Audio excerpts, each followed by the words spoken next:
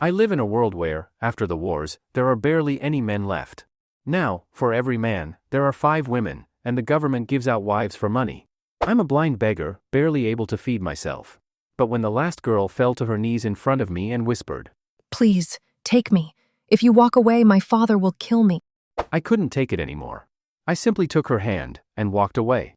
That's how I got my first wife. And that was only the beginning. Guys, if you haven't seen the previous parts, you'll find the links in the description and the pinned comment. Now, let's get to the story. The longer he watched, the longer it was on display. Halandon also discovered that the Tang army's iron weapons were of astonishingly high quality. Although the Arab army was fierce, they were not particularly advanced in iron smelting.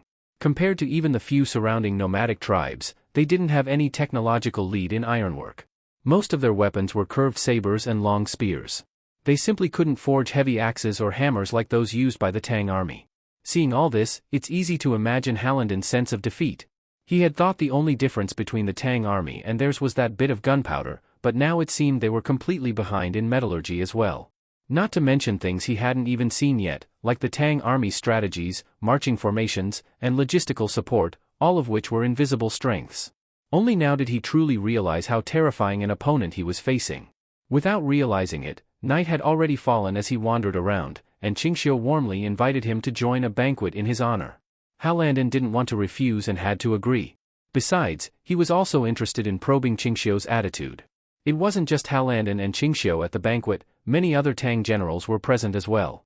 Though the banquet was meant to welcome Halandon, by the end everyone was unconsciously discussing their battle achievements. One claimed he'd clashed with the border just days ago and killed many, another boasted his own exploits, clearly all seasoned warriors. Halandon wasn't interested in any of that. From beginning to end, he was thinking about how to get hold of the gunpowder. Even if he couldn't get the recipe, he had to at least find a way to take some back. Maybe they could study and recreate it. General Halandon, why so quiet? This is everyone's first time dealing with an Arab, why not share more? Qingxiu's words snapped Halandon out of his thoughts. Forgive me, Duke Qing, Halandon replied. Everyone here is a brave and capable warrior. Compared to you all, I don't have any achievements worth mentioning. He was being humble. Qingxiu just smiled and didn't say more. But Halandon cautiously leaned in and lowered his voice. May I ask, who in the Tang army developed this gunpowder? Qingxiu didn't hide anything and answered directly. I put in a lot of effort to develop it. Looking back, it was worth it. He admitted outright that he was the inventor of gunpowder. This shocked Halandon even more. I've long heard of Duke Qing's talents across many fields. I didn't expect even gunpowder to be your creation. Qingxiu only smiled. Now that he knew this, Halandon felt he had more of a chance. Since Qingxiu invented the gunpowder himself, that meant he could decide how it was used. He didn't need imperial approval. Maybe with enough effort, he really could get the recipe from Qingxiu. He immediately lowered his voice and tested the waters. Seeing it today, I was truly shaken. Might Duke Qing be willing to share even a little of the gunpowder formula? Just name your price, money, land, even political concessions, we can negotiate. The promises he made were not cheap. Even Qingxiu was surprised by how much he was willing to offer. Money was one thing, but offering land and political power was far more complex. The land likely didn't mean Arab homeland, but territories in the western regions already under Arab control. As for political concessions, he might be suggesting that Qingxiu could wield power freely in Arabia, even hold office. Arabia was nothing like the open and tolerant Tang Empire. In a theocratic country like theirs, it was nearly unthinkable for a foreigner to become an official. From government to personal promises, Halandon clearly meant business. He really wanted that gunpowder. On the surface, it sounded like a good deal, but unfortunately for him, he was negotiating with Qingxiu. To someone as wealthy and powerful as Qingxiu, these offers didn't mean much. Qingxiu simply asked in return, if gunpowder appeared in Arabia, would you easily share its recipe with others? This question immediately stumped Halandon. He had no answer. Still unwilling to give up, he pushed again. If you have any conditions, just say them, no matter how demanding, I'll find a way.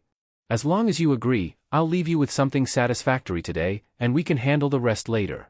You had to admit, he was sincere. But he'd chosen the wrong target.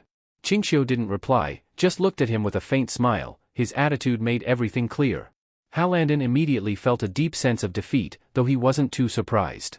Getting the recipe was never going to be easy, and this wasn't the only method he had prepared. If Duke Qing is unwilling, I won't force it. But I have one small request. Could I have just a small amount of gunpowder? Just enough to take back and report? He thought this wouldn't be too difficult, but Qingxiu, after thinking only briefly, refused outright. Though I invented it, I alone can't decide this concerns the imperial court. Nothing more needed to be said. Halandon was frustrated, but outwardly pretended to accept it. He didn't mention it again and changed the subject. The banquet went on until deep into the night. Many left completely drunk, including Halandon. He drank so much he could barely walk or speak. Qingxiu had to order others to escort him to rest. Once he was gone, Cheng Yaojin came straight to Qingxiu and asked, "Kid, you let him see all this stuff? One day we'll be fighting the Arabs for real. Wasn't this too much exposure?"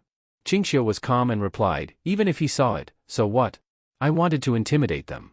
"Didn't you notice his expression after seeing the gunpowder?" Cheng Yaojin had to admit Qingxiu had a point, but he still felt uneasy. If he harbors bad intentions and tries everything to get the recipe, that's dangerous. It's easy to guard against open attacks but hard to stop secret plots.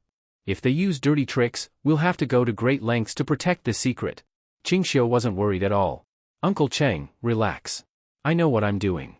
Cheng Yaojin shook his head. He knew that if Qingxiu had made up his mind, nothing he said would change it. "Fine, then handle it your way." Just as Cheng Yaojin was about to leave, someone suddenly came in with a report. "That general we just hosted said there was an emergency in the camp, so he left early." Qingxiu wasn't surprised, it seemed he had expected this. He simply waved his hand to dismiss the messenger. "Right, call Shuiren Gue in later.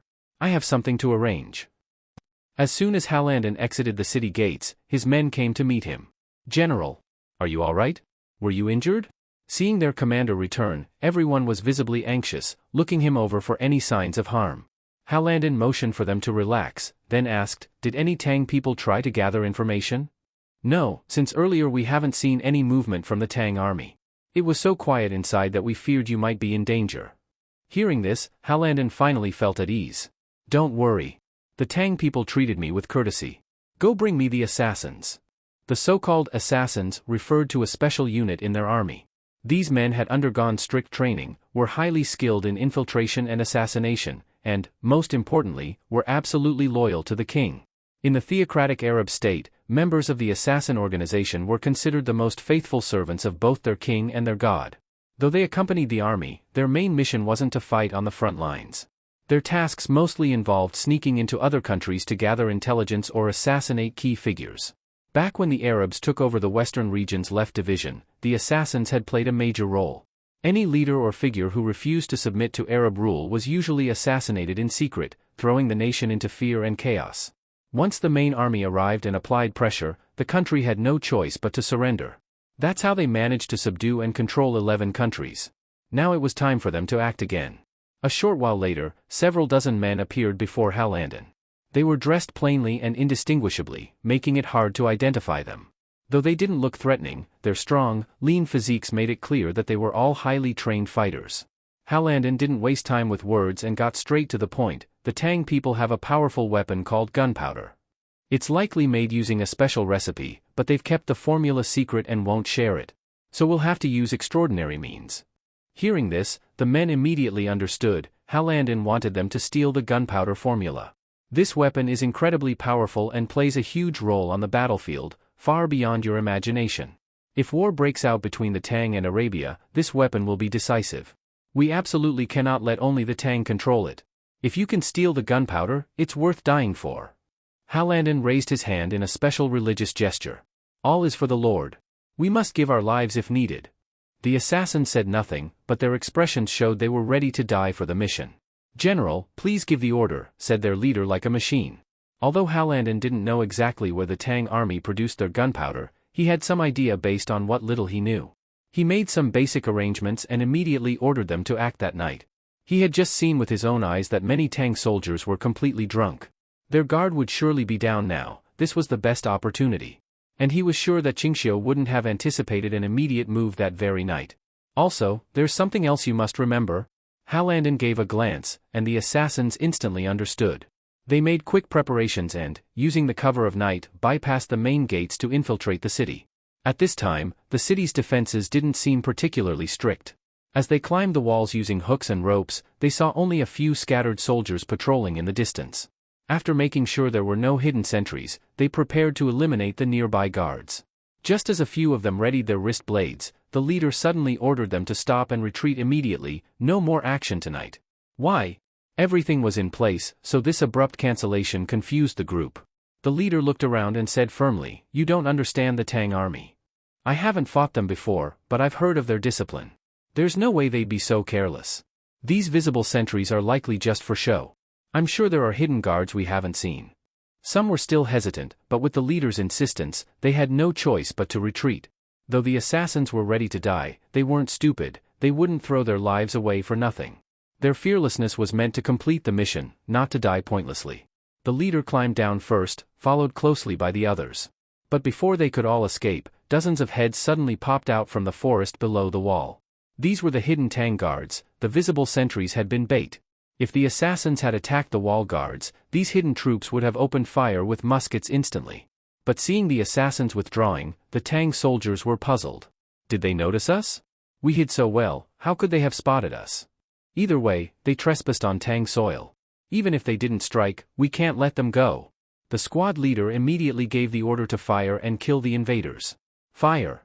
At his command, dozens of muskets fired at once, the blasts echoing loudly. The assassins trying to flee had no time to react. 4 were shot immediately and fell from the wall before they could even scream. 2 more were killed on the spot at the base of the wall. Not good. The leader was stunned. His gut feeling had been right after all. He wanted to order his men to recover the bodies, but it was already too late. He could hear more Tang soldiers rushing up to the wall in response to the gunfire. There was no time. Go! The leader saw that retrieving the bodies was no longer possible, so he had no choice but to order everyone to retreat immediately. They must not stay any longer. Just as they climbed down the city wall, another volley of arrows rained down behind them, hitting several more of them on the spot. The only thing to be thankful for was that no one was hit in a vital spot this time. They gritted their teeth and kept running, but had to abandon the bodies. Soldiers soon swarmed in from all directions, only to find 4 corpses lying on the ground.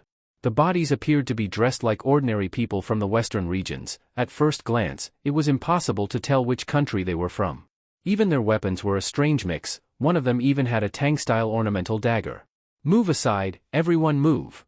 Li Jianshan pushed through the crowd and stepped forward, kicking the bodies a few times. He frowned and said, "These people deliberately concealed their identities? Nothing on them can prove who they are? Nothing. We've nearly stripped them naked. But if they wanted to hide their identities, they wouldn't leave clues in their clothes anyway." Without wasting words, Li Jianshan immediately ordered that all the corpses be completely stripped, no piece of cloth left on them. Some unlucky soldiers were ordered to do it. They cursed under their breath, but had no choice. "Damn it, I've only undressed women before, now I've got to strip a bunch of dead men. These guys stink. Reeks like armpits, makes me wanna gag. Just hurry up and get it done, the sooner we finish, the sooner we're free." After some work, they finally stripped the bodies bare. No matter how thoroughly they searched, they still couldn't find anything to identify them. "Damn it." Li Jianshan spat. He had hoped that figuring out their identities would earn him some credit with Qingxiu. But with nothing to show for it, he was frustrated. Staring at the naked corpses, he suddenly had an idea. Hang these bodies on the city gate tower. At dawn, let's see if their comrades can stay calm. He gave the order and the soldiers were about to carry it out when Qingxiu arrived. As soon as he appeared, the soldiers stopped what they were doing. Even Li Jianshan quickly put away his arrogance and walked over to greet him. "My lord, these bastards hid their identities too well, we couldn't find out who they are." Qingxiu ignored him and walked straight over. Seeing the mess of clothes and items scattered on the ground, he frowned immediately. "Throwing things around like this, if there were any clues, you'd never find them. Sort it out." At his command, the soldiers quickly began arranging the clothing and belongings neatly. Just as Qingxiu had ordered, everything was laid out cleanly and separately without any disorder. Now, at a glance, everyone could clearly see what these people had been carrying. Most of their weapons were small and lightweight, clearly suited for stealth and assassination, typical of killers. Li Jianshan examined everything again, but he was still disappointed. They had all kinds of random gear, nothing that could reveal their identity. Qingxiu recalled how Halandan had asked about buying gunpowder earlier and connected it to this incident. Then he noticed something curious. Among all the items neatly laid out, not a single one came from Arabia. Some were even Tang-made, but none from Arabia. In the western regions, not only Tang goods were popular, Arabian crafts and products also had a strong market. If these people could afford Tang items, they could certainly afford Arab ones too. And yet, there was nothing Arab on them. That left only one explanation: they deliberately didn't want to be linked to Arabia. Qingxiu instantly figured out who the assassins were and smiled calmly. These guys. Li Jianshan saw Qingxiu smile and quickly asked, "My lord, did you find a clue?" "More or less. These people think they're clever." Amusing. He immediately ordered the corpses to be dismembered, their limbs and heads cut off. The headless, limbless torsos were then to be hung on the city wall and left to dry for 3 days. Li Jianshan was stunned. He thought Qingxiu had found his idea of hanging the bodies too crude. Compared to Qingxiu's method, his seemed almost gentle. "My lord, did you figure out who they are?" Li Jianshan vaguely sensed that Qingxiu had realized something. Qingxiu gave a vague reply, "Don't worry about it.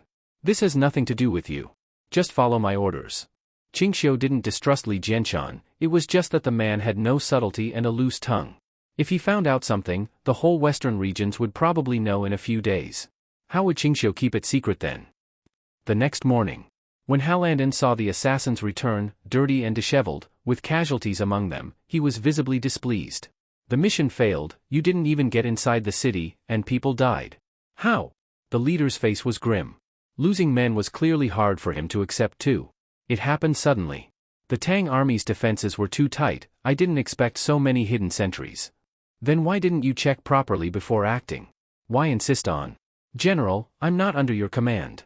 This may be my fault, but you're not the one to lecture me, right?" the assassin leader snapped impatiently. He wasn't wrong. The assassins answered only to the king. In theory, no minister, no matter how high-ranking, could command them. The only reason they listened to Halandon at all was because the king had ordered them to cooperate with him in battle. But being scolded directly, Halandon didn't have that authority. Halandon had to swallow his words, though his anger was written all over his face. "When will you get the gunpowder recipe?" The leader sneered, "You give me the task, how I do it is my business. Don't worry about it." "I don't want to worry about it either. But I have to get the gunpowder formula. If there's no deadline, am I supposed to wait for you my whole life?" Even though they hadn't gotten the gunpowder yet, the tension between them already felt explosive. Even the officers and soldiers around them didn't dare say a word in such a hostile atmosphere. In the end, the leader took a step back and said proactively, 10 days at most. "I'll get you the gunpowder formula. But when it's done, don't forget, I want 70% of the credit." "It's a deal." Halandon breathed a sigh of relief.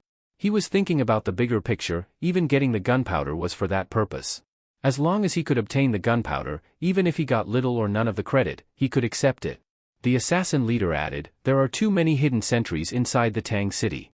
If we charge in recklessly, we'll gain nothing. I plan to disguise myself as a merchant and sneak in. Once I'm inside the city, everything will be easier." Seeing how confident the man was, Halandon immediately ordered preparations to help them disguise as merchants and enter the city. Although Ding'an City was self-sufficient in all materials and had a steady supply line in the rear, so resources were not lacking, Qingxiu had never cut off trade with the outside world. As long as supplies could be purchased externally, grain, fruits, vegetables, he bought them all. After all, hard currency was always welcome, and Tang coins had very high purchasing power. Buying directly was more cost-effective. As a result, merchant caravans arrived daily in Ding'an City in an endless stream. The Tang army didn't care where they came from. As long as payment and goods were exchanged on the spot, trade happened without question. This was the only legitimate way they could blend in and get inside. After a bit of preparation, in less than half a day, they had all disguised themselves as merchants and even deliberately wore Arab-style clothing. According to the leader, this was hiding in plain sight. By openly showing their Arab identity, if anything went wrong, it might confuse the Tang's judgment. However, before they could set out, news came from outside. Many broken corpses were hanging on Ding'an City's walls. "Some of our people went to check. The bodies hanging there are the brothers who were killed by arrows last night." The leader was shocked and confirmed again, "How do you know? They're just body parts, how can you recognize them?" The informant replied, "No need to recognize them. The Tang publicly declared those were the assassins from last night." Halandon and the leader's expressions didn't change, but their faces were full of suppressed fury. In the western regions, they had always been arrogant and domineering, never humiliated like this. Let alone dismembering their people and hanging the bodies on the wall, that was an extreme provocation. If they swallowed this humiliation, wouldn't it mean allowing the Arabs' dignity to be trampled on? If not for broader considerations, Halandon might have ordered an attack on the spot. The Tang are truly vicious. The leader gnashed his teeth. He knew the Tang had done this deliberately, to lure them out. Even if that failed, it served as a warning and intimidation. Halandon noticed his expression and warned, "Don't stir up trouble. What I want is the gunpowder formula. Though they're dead, their souls are already in heaven. The Lord will take care of them. But now, you must complete your mission." The leader clenched his jaw, but after a moment, forced himself to calm down. Halandon was right, whatever revenge they wanted, they had to deal with the gunpowder issue first. Once they had the gunpowder, its power on the battlefield would allow them to repay the Tang 1,000-fold. At noon, merchant caravans from various Western countries lined up to enter the city and undergo inspection. Their wagons were filled with goods, from food to handicrafts, almost everything imaginable. But the Tang army didn't take just anything. At least half the goods they brought couldn't be sold. Still, the merchants came to try their luck. Even if they couldn't sell, they could at least carry something back on the return trip. "Sir Soldier, why are there so many body parts hanging on the wall? It's terrifying." One merchant, during the inspection, happened to see the remains hanging on the wall and shuddered with fear. The soldier replied impatiently, "None of your business. Just do what you came to do.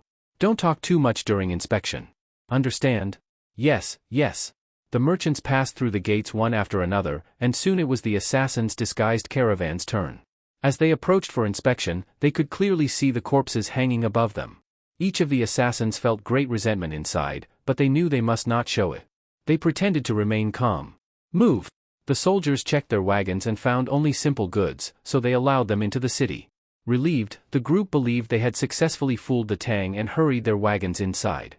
But they didn't know that someone was already secretly watching and closely following them.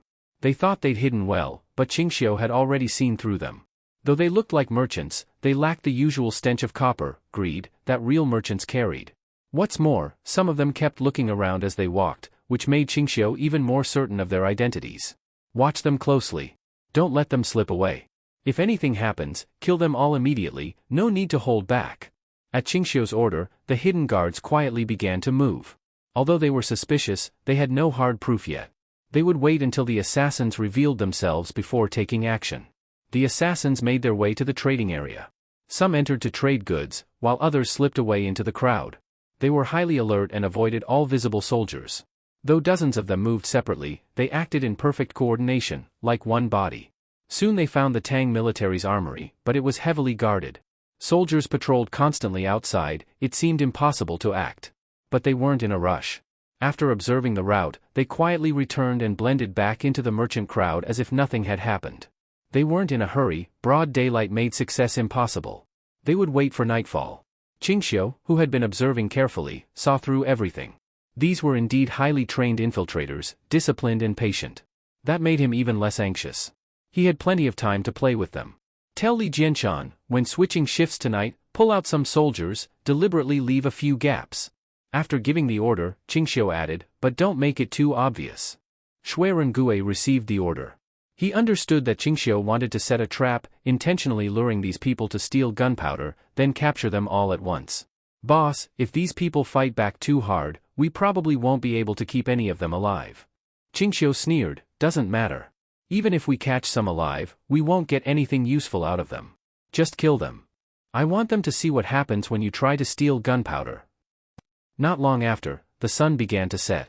The Tang army started clearing merchants out of the trading area, preparing to close the city gates. Normally, merchants would need to leave Ding'an City before sunset, this was the rule. As the merchants were getting ready to leave, the assassins hiding among them quietly spread out during the chaos. They moved in a very organized way. Within moments, dozens of them had silently dispersed into the streets. Before the merchants could exit the city, they saw the gates already closed, they weren't being allowed out. What's going on? The merchants started to panic. Were the Tang soldiers going to give them trouble? No need to worry, a sergeant on the city wall shouted down, "We just got word that a sandstorm is blowing in from the northwest. If you try to travel in the dark, you'll probably get swallowed by it. It's better to stay in the city and wait until the storm passes before heading out." "Sir, do you know when the sandstorm will stop?" someone asked cautiously, clearly nervous about the Tang troops around them. "Don't worry," the sergeant replied. "Once the storm clears, we'll let you go. We're not unreasonable. We're not after the few coins in your pockets." This put the merchants at ease. At least the Tang army seemed fair. If they said no one could leave, then no one would. Meanwhile, the assassins who had scattered earlier were already quietly moving toward the armory, using the routes they had scouted during the day. Dozens of them regrouped, but didn't act yet. They were still observing in the dark. Soon after, Li Jianshan arrived with his men to change shifts. The guards at various posts began rotating, and for a short moment, several sentry points were left unguarded. Go! The leader saw the brief window and gave the order without hesitation to infiltrate the armory. Dozens of men moved instantly, their steps so silent that even Li Jianshan, who knew someone would try to strike, noticed nothing. Before the shift ended, Li Jianshan cautiously checked the surroundings but still saw no trace of infiltrators. There's no one, not even a shadow, how could anyone be sneaking in? As he muttered to himself, a soldier suddenly received a signal and reported, they've infiltrated the armory. Li Jianshan's face changed drastically. Is that true? He hadn't noticed a thing. Without Qingxiu's warning, these people could have stolen the gunpowder and escaped, and he'd still be in the dark. He now understood that he had severely underestimated the Arabs. With infiltration skills like this, they could even sneak into a camp at night and assassinate the enemy commander without a trace. He stared at the armory with heightened alertness and signaled the soldiers to follow the plan. At the same time, the assassins inside the armory quickly searched the area. They found many firearms and large amounts of sealed gunpowder. There really is some. They were overjoyed, it meant the trip wasn't wasted. Only the leader kept searching, ignoring the finished gunpowder. What mattered now was the recipe, without that, it was meaningless. Send 8 men to the artisans' barracks right now, those people probably know the formula. He quickly concluded the formula wasn't in the armory and redirected their efforts. What about this gunpowder? Someone asked. Everyone take a pouch with them. Burn the rest. He wasn't just doing this out of spite, he wanted to create chaos so the others could escape. They followed orders, took the gunpowder, poured oil around the room, but didn't light it yet. Move! He ordered the others to leave. He stayed behind, waiting to set the fire after they succeeded. But as they were climbing out the windows, a volley of arrows whistled through the air, followed by screams. The leader panicked. Realizing something had gone wrong, he moved to check, but an arrow shot through the paper window and pierced his throat. He died instantly, without a sound. By now, the Tang army had completely surrounded the armory and, following Qingxiu's orders, continued firing arrows inside. You attempted to steal gunpowder, we knew all along. Come out and surrender now if you want to live. Otherwise, you'll all die here. The Tang soldiers shouted loudly. Though the words were meant to persuade, the arrows didn't stop for a second. Even more deliberately, they shouted in Arabic, making it clear, their identities had been exposed. Most of the well-trained assassins were killed in the first wave. The few remaining ones cowered behind cover, afraid to lift their heads. Seeing so many bodies on the ground, Li Jianshan ordered the archers to stop and had someone call out again, surrender now and you won't be harmed. They had just shouted this when someone inside shouted back in a string of Arabic. Li Jianshan quickly asked the translator, what did they say? They said they'll surrender, but they need time to put down their weapons and will come out right after. Hearing that, Li Jianshan became even more suspicious. They agreed that easily? Yes. They didn't even ask for conditions, probably terrified by our might. But that only made Li Jianshan more doubtful. These were elite assassins, fierce and unafraid of death. Surrendering so quickly had to be a trick. Just then, he smelled a strong, pungent scent. Smoke began to rise. His hair stood on end, they were trying to stall for time to ignite the gunpowder. Everyone retreat immediately. Run as far as you can. Li Jianshan didn't care about anything else. He knew that if all the gunpowder in this warehouse exploded, none of his brothers would survive. Although the soldiers didn't understand why Li Jianshan suddenly gave such an order, they instinctively obeyed. Just as they were about to scatter, a voice from behind shouted, stopping them. Do not panic.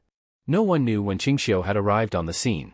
Li Jianshan shouted hoarsely, urging him to leave immediately. These bastards are trying to ignite the gunpowder. If it explodes, everyone will die here. The soldiers turned pale with fear, but Qingxiu remained calm, showing no intention of leaving. Let them light it. Qingxiu didn't care at all.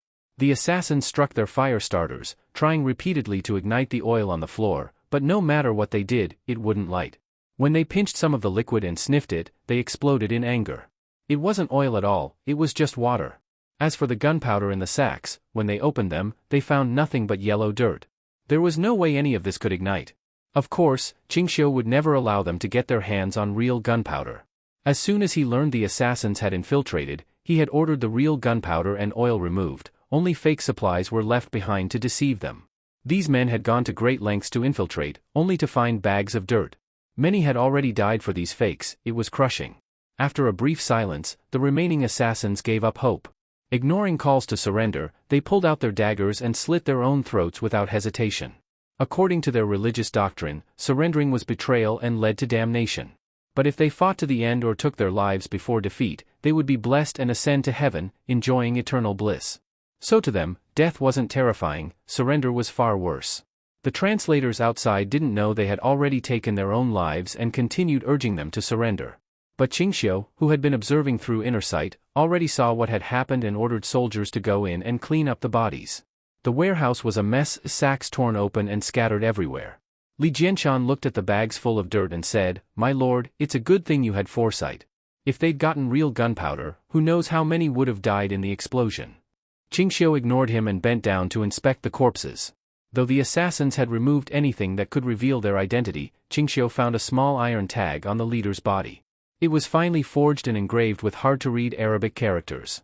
Having dealt with Arabs for a long time, Qingxiu could recognize some of the script. He vaguely made out the word assassin. So it was the assassin sect.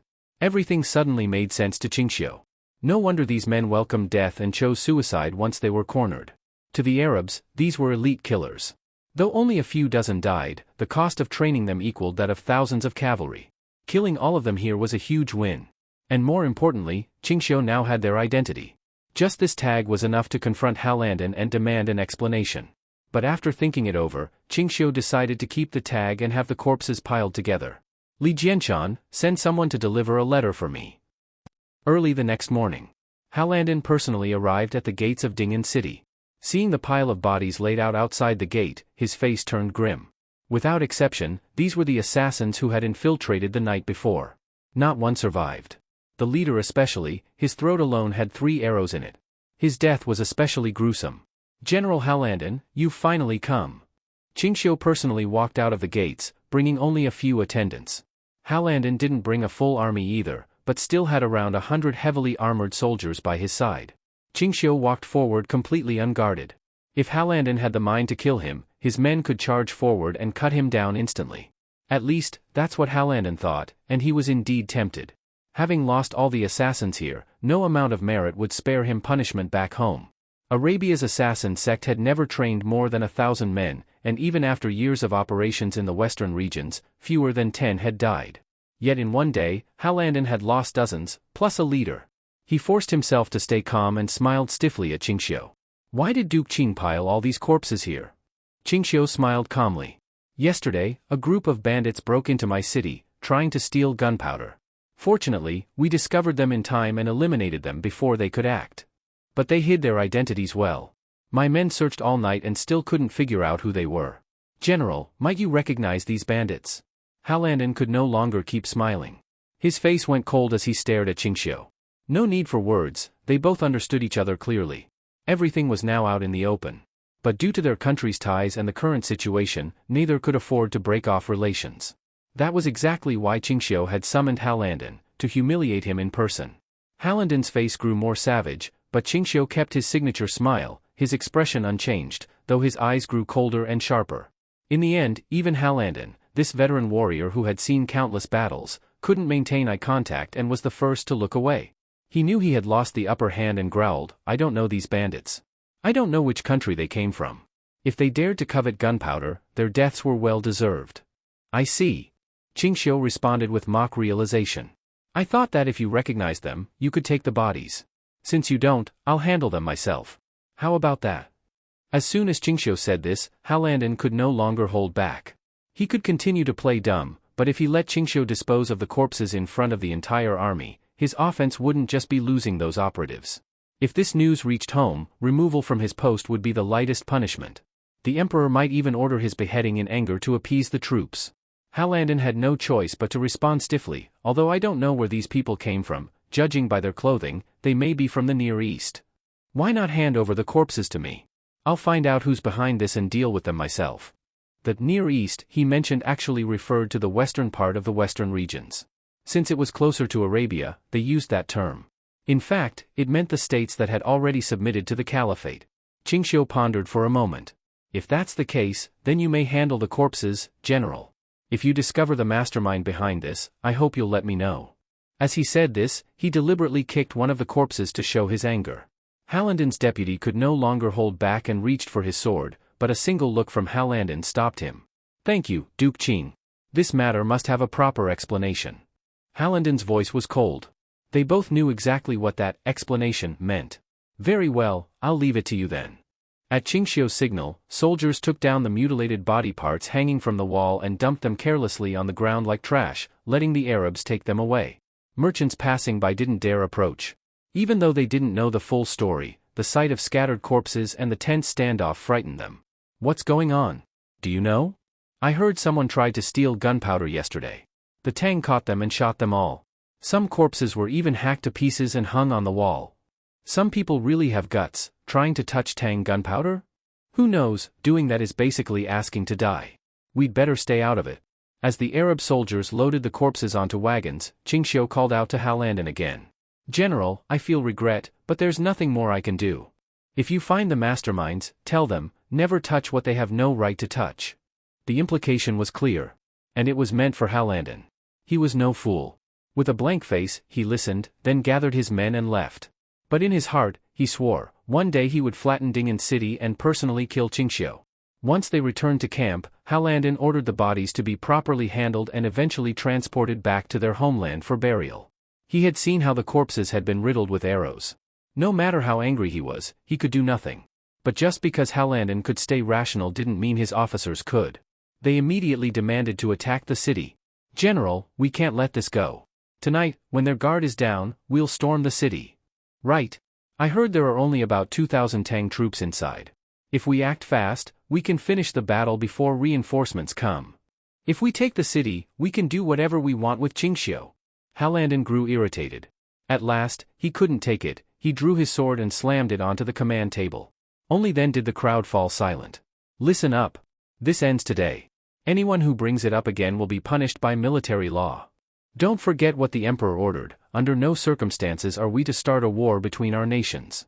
If we really go to war today, even if we kill Qingxiu, both you and I will be executed. The Arabs were pragmatic. They didn't avoid war because they feared it, but because the cost wasn't worth the gain. War is just another kind of business. If there's profit, fight, if not, then don't. Hallanden had met with the king. He understood the plan. Unlike these hot-headed officers, he knew they couldn't just act on impulse. Only by invoking the emperor's name was he able to calm the furious soldiers and send them away, though still seething. But that didn't mean Hallanden was willing to take the loss quietly. If he couldn't succeed here, he had to recover elsewhere. After thinking it over, he ordered all his advisors to be summoned. As soon as they arrived, Hallanden asked, "What have you found out about the Turks?" "It's not extremely detailed, but we've got a good grasp of their background." Several aides sat down and handed over scrolls made of papyrus for Hallanden to review. The information was about the Turks. Ever since the Turks suddenly appeared in the western regions and crushed several armies, the Arabs had taken great interest in this powerful nomadic group. Though they often fought local tribes, those groups were usually weak, Arab armies could crush them with ease. Many of them didn't even have iron weapons, using bones to make crude tools. But the Turks were not only fearsome fighters, they also had iron forging skills, and even military tactics the Arabs had never seen before. Naturally, the Arabs wondered, could they recruit the Turks and make them mercenaries for the caliphate in the western regions? Hallanden had come here specifically to make contact with and investigate the Turks, looking for ways to bring them under his command. From the intelligence gathered, he was surprised to learn the Turks had been driven from the steppe by the Tang. That explained their military skills and weaponry. They had long experience fighting the Tang. They didn't learn to make gunpowder? That's a pity. Hallanden sighed. But on second thought, if the Turks had mastered gunpowder, they wouldn't have been driven out so easily. "We were surprised too, they have such deep ties with the Tang," one advisor said, pointing to a map showing the Turks' migration westward. Originally, Hallanden didn't know what the question was about, but when he saw the direction of the route and the terrain of the passes, he immediately understood. Although the Turks had been forced westward in retreat, their migration route was within territory actually controlled by the Tang.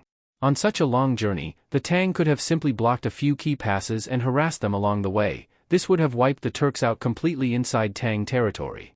There was no way they could have safely made it to the western regions, not to mention crossing into Gaochang's domain. Especially since Gaochang was already under Tang prefectural control at the time, the Turks couldn't have just fought their way through. So there was only one explanation. The Tang deliberately let the Turks into the western regions, allowing them to wreak havoc and then swooping in to harvest the battlefield. Halandon blurted out the thought. As an old general with years of battlefield experience, he quickly grasped Qingxiu's strategy. And thinking it over, Qingxiu had nearly succeeded. Yanqi used to be a dominant power in central western regions, but the Turks came and seized half its territory, forcing other states to donate blood to keep Yanqi alive as a buffer. Halandon was thrilled by this intelligence. It revealed a possibility. How to use the Turks and counter the Tang army. How many troops do we currently have in the western regions? Less than 10,000 in total, only 4,000 cavalry. Pass my order, all cavalry are to gather at one place. As for the rest, apart from essential garrisons, pull everyone out. Halandon already had a plan in mind. He was confident he could carry it out well. The very next day, the Arab army broke camp and began to withdraw. For the past few days, the Tang had been closely monitoring Arab movements, preparing for a possible surprise attack. Their commander might be strategic, but that didn't mean all his officers were as disciplined. After all, what they suffered was their greatest humiliation since entering the western regions.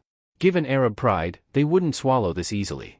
Only when the Arab army pulled out did Shui Rengue, who had been watching, finally breathe a sigh of relief and report the situation to Qingxiu. Which direction did they go? Southeast. Full retreat. They dismantled their entire camp, left nothing behind. Qingxiu paused for a moment, then quickly went to check the sand table, military map.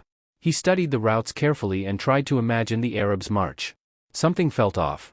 The Arab strongholds were in the west. In the central region, they were evenly matched with the Tang.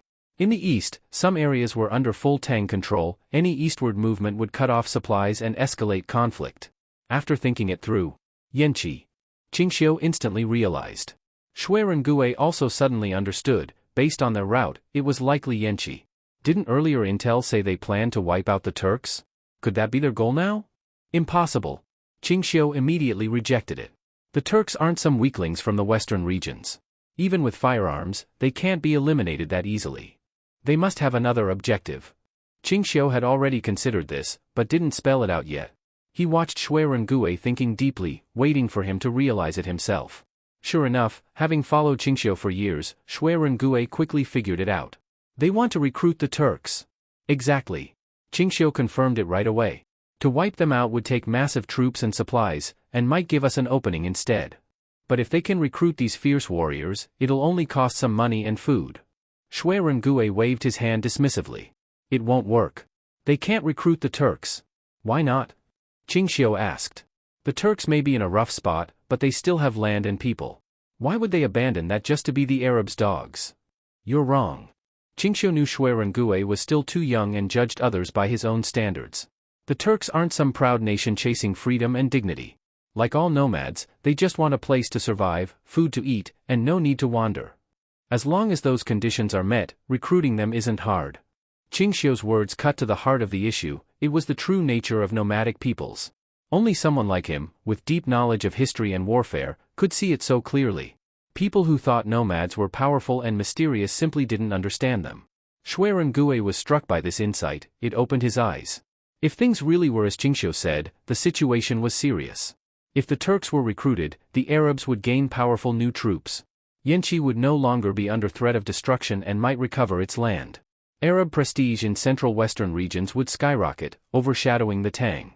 In that case, unless the Tang mobilized troops directly, there'd be no way to compete just through political maneuvering. Shui Rengue couldn't sit still. He immediately requested 5,000 cavalry to ride to the Turks. But he underestimated how serious the situation was, and how seriously Qingxiu took it. I'll go personally. You stay in Ding'an to keep order. Qingxiu set down the command flag and ordered preparations for his horse. He would lead the mission himself. Shui Rengue had wanted to insist, but Qingxiu was firm, so he said no more. Since this was all Qingxiu's plan, he would simply follow orders. Oh, by the way, the officer I asked you to assign to live among the troops, how is he doing now? Qingxiu suddenly remembered someone. He was referring to Wang Xuanzi. Though Qingxiu intended to promote him, Wang still needed to gain frontline experience. Wang Xuanzi understood this well and never complained about the assignment. You mean Wang Xuanzi? Shui Rengue thought for a moment and said, oh yeah, I know him. He's doing pretty well in the army, gets along with the soldiers and doesn't mind hardship. Qingxiu thought for a moment, then ordered, call Wang Xuanzi and have him come with me. And General Chang, tell him he doesn't need to go to the workshop these next few days. Have him prepare and gather some Western region soldiers. We'll depart in a few days. Qingxiu knew the Turks were unpredictable, so he didn't delay. Once everything was ready, he prepared to leave immediately. This matter was of utmost importance. If the Arabs succeeded, it would mean the Tang would lose all room for political maneuvering in the western regions. Although this was his first political confrontation with the Arabs, he could already sense their cunning. They truly were a powerful empire spanning 3 continents. To have grown so strong, none of their leaders were ordinary. Hou Yuanda had been troubled lately. The king had been communicating with the Arab envoys constantly and hadn't discussed state affairs with him for quite some time.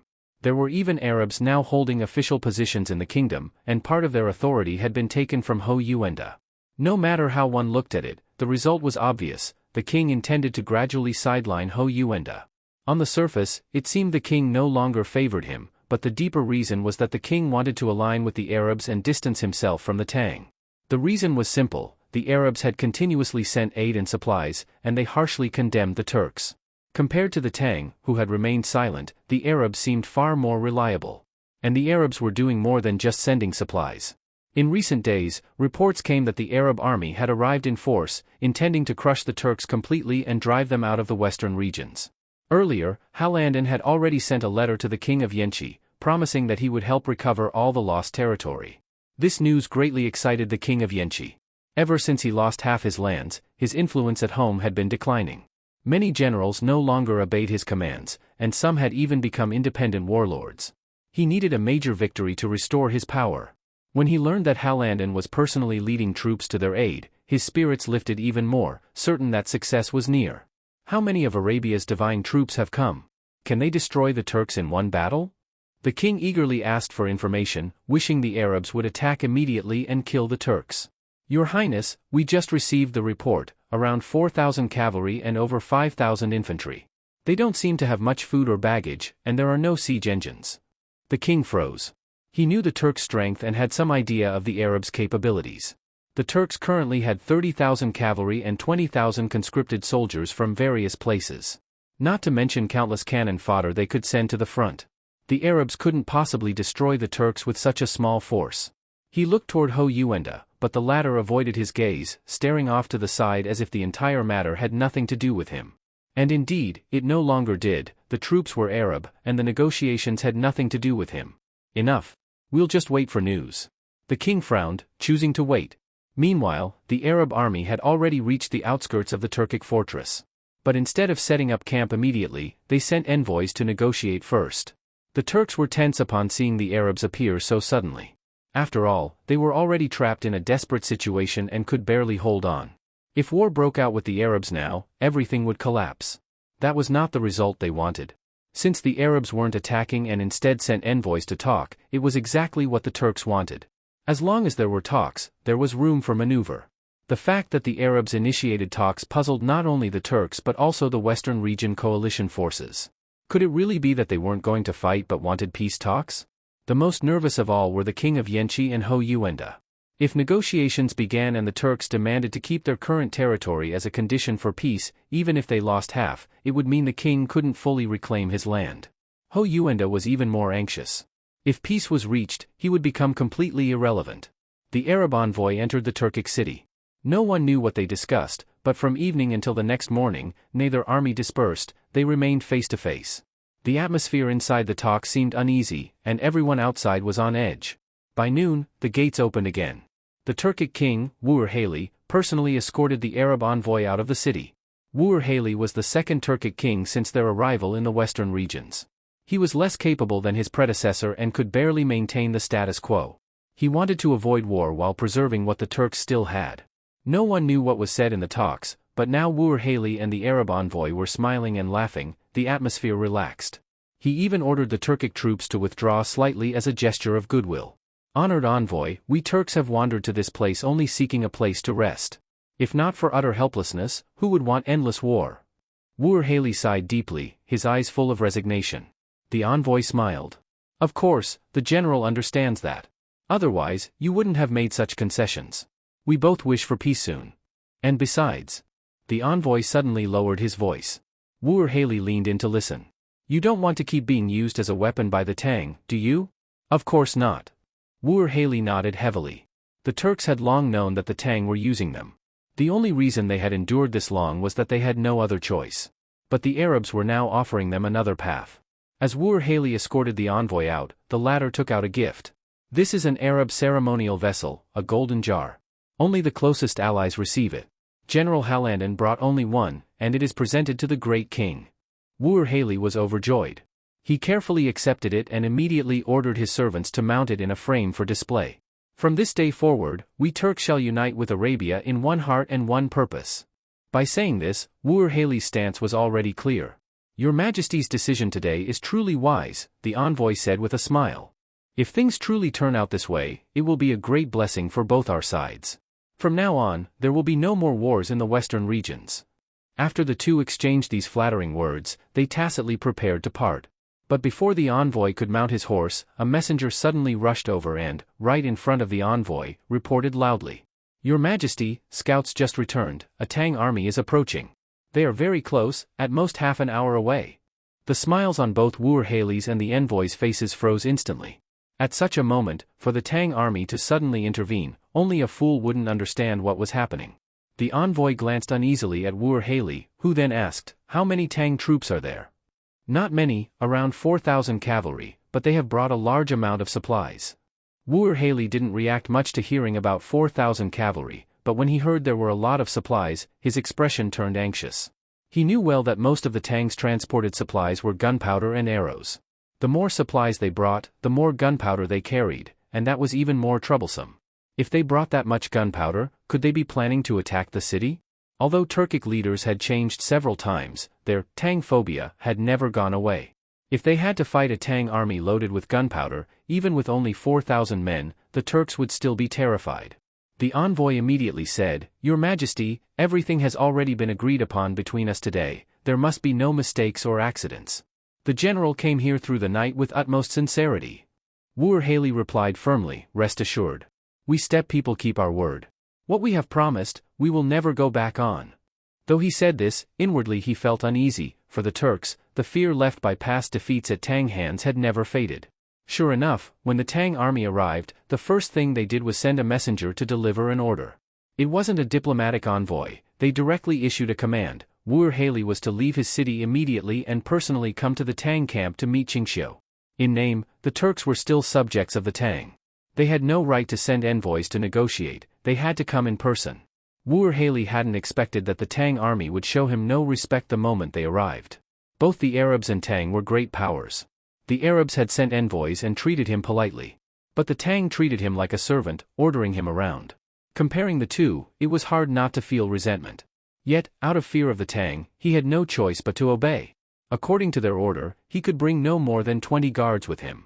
At that moment, when Hallandon learned that the Tang had arrived, he immediately began watching the Turks' movements closely. He personally went up to the observation tower of his camp, staring tensely at what the Turks were doing. Now 3 armies stood facing one another, and only the Tang force was the smallest in number but the most arrogant in attitude. He hoped desperately that the Turks would march out at once, or at least show some toughness toward the Tang.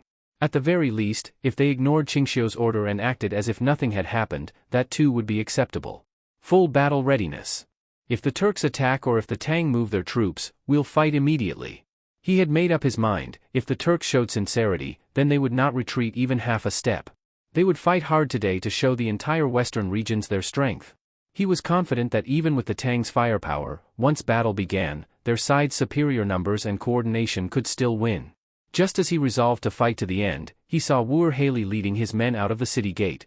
Hallandon was overjoyed, he was sure a battle was inevitable. But to his surprise, Wuer Haley only gave some brief instructions to his subordinates, then took 20 guards and rode straight toward the Tang camp. Hallandon was stunned. He looked again and again to make sure he wasn't mistaken. The Tang had merely sent one messenger, spoken a single order, and the Turkic king, feared throughout the western regions, personally rode over like a trained dog. Compared to that, all the honors and kindness the Arabs had shown the Turks made them look like clowns. After a long pause, Hallandon shouted angrily, These Turks have been dogs for too long, they've forgotten how to act like people. Away from the grasslands for so long, and still they tremble before the Tang. Haven't they learned anything? At this rate, what hope is there of recruiting them? Halandon cursed furiously, and none of his generals dared to speak. It was the first time they had seen the commander this enraged. But no matter what was said now, it was pointless. Even if he shouted until his voice broke, it wouldn't change the fact that the Turks had obediently gone to serve the Tang.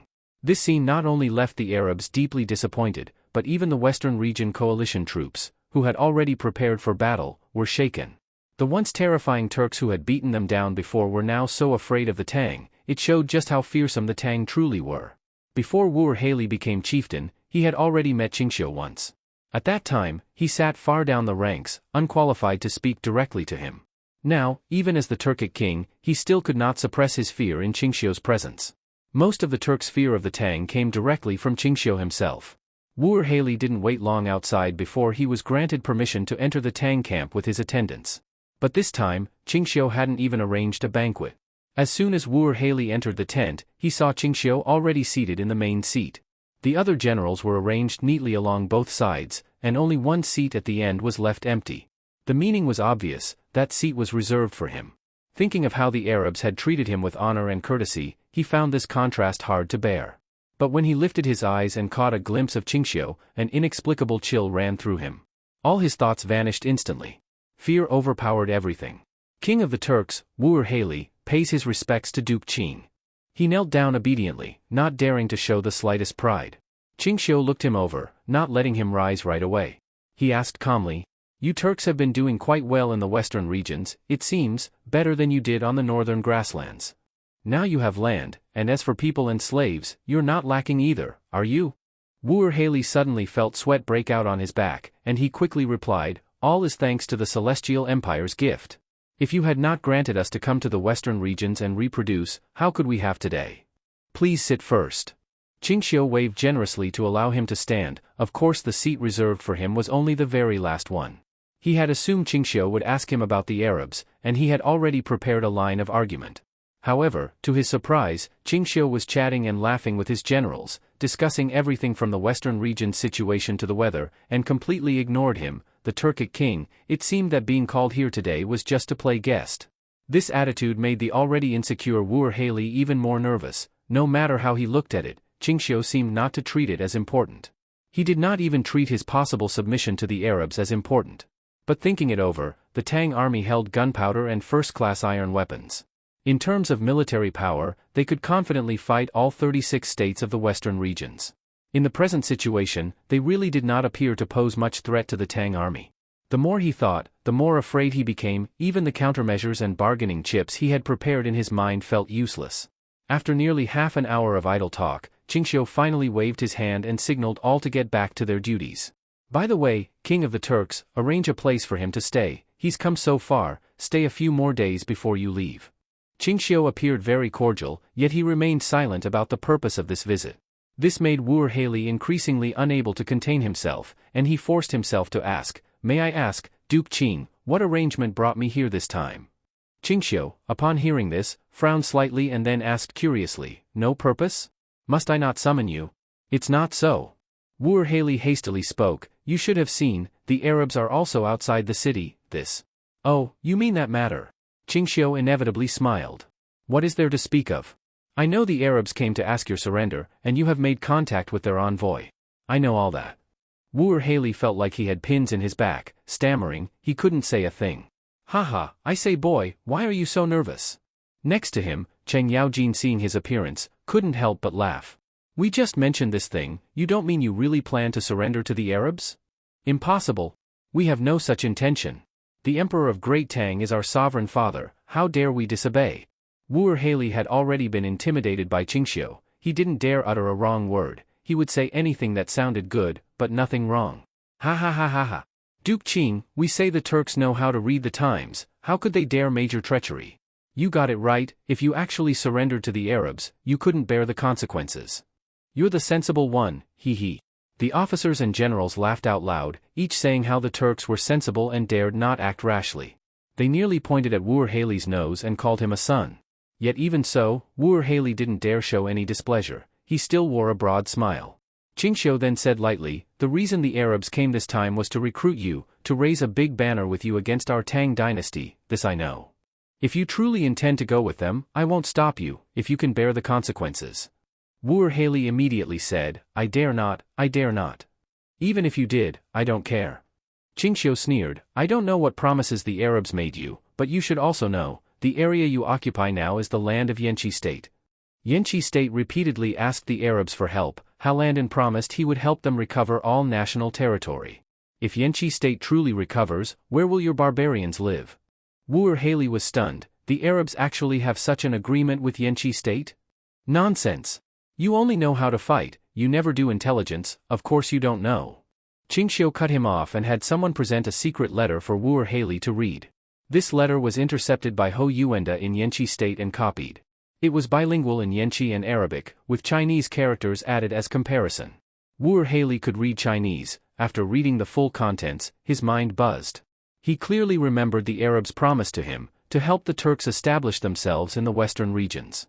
Not only would they legally solidify the current land they held, but in future after the Tang withdrew, they could gain even more land. If such a treaty existed, the Arabs could no longer be trusted. Who knows if they would backstab them? Even further, maybe this is a fake peace negotiation. At this level, all of Wu Haley's previous trust in the Arabs collapsed. Looking at Qingxiu who was continually humiliating him, he felt even those smiling Arabs were more trustworthy. You may choose not to believe me, think this letter is all forged. Qingxiu gazed at him, you can go back now, tell the Arabs, if you ally with them against the Tang, you'll see clearly who dies and who profits. Wu Haley thought hard for a moment, then said, since this is the case, Duke Qing, could you show us a clear path? He was completely bewildered, unable to decide. Need you ask? Qingxiu said without waste, your only way to survive is to fight to the end, fight the states of the western regions, fight the Arabs, if you win you get land, you get a way to live. Wu Haley truly had to think carefully. He wasn't afraid of the western region people, the western region coalition only relied on numbers and couldn't seriously threaten them. But the Arabs were entirely different, they had battle power and fighting while not inferior to the Tang. If they joined in, this war would not be as simple as it looked. If delayed for a few years, they would inevitably be destroyed, either killed by the coalition or escape again like before, wandering displaced. Wu Haley was truly troubled, many of his people died, they fought so many wars, and now they had finally a territory to live in. And now, before they had stayed long, they had to hand it over? If so, when could they ever be settled? Wu Haley pondered for a moment, then asked again, is there really no other way besides this? For example, negotiating peace with the Arabs, a ceasefire? If the Duke of Qing is willing to intervene, I think it could be achieved. This person really had wishful thinking, even wanting to drag the Tang army into the mess. Although if the Tang army were to interfere, the Arabs would indeed have to back down and seek peace. But that would send a signal to the outside world, anyone could deduce that the power behind the Turks was the Tang army. The people of the western regions would naturally assign part of the blood debt caused by the Turks during this time to the Tang army. Their reputation would be inexplicably tarnished. Qingxiu would never do something like that. Moreover, why should he back up these barbarians and make decisions for them? Qingxiu asked Wu Haley in return, back when you Turks couldn't even graze grass in Qinghai, who allowed you to pass through the territory and enter the western regions? Wu Haley didn't expect Qingxiu to suddenly bring this up, and blurted out, of course it was the Duke of Qing. When you passed through the Heshi corridor, with so many of your people starving, did I provide food and supplies for you? Of course. Such great kindness, we dare not forget. Since you remember all the favors I gave you, yet instead of repaying them, you come asking for more, is that reasonable? After this series of questions, Wu Haley was left utterly speechless.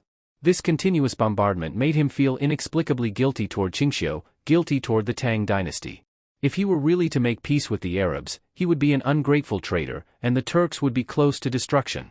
Qingxiu saw Wu Haley's hesitation and internal struggle, and suddenly changed his tone. But then again, it is indeed difficult for you to face the Arabs alone. After all, you are all subjects of the great Tang. How can I just stand by and watch you be destroyed by the Arabs? Wu Haley immediately grabbed onto this like a lifeline and quickly asked, may I ask the Duke of Qing to guide me?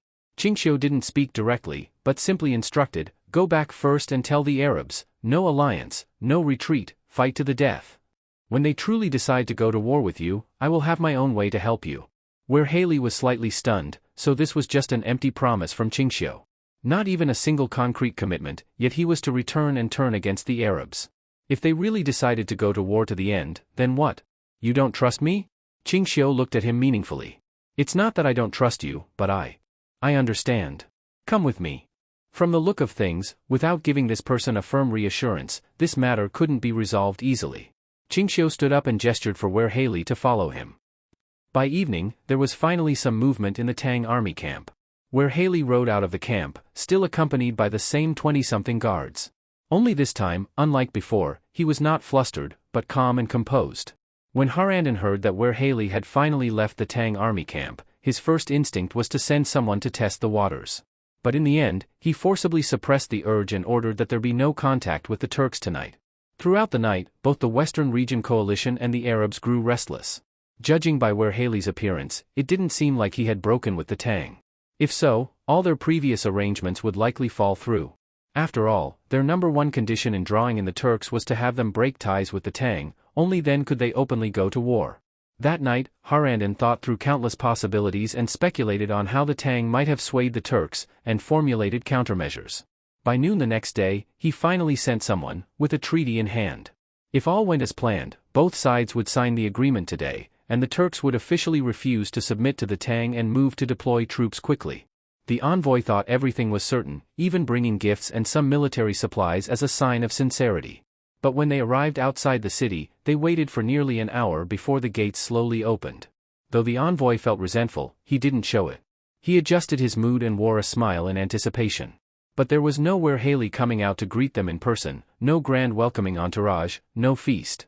Only a few dozen heavily armored cavalry charged out and, in front of him and the entire Western Region Coalition and Arab army, directly rejected the treaty offer.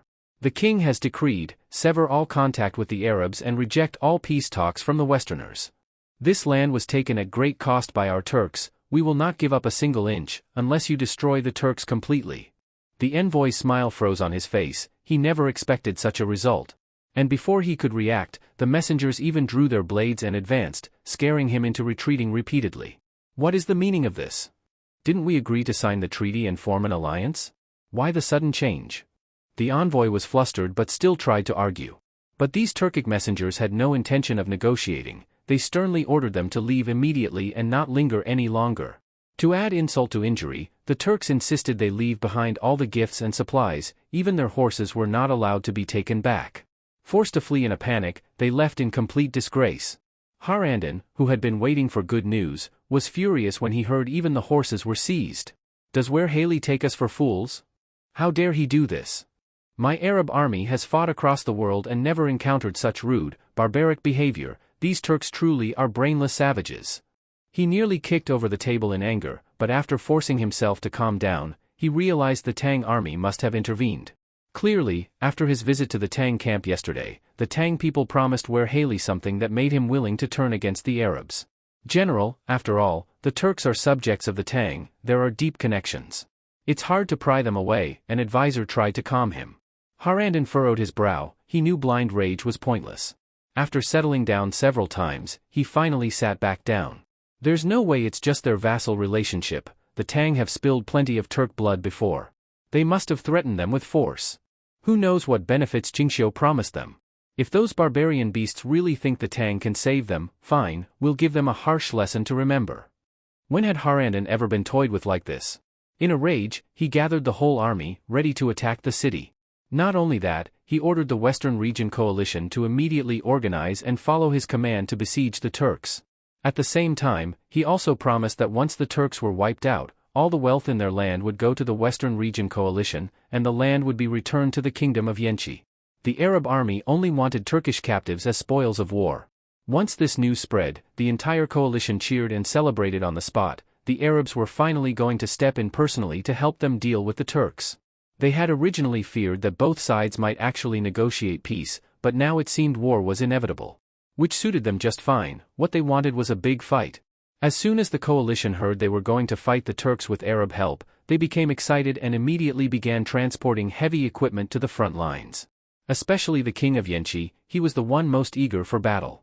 After receiving the order, he immediately appointed Ho Yuenda to oversee the army and supervise the transport of supplies to the front.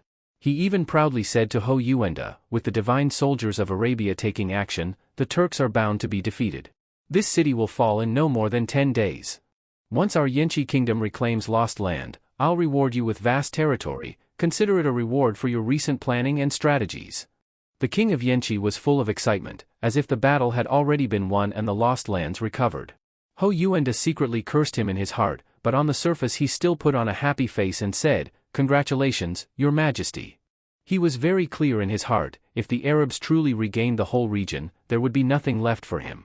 The best outcome would be that he gradually got sidelined, left with only an empty title of prime minister. But what he could accept for now was that the Turks had not surrendered. Otherwise, he would have completely lost all standing. The Western Region coalition gathered from all sides, morale was high, and they all followed the command of the Arab army, surrounding the city so tightly that not even water could pass through.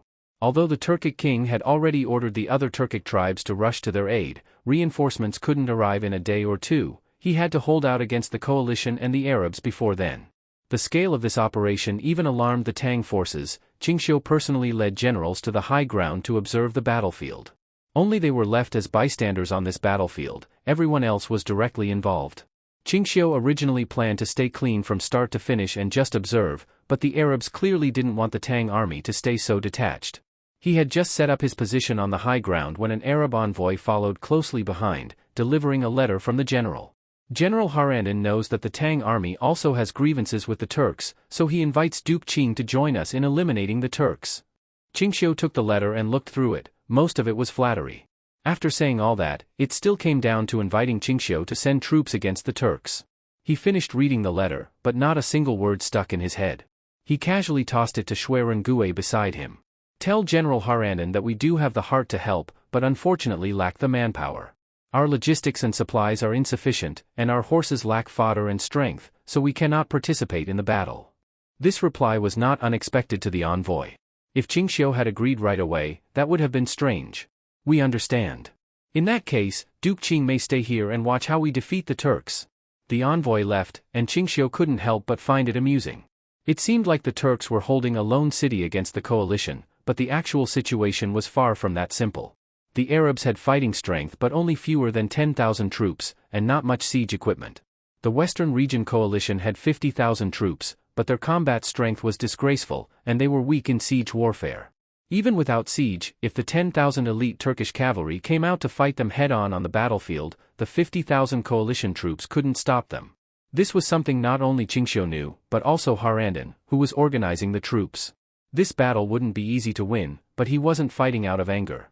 It was a battle that had to be fought, otherwise, the Arab army's reputation would be utterly destroyed today. After being played like this by the Turks, how could they maintain authority in the western regions in the future? Harandin monitored the troop deployment and occasionally glanced toward the Tang army to confirm they would not directly join the battle, which finally put his mind at ease. He had originally thought the Tang people had promised to help the Turks break the siege. But now it was clear that the Tang intended to stay completely out of it and not send a single soldier. Surround the city, issue a battle challenge, then prepare to attack. Harandin gave the order, and the Western Region coalition began moving. He cunningly placed the Arab army in the rear as the reserve force. This way, when attacking the city, the Western Region coalition would be the cannon fodder, preserving his own troops as much as possible. After all, he knew they couldn't capture the city today, it was merely a retaliatory strike. Qingxiu, watching from the mountain top, noticed that Arab warfare was completely different from Tang warfare. The Tang army fought with heavy cavalry, usually charging ahead, using their massive weight to break enemy lines in one strike. After breaking the enemy's front defenses, the cavalry would charge repeatedly within their ranks, then infantry would follow to crush them completely. The Arabs, however, did not do this. Their formation was still infantry-based, but they were heavy infantry in armor. Their cavalry wore light armor and were positioned on both wings. From this formation, it was clear the cavalry wouldn't charge head-on, but instead circle around to flank and find weak points to pierce through. This tactic was indeed interesting. The infantry engaged head-on while cavalry flanked and harassed, a rather novel strategy. Shuirengue, if you were to fight the Arab army, how would you counter their cavalry tactics? Qingxiu called Shuirengue up to test him. Shuirengue observed carefully for a while and said, "Our heavy cavalry can't be faster than their light cavalry, using heavy cavalry to chase light cavalry would be foolish. If it were up to me, we should train a light cavalry force, lightly armored, carrying firearms and repeating crossbows, avoiding close combat, and focusing on mobility and ranged attacks. That way, when we fight the Arabs, our light cavalry can harass their heavy infantry, and our heavy infantry can block their light cavalry's attacks. The Arabs would have no solution." Gue came up with a counter-strategy in just a moment. Although cavalry is the main force for breaking enemy lines on the battlefield, it is not invincible. If facing light infantry, it's manageable, but against heavily armored infantry with shields, even using heavy cavalry to charge will have limited effect. Just like in the bloody battle with Tubo last time, their main force of heavy infantry truly managed to hold back the Tang heavy cavalry. So, using more mobile light cavalry to harass and attack from a distance is definitely more effective than trying to break through iron shields head-on. But looking at the Arab formation, they're just putting on a show, ordering the Western Region coalition to attack the city. They won't risk themselves. Gue saw through Harranden's troop deployment at a glance. Who prepares cavalry and heavy infantry for a siege? Neither are useful once the battle begins. Qingxiu smiled knowingly. These Arabs are all cunning, how could they risk their lives for their vassals? They're just using the lives of the Westerners to preserve Arab face. The troop arrangements aside, Harranden originally planned to issue a challenge before ordering the attack. But unexpectedly, the Turks actively opened the city gates, and the Turkish cavalry inside poured out in formation. Soon, over 10,000 core Turkish cavalry were ready, arrayed outside the city, waiting to strike. Only then did Harranden realize that the Turks had never planned to defend the city, they only knew how to charge on horseback, never intending to stay behind walls. Harranden was delighted. Since that was the case, he no longer needed to exhaust himself commanding a siege, a thankless job. But to his surprise, as the Turks abandoned the city walls, the Western Region coalition suddenly lost their momentum and stopped calling for battle as wildly as before. Some veteran soldiers in the front even stepped back in fear upon seeing the Turkish cavalry.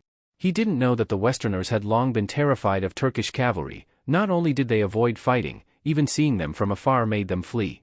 50,000 against 10,000, yet still timid, truly unexpected. Where Haley observed the enemy formations and sharply identified the weakest part, immediately ordering a charge at the chosen target. The 10,000 cavalry did not charge in a straight line but split into 3 groups, attacking from 3 directions with incredible speed. The Western coalition had been broken multiple times by Turkish cavalry before, and upon seeing this, panic set in. Veteran soldiers in the front ranks turned and fled. Although it was only a small number, their retreat caused a huge ripple effect, morale collapsed, and many fresh troops also started running in confusion. Damn it, hold the line. Don't be scared, it's not your first battle.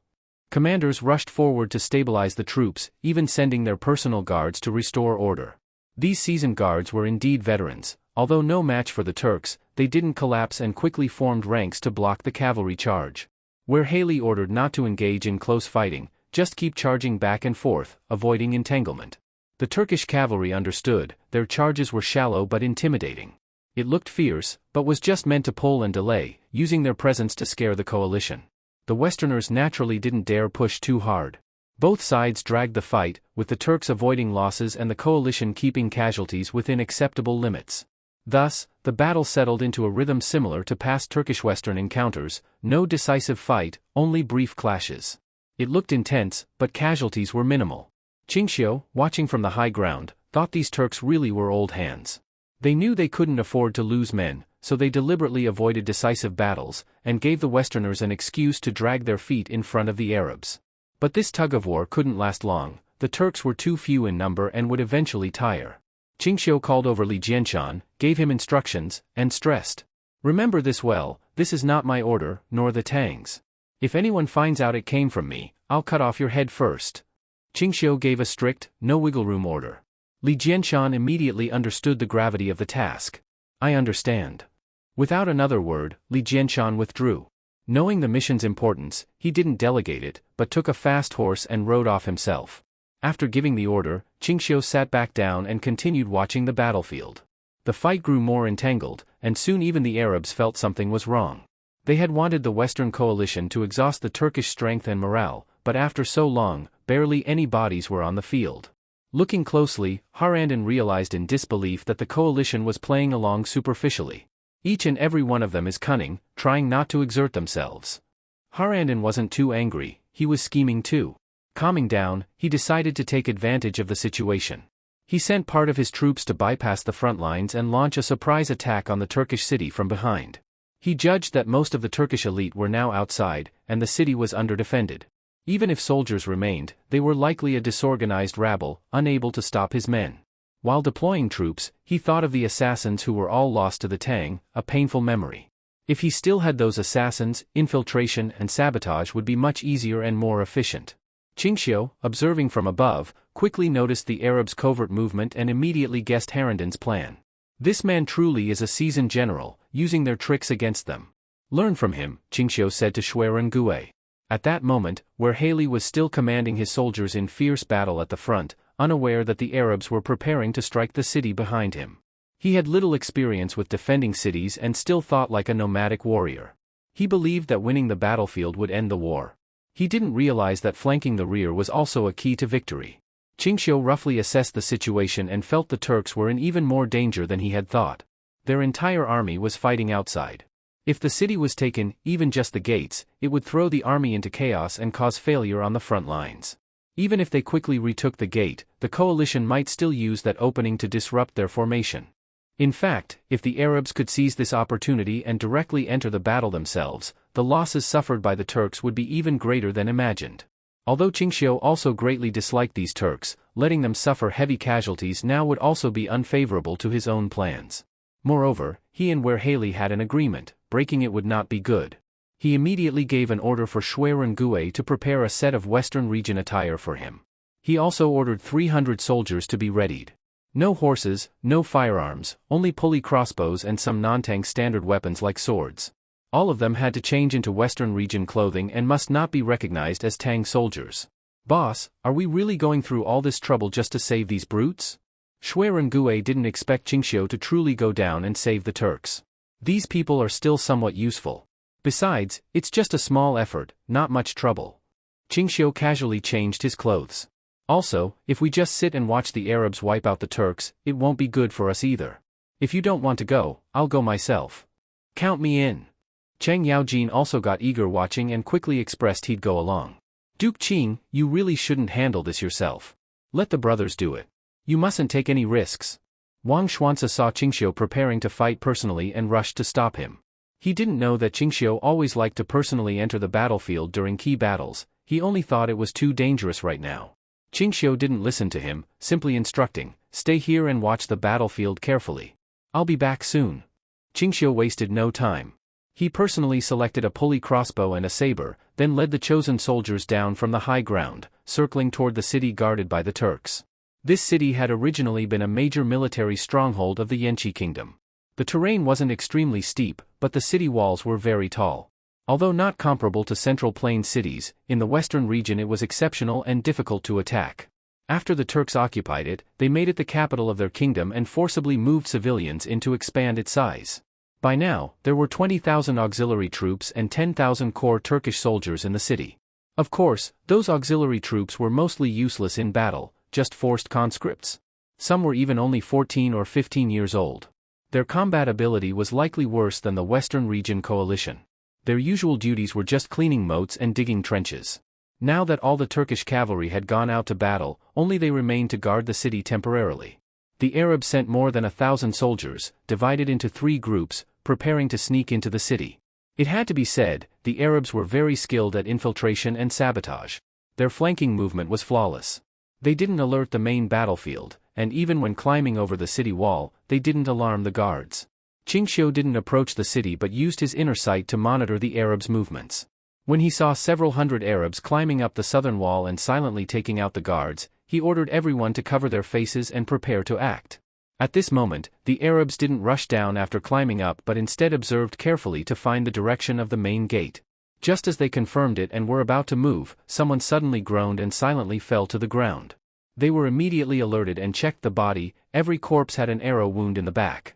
Someone outside the wall discovered us. The leader was shocked, but before he could think of a plan, a new wave of arrows rained down, causing heavy losses. Down the wall. In panic, the leader realized the wall was no longer safe and ordered everyone to get down immediately. But the arrows came even fiercer than expected.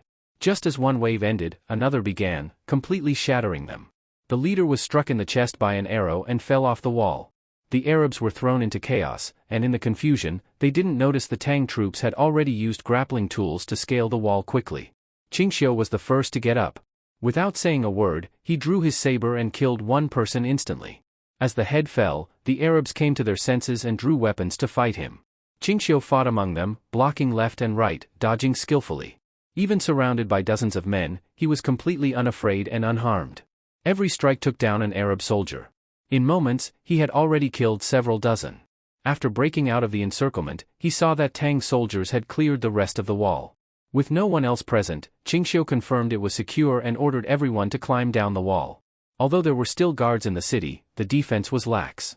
They didn't notice anyone sneaking in. With Qingxiu's concealment, they were completely undetected. Once inside the city, Qingxiu saw how poorly the Turks managed it. The streets and buildings were a mess. Civilian homes were mixed with military camps. Civilians and soldiers were scattered together. In an emergency, it would be hard to mobilize. But this was typical of the Turks. On the grasslands, all citizens were fighters, and anyone could go to war by jumping on a horse. To them, there was little difference between civilians and soldiers. Qingxiu had no interest in wasting time on them. He told his men to put away their weapons and disguise as civilians to move through the streets. But someone just had to get in the way.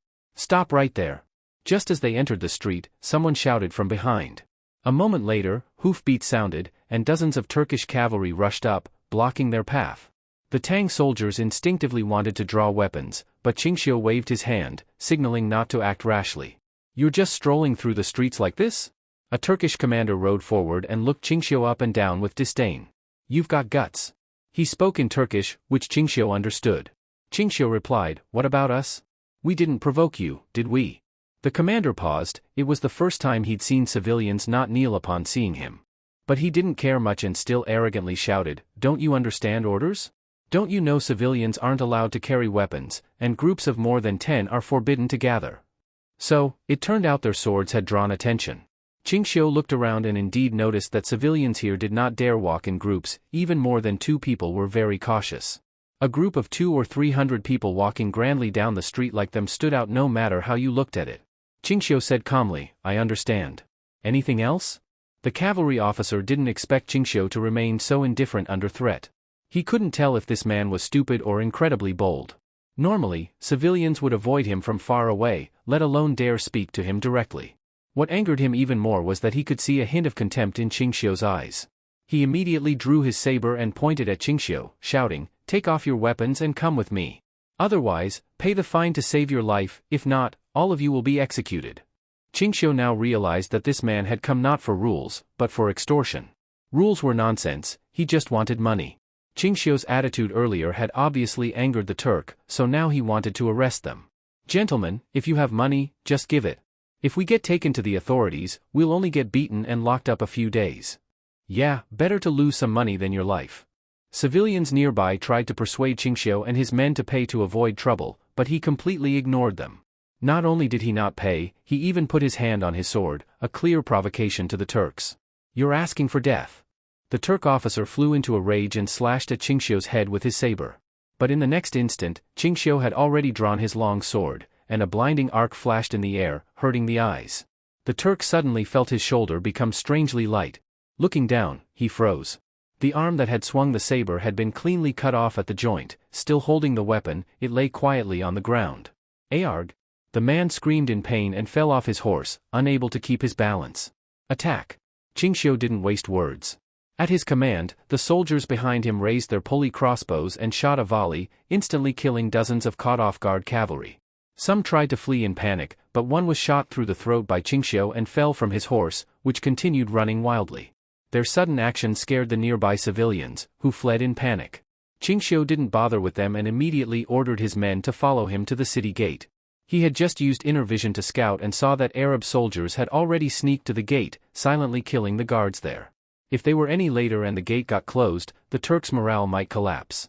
Ironically, he had come to help the Turks break the siege, yet still had to be ready to eliminate their guards at any moment. Meanwhile, the Arab troops at the gate had already completed the task smoothly without alerting the city's defenses. "Go down and open the gate. You few stand on the gate tower and shout to the Turks that the city has fallen and order them to surrender immediately." The Arab leader gave calm orders. This infiltration was easier than expected. "If the guards find the gate lost and charge here, what should we do?" someone asked. The leader thought for a moment and replied, "Just scatter and run. As long as we throw their army into confusion, our mission is complete." With orders given, they began preparing to open the gate. The leader looked toward the rear of the Turkish forces from the wall, even he was shocked by how fierce their cavalry looked. If they fought directly on open plains, the Arab cavalry might really lose. Below the gate, Arab soldiers were working on lowering the drawbridge, not realizing a threat loomed behind them. Qingxiu and his men had already arrived. They're Arabs. An accompanying officer looked at Qingxiu, waiting for orders. Qingxiu made a simple hand gesture, and the man understood immediately. He turned and waved. The soldiers raised their crossbows and aimed at the Arabs. Qingxiu quickly scanned and locked onto a soldier untying the drawbridge rope. He raised his pulley crossbow, aimed briefly, and fired. The arrow hit the man's arm, and he screamed in pain, losing balance and falling headfirst from the wall. This immediately alerted the Arabs, who then noticed the Tang army waiting behind them. Fire! At the command, the Tang soldiers unleashed a volley, hundreds of arrows shot at once, killing many Arabs on the spot. But the Arabs reacted fast. Once under ranged attack, they quickly took cover to avoid another wave. Their response worked well. When the second volley came, it had little effect, almost no casualties. Something's wrong. The Arab leader sensed something unusual. He realized the city's conscript guards couldn't possibly be this disciplined, nor operate crossbows. The Turks wouldn't give them such weapons. Who are you people? We're here for the Turks, not you. We don't want to fight you. Can we each stay out of each other's way? He lowered his tone, having no other choice. The enemy held the advantage and their crossbows had speed and power. If they fought, they'd lose. Besides, their mission wasn't complete. They couldn't afford more trouble. He repeated his words, trying Western region languages and Chinese. But no matter what he said, the other side gave no reply, keeping their weapons ready to fire. The Arab leader realized they had no intention of negotiating and steeled himself. If we fight again, everyone charge forward and buy time for the rear. We must pull up the drawbridge and close the gate, even if we all die here. The general gave a death order, clearly sending them to die. However, none of the Arab soldiers showed fear. They simply followed orders and took out their bows, readying for battle. Can we talk this out? If you're willing to retreat and later give your names, our army will surely reward you. The Arab officer hiding behind cover tried to deceive the enemy, pretending to negotiate. How could Qingxiu not see through this small trick? But since dragging things out worked in his favor, he simply played along. What kind of reward are you offering? Whether it's gold, silver, weapons, equipment, or provisions, as long as you ask, we'll give what we can. The officer thought Qingxiu had taken the bait and quickly followed up. At the same time, he gave his men a look, urging them to hurry up. We don't lack treasure or supplies. We don't care about your trash. Qingxiu replied as he used his inner sight to scan the battlefield and locate this officer. Soon he noticed a higher position that overlooked the whole battlefield. He flipped over using cover and silently entered that tower. As expected, this tower had a perfect view of the city gate area. The Arabs were all within his sight. To identify the officer among them, Qingxiu deliberately asked, "Besides that, what else can you offer? If you're sincere, we can talk." The man replied right away, "That depends on what you want." Before he could finish, Qingxiu had already locked onto him and shot an arrow straight into his chest from above. The arrow instantly killed the officer, stunning the Arabs. Taking that as a signal, the others launched arrows like rain. Using the downward angle, the bolts rained over the covers and struck down many Arabs on the spot. Seeing their cover was now useless, the Arabs got furious and raised their bows to counterattack. But their bows couldn't compare to the Tang's pulley crossbows in either speed or range. After a round of long-distance fighting, the Tang soldiers had almost no losses. Instead, the Arabs suffered heavy casualties. Pinned by the arrows, unable to lift their heads, the Arabs finally couldn't take it. They dropped their bows and drew curved swords, shouting to charge the wall and fight. As expected, the moment they left cover, they were hit with another merciless volley. Only 2 or 3 survived. Those who lived scrambled behind cover again, even using their comrades' corpses for protection. You only dare shoot from behind cover, come fight us face to face. You don't even dare to engage directly. What kind of soldiers are you? If you're real men, fight us with blades. Got the guts for a duel? Unable to find a target, the Arabs raged and shouted, trying to provoke the Tang to come out and fight. But the Tang soldiers didn't understand Arabic, and just kept shooting. Qingxiu understood, but ignored them, telling his men to keep up the arrow fire. If you can turn them into pincushions from range, who'd be dumb enough to risk death in close combat? The standoff on the wall dragged on. Qingxiu didn't mind, but the Arabs couldn't wait any longer. On the front lines outside, the Turks noticed something was wrong when no backup came. Where Haley looked back and saw that all the gate guards were mysteriously gone. The city wall was empty, only strange figures in a standoff on the tower could be seen. Where Haley felt something was wrong and immediately ordered a full retreat to the city. He sounded the alarm horn, and the city's reserve Turkish troops were instantly alerted. The 1000 plus core Turkish cavalry in the city headed straight for the gate. Outside, the rest of the Turkish army broke away from battle and quickly returned. The Arabs stuck at the gate saw this and realized they had no escape. They had also alerted the Turks. The mission had failed, and now they were likely to be captured. At that moment, the arrow fire from the wall stopped. The Arabs crawled from cover, only to find that the Tang troops who had suppressed them were now gone. As expected. With the core Turkish forces approaching, staying there would be suicide. They still didn't understand why these strangers suddenly came to stop them. But clearly, the goal was met. The Turks, along with auxiliary troops, charged up the wall straight at them. They're Arabs. Capture them all. No prisoners, kill any who resist. The Turks ordered their auxiliaries to charge. Knowing they would die, the Arabs drew their swords and charged desperately. Even though the auxiliary troops were weak, their sheer numbers overwhelmed the Arabs, who were wiped out within moments. A few who were just captured fought to the death and threw themselves from the wall, refusing to be taken alive. What the hell is this? Where Haley cursed, staring at the Arab corpses below the wall. These people had snuck in while he was fighting up front. If they had succeeded, his entire army could have been trapped outside and badly defeated. Realizing this, Where Haley was shocked and quickly ordered the gates fully open to let all troops back in. The Turks withdrew boldly. The Westerners only pretended to fight. Once it looked done, they sensibly backed off. They didn't want to really fight to the death with the Turks, even the Arabs were slacking off, so they saw no reason to go all out. Thus, the entire Turkish army retreated from the battlefield unharmed, with minimal Western casualties. Back inside, Where Haley asked what had happened. When he heard the details, he was shaken. You're saying, another group snuck in and held off the Arabs on the wall, stopping them from taking the gate? Where Haley couldn't figure out why someone would suddenly help them. Could it be? Thinking it over, it seemed only the Tang army could have done it. Besides the Tang, the entire western region was full of enemies. Where Haley called his subordinates and questioned them. The more he learned, the more certain he became that the unknown unit was very likely the Tang army. He knew that the Tang army's ranged weapons were highly advanced and had suffered from their pulley crossbows before. Looking at the large number of arrows scattered on the ground, only Tang's pulley crossbows could shoot so many arrows in such a short time to suppress the enemy. That's exactly how the Arabs took heavy losses.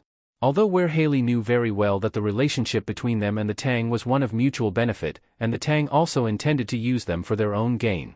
To step in and give help at such a critical moment was indeed a timely favor. Previously, Where Haley still held a grudge against Qingxiu, but after this, he was completely convinced. Making a deal with Duke Qing, whether we gain or lose, at least during the deal, his words count, and he never goes back on them. That much is reassuring. Where Haley had dealt with Westerners often. These people could sign a contract today and not even fulfill half of it tomorrow, and that was considered keeping their word. Not to mention their constant backstabbing. Because of this, he became even more determined not to surrender. As long as the western region remained in chaos, they would still be useful to the Tang. Qingxiu would never sit back and let the Turks be destroyed in the west. Of course, that meant they had to keep the west in constant turmoil. The more unrest, the better. That way, they could benefit amid the chaos and survive between the Tang and the west. Since the failed surprise attack, the Turks had become smarter. They resolutely defended the city and refused to attack. No matter how much the enemy cursed and taunted from outside, they never opened the gates. Although the Westerners tried many times to attack the city, they lacked effective siege equipment. Plus, they were afraid of close combat with the Turks. After several failed attempts, they no longer dared to push hard. Every day, they just shouted from outside, blocked every exit, and tried climbing the walls. If it worked, they would try to kill. If not, they pulled the ladders back, everything as before. After a few days like this, Harandon started to lose patience. Several siege attempts had failed, and he had lost hundreds of elite soldiers, all dying inexplicably inside the city. To humiliate the Arabs, the Turks even hung the bodies on the city gates to rot in the sun, which made Harandon furious but helpless. Originally, Harandon hesitated whether to add more troops to the siege. But after what the Turks did, he was determined to reinforce. It wasn't just for revenge, they really needed a big victory to boost Arab morale. Harandon immediately gathered Arab troops from various units and summoned craftsmen to make siege equipment from local materials. It was clear, this time, they truly wanted to give the Turks a harsh lesson. If they didn't win something in this battle, they would not withdraw. Qingxiu had observed for several days, as if trying to understand the Arab's thinking. One day, he suddenly called on Cheng Yaojin and brought along several craftsmen, ordering them to follow him to the Arab camp. What are you going to do with them? Now, inside the Arab army, they're all saying someone disrupted them during the infiltration. If you go now, wouldn't that spark conflict? Cheng Yaojin was very worried. It's not like they caught us red-handed. What's there to be afraid of? The problem is, everyone's just pretending to get along for the bigger picture. In reality, they all know what's going on. Who would be stupid enough not to? Cheng Yaojin tried hard to persuade Qingxiu not to go now, but Qingxiu only gave one response. If you're afraid, don't go. I'll go myself. Qingxiu didn't take Cheng Yaojin's words seriously and still called his men to follow him. Cheng Yaojin had no choice, since Qingxiu insisted, he had to go too, no matter the risk. He couldn't rest easy if Qingxiu went alone. Even Shui Rengue, Wang Xuanzi, and others tried to stop Qingxiu, refusing to let him go. The Arabs are not like the Westerners, they see the Tang as equals. If one or two officers feel insulted by us acting in their territory and do something rash, it's hard to predict what could happen. Exactly. Everyone knows the game's being played, and it's not far from open conflict. You can't go, boss. Everyone kept stopping him. Shui Rengue even blocked Qingxiu's way, determined not to back down unless Qingxiu cut him down first. Qingxiu couldn't help but laugh, but he knew they were only concerned for his safety. Fine, maybe I'm too used to taking risks alone. I'll listen to you this time, I won't go. Then Qingxiu changed tone, but someone still needs to go to the Arab camp and talk about today's matter. I'll go. I volunteer. Send me. As soon as he spoke, a group of them rushed to volunteer. In the end, Qingxiu chose Cheng Yaojin and ordered him to go to the Arab camp in his place. You're sending me just for this? Cheng Yaojin was puzzled. Isn't it a bit much to just give it to them? Of course I'm not giving it to them for free. I want a very high price. Cheng Yaojin quickly said, no, I mean, what if they study it and figure it out? Qingxiu didn't mind at all. How would they figure it out? That thing is made from wear-resistant steel and has a very complex structure. Without blueprints, they can't replicate it. Even if they do copy it, can they match the precision? Can their materials match the strength? That stumped Cheng Yaojin. Qingxiu's mission for him was to negotiate with the Arabs and offer them a few pieces of siege equipment strong enough to help with the siege. But Cheng Yaojin feared the devices would be studied and reverse-engineered. Thinking about it now, what Qingxiu said made sense. They had spent tremendous effort making those things, scrapping countless batches of materials, and were still improving the designs. The money and resources poured into them were unimaginable. Even with a finished product, the Arabs couldn't just copy it, it was an enormous undertaking. Of course, how you negotiate the price is up to you, Uncle Cheng. Qingxiu had no doubt about Cheng Yaojin's ability to ask sky-high prices. After all, this man was no pushover, especially skilled at overcharging people. Don't worry. Cheng Yaojin guaranteed it on the spot. In the main tent of the Arab army, Harandin was discussing military supplies and rations with his advisors, calculating how many days they would last and where to resupply. The state of us still has quite a bit of wheat. Let them deliver it first. Deduct it from the treasury, and we'll repay them later. I'm afraid not. The state of us just suffered a natural disaster last year. They're short on food now, that grain is probably life-saving. It's better to request from the state of Dayue, although it's far, they have enough. That works too. Also, get those siege engines built faster. If needed, recruit local labor, it's okay to spend more. Harandin's demand left the advisors looking at each other, not knowing how to respond. What is it? Short on money or people?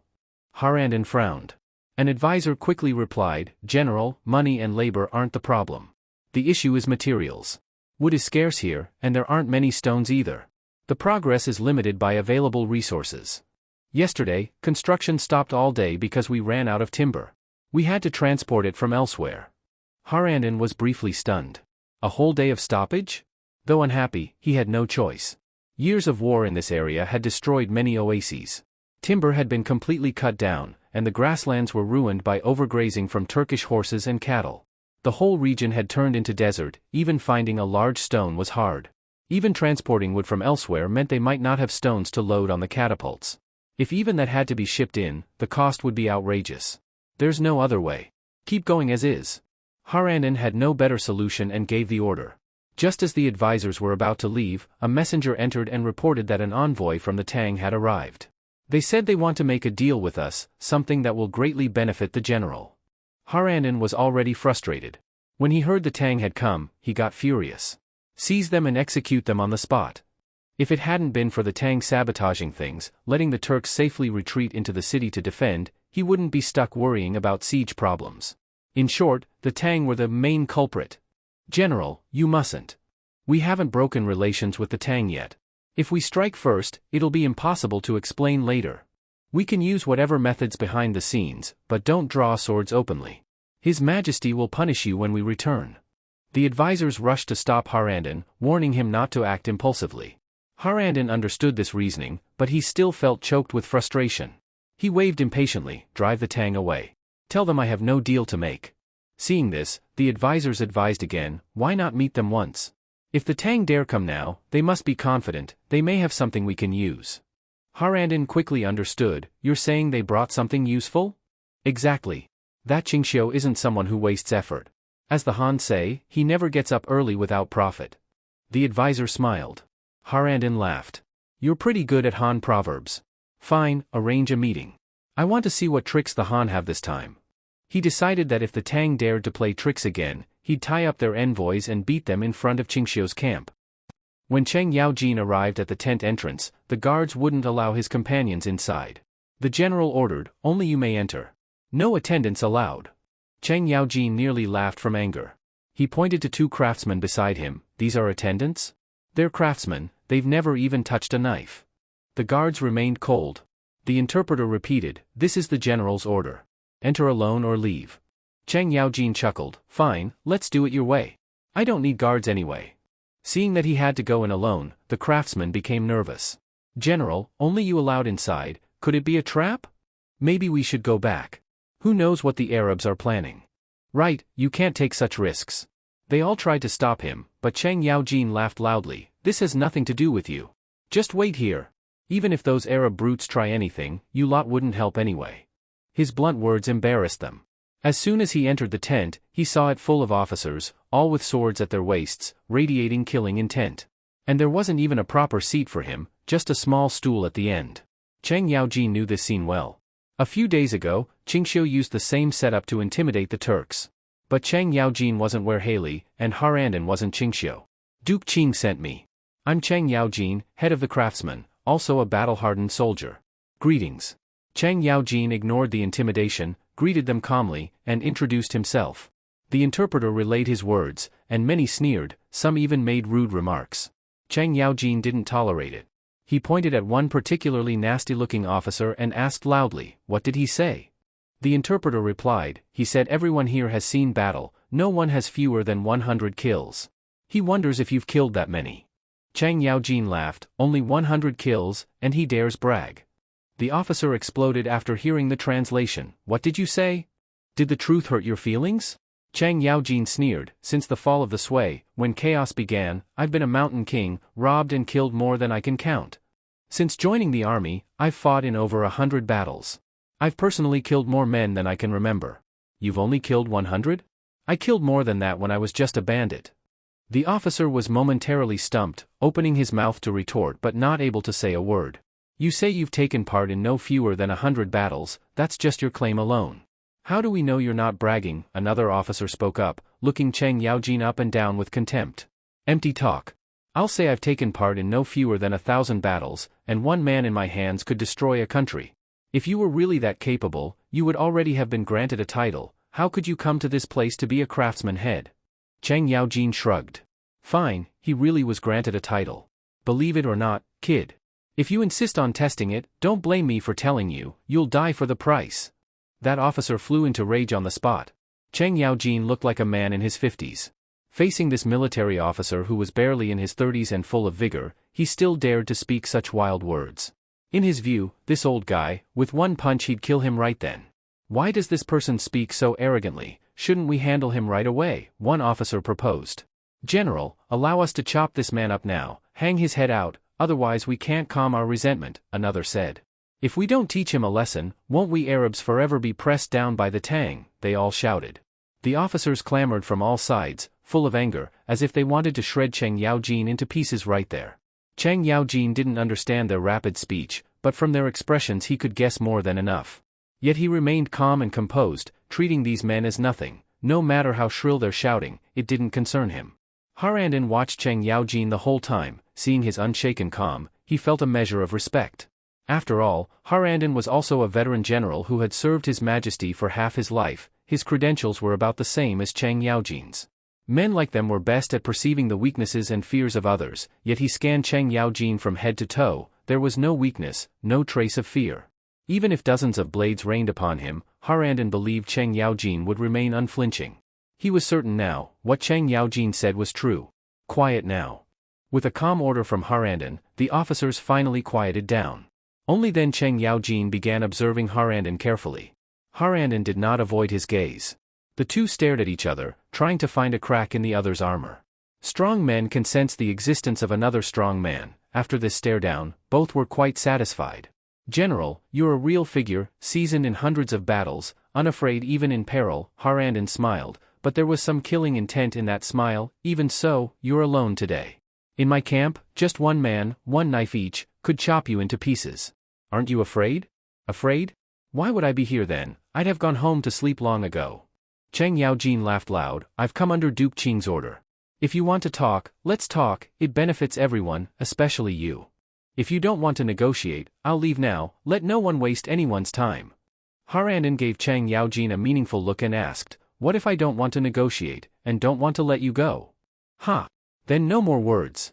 Cheng Yaojin waved his hand. "You're free to all rush forward, chop me to pieces, then throw my body piece by piece for that Qingxiu kid to see. Even though I don't have a weapon now, I may drag a few down with me before I die, and anyway, if I die here, you in this camp, men or dogs, you won't outlive me by a few days. We'll all be buried together." His words landed heavy and loud, showing the Arabs what sort of spirit the Tang men had. Even though the Arabs held an absolute advantage, they couldn't help but respect Cheng Yaojin. A soldier should be like this.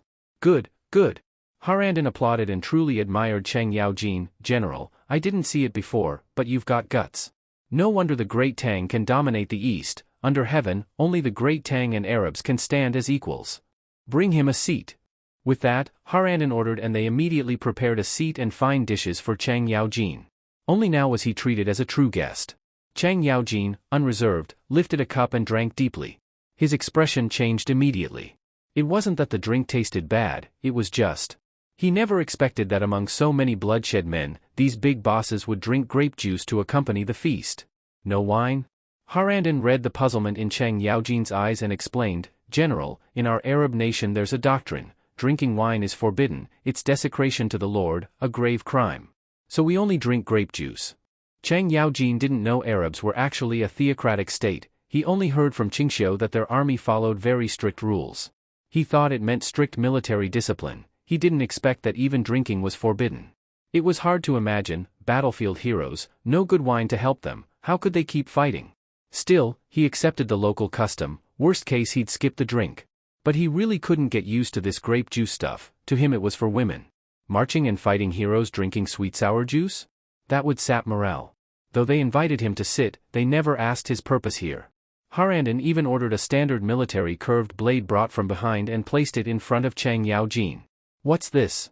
Testing old Cheng's ability to recognize goods?"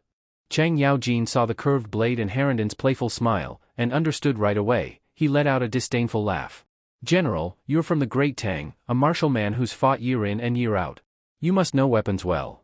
Why don't you look at this foreign blade of our others and see if it meets your eye?"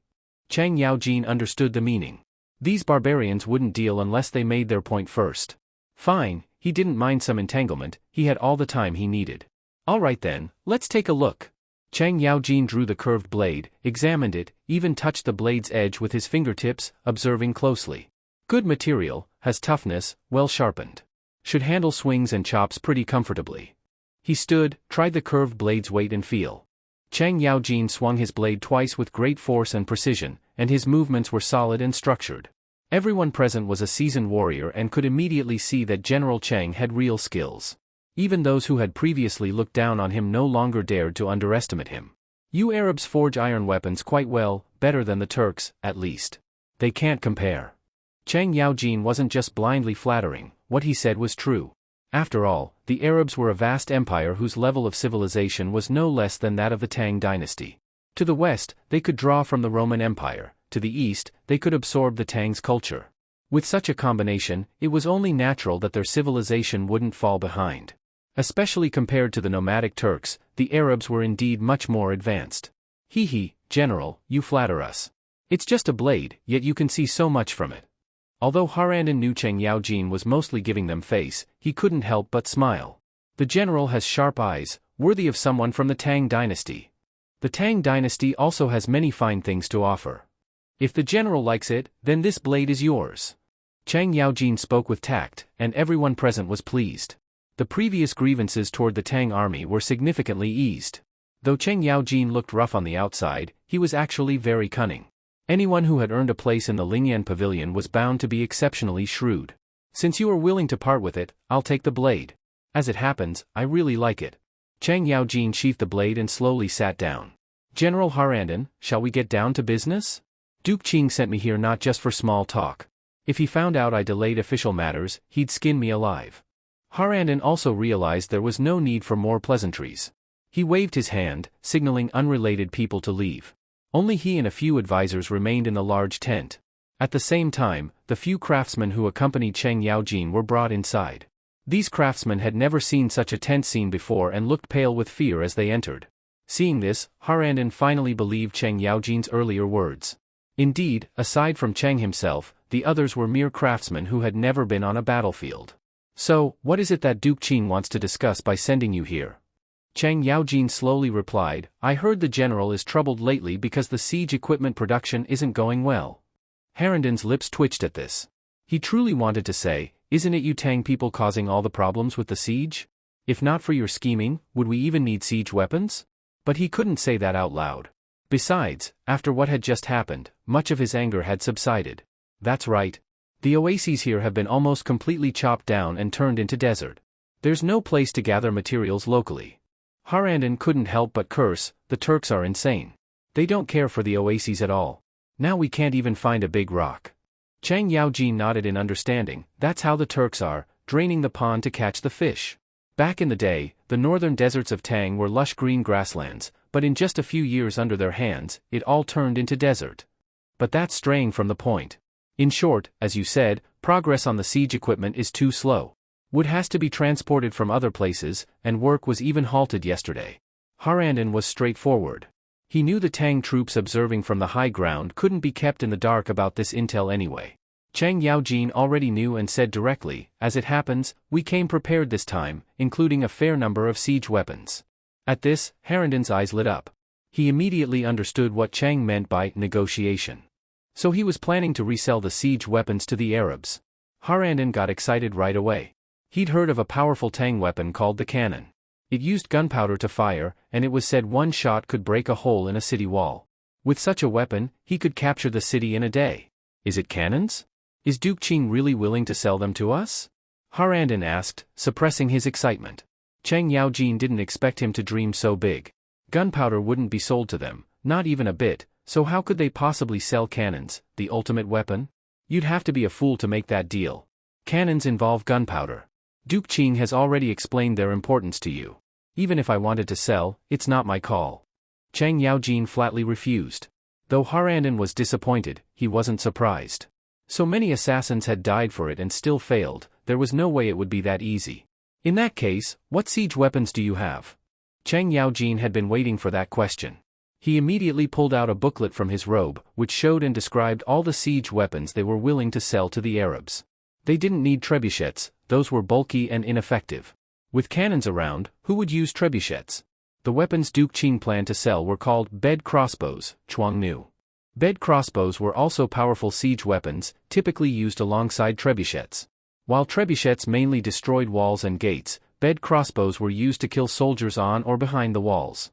Bed crossbows were huge, as the name suggests, and fired massive bolts over 10 feet long.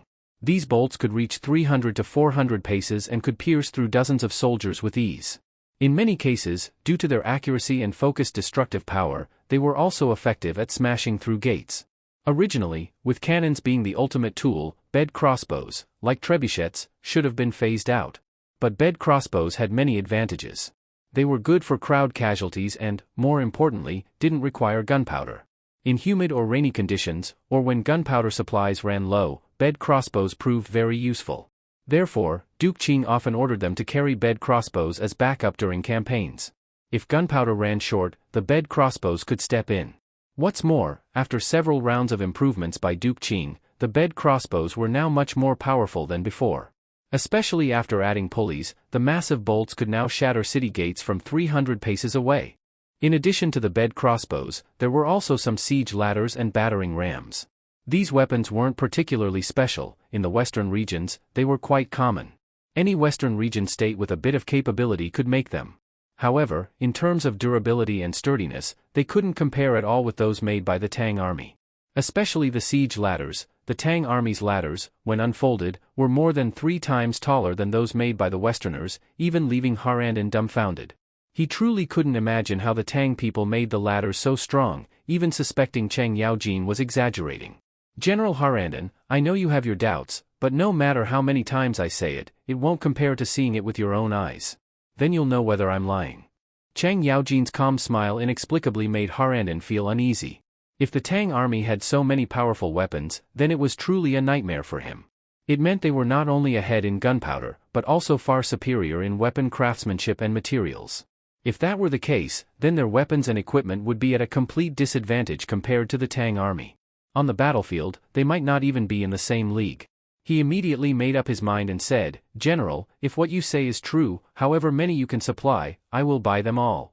When Cheng Yaojin heard this, he was overjoyed. He knew he had finally managed to sell the goods. But I must say first, these siege weapons are well made, with solid materials and labor-intensive to produce. Money is not a problem. Harandon responded boldly, as if money was the least of his concerns. That's how Arabs were. If it was a problem that could be solved with money, then it wasn't really a problem. Good. The general is truly a straightforward man. Cheng Yaojin immediately quoted a price, without hesitation, even marking it up 30% from the price Duke Qingxiu had set. The price was indeed a bit high, but Harandon didn't seem surprised. He just bargained with Cheng Yaojin symbolically. In the end, Cheng Yaojin dropped the price by 15%, and both parties happily closed the deal. To show sincerity, Harandon even ordered a third of the total amount to be paid in gold coins on the spot as a deposit, full of good faith. "General, aren't you afraid I'll take the money and never come back?" Cheng Yaojin joked. The credibility of the Tang people needs no questioning. Even if you asked for full payment now, General Cheng could take it. Harandon waved his hand generously. "Even if you really took the money and disappeared, at worst, I just paid to make a friend. It's no big deal." Haha. The general is indeed generous. Then let's wish our cooperation goes smoothly. Cheng Yaojin appreciated Harandon, and the two hit it off right away. Harandon was indeed generous.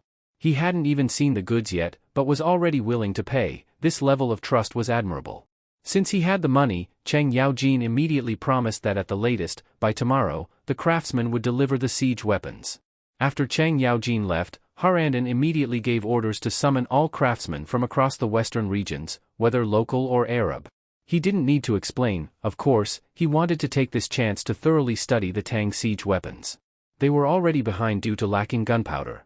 If they didn't seize this opportunity, the gap would only widen, and eventually, they wouldn't be able to compete at all. "General, I think you agreed too quickly. Who knows if those Tang people are just boasting?" "That's right, our craftsmen aren't that much worse than the Tang ones. How can their weapons be that much better? I think that guy is just here to scam us. What if we end up with a pile of junk?" The advisors all expressed their doubts, wondering how the general could be so careless with this matter.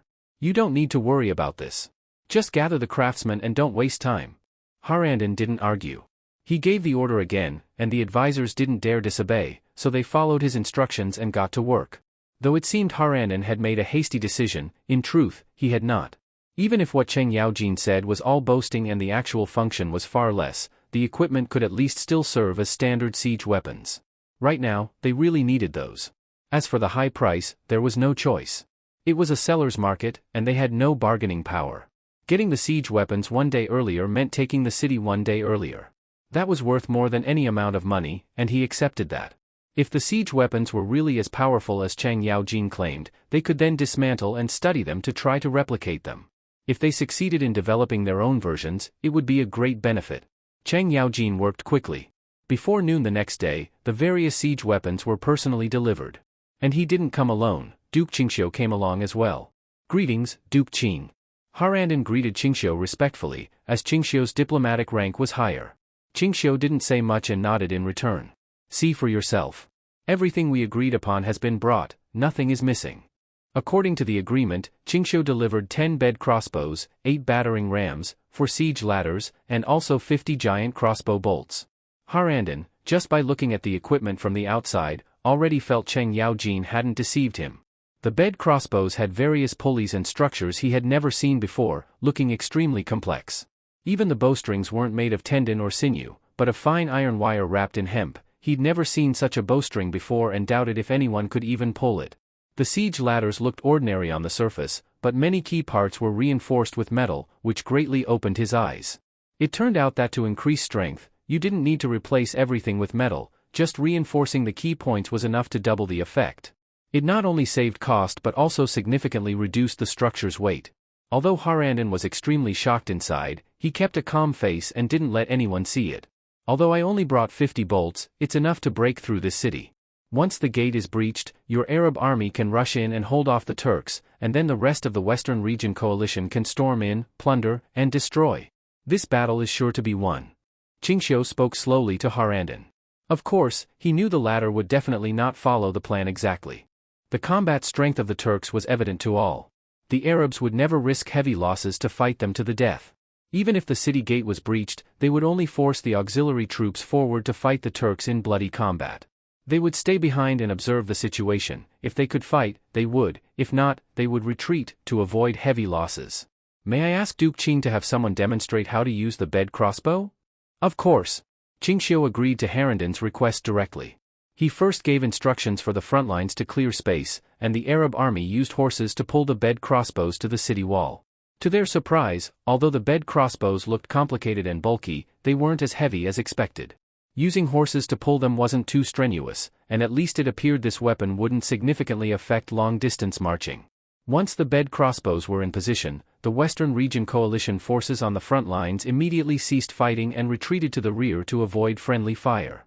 The Turks on the city wall saw the coalition forces voluntarily fall back and thought they were scared of fighting, mocking them from atop the wall. Some even urinated in their direction, extremely arrogant. At that moment, they hadn't noticed that as the coalition forces withdrew, 10 bed crossbows had already been rolled onto the battlefield and were being prepared to fire. The craftsmen in front were assembling and simultaneously teaching the Arabs how to use them and what to pay attention to. Qingxiu quietly waited in the rear. But Xueren Gue was somewhat puzzled by what he saw. Boss, aren't you planning to help the Turks? Then why provide the Arabs with siege crossbows? The price might be high, but it's not worth ruining the overall strategy for some money, is it? It's not about the money. Even if I didn't get a single coin, I would still lend them the bed crossbows. Qingxiu's answer surprised Xueren Gue. He was about to ask more, but Cheng Yaojin suddenly spoke. Kid, stop asking about everything. Try to learn how your boss thinks. If you can understand his thoughts completely, then you'll be truly ready. Reminded by Cheng Yaojin, Xueren Gue suddenly understood. He had always felt Qingxiu's arrangements were deep and unfathomable, but if studied carefully, everything was meant to serve the final objective. He wanted to preserve the Turks, but didn't want them to stay in peak condition. At the very least, today's battle should significantly weaken them. Providing the Arabs with siege weapons was to achieve that. If the Turks held out successfully today, they would gain great fame in the Western regions. That would only make all the Western region states more fearful and anxious. The Turks' prestige might grow day by day, and then it wouldn't be surprising if some small states surrendered to them out of fear. After all, these small states only wanted to survive in the cracks between big powers. They didn't care who they had to bow to. That was exactly what Qingxiu didn't want to see. The ideal result was for the Turks to be beaten bloody in this battle, with their combat strength greatly reduced. Yet they should still survive to continue causing trouble for both the Western region states and the Arabs. This balance between both sides was Qingxiu's goal. Xueren Gue suddenly saw it clearly. Qingxiu had been in full control of both sides from beginning to end. No matter what they did, they couldn't escape his plans. Truly impressive.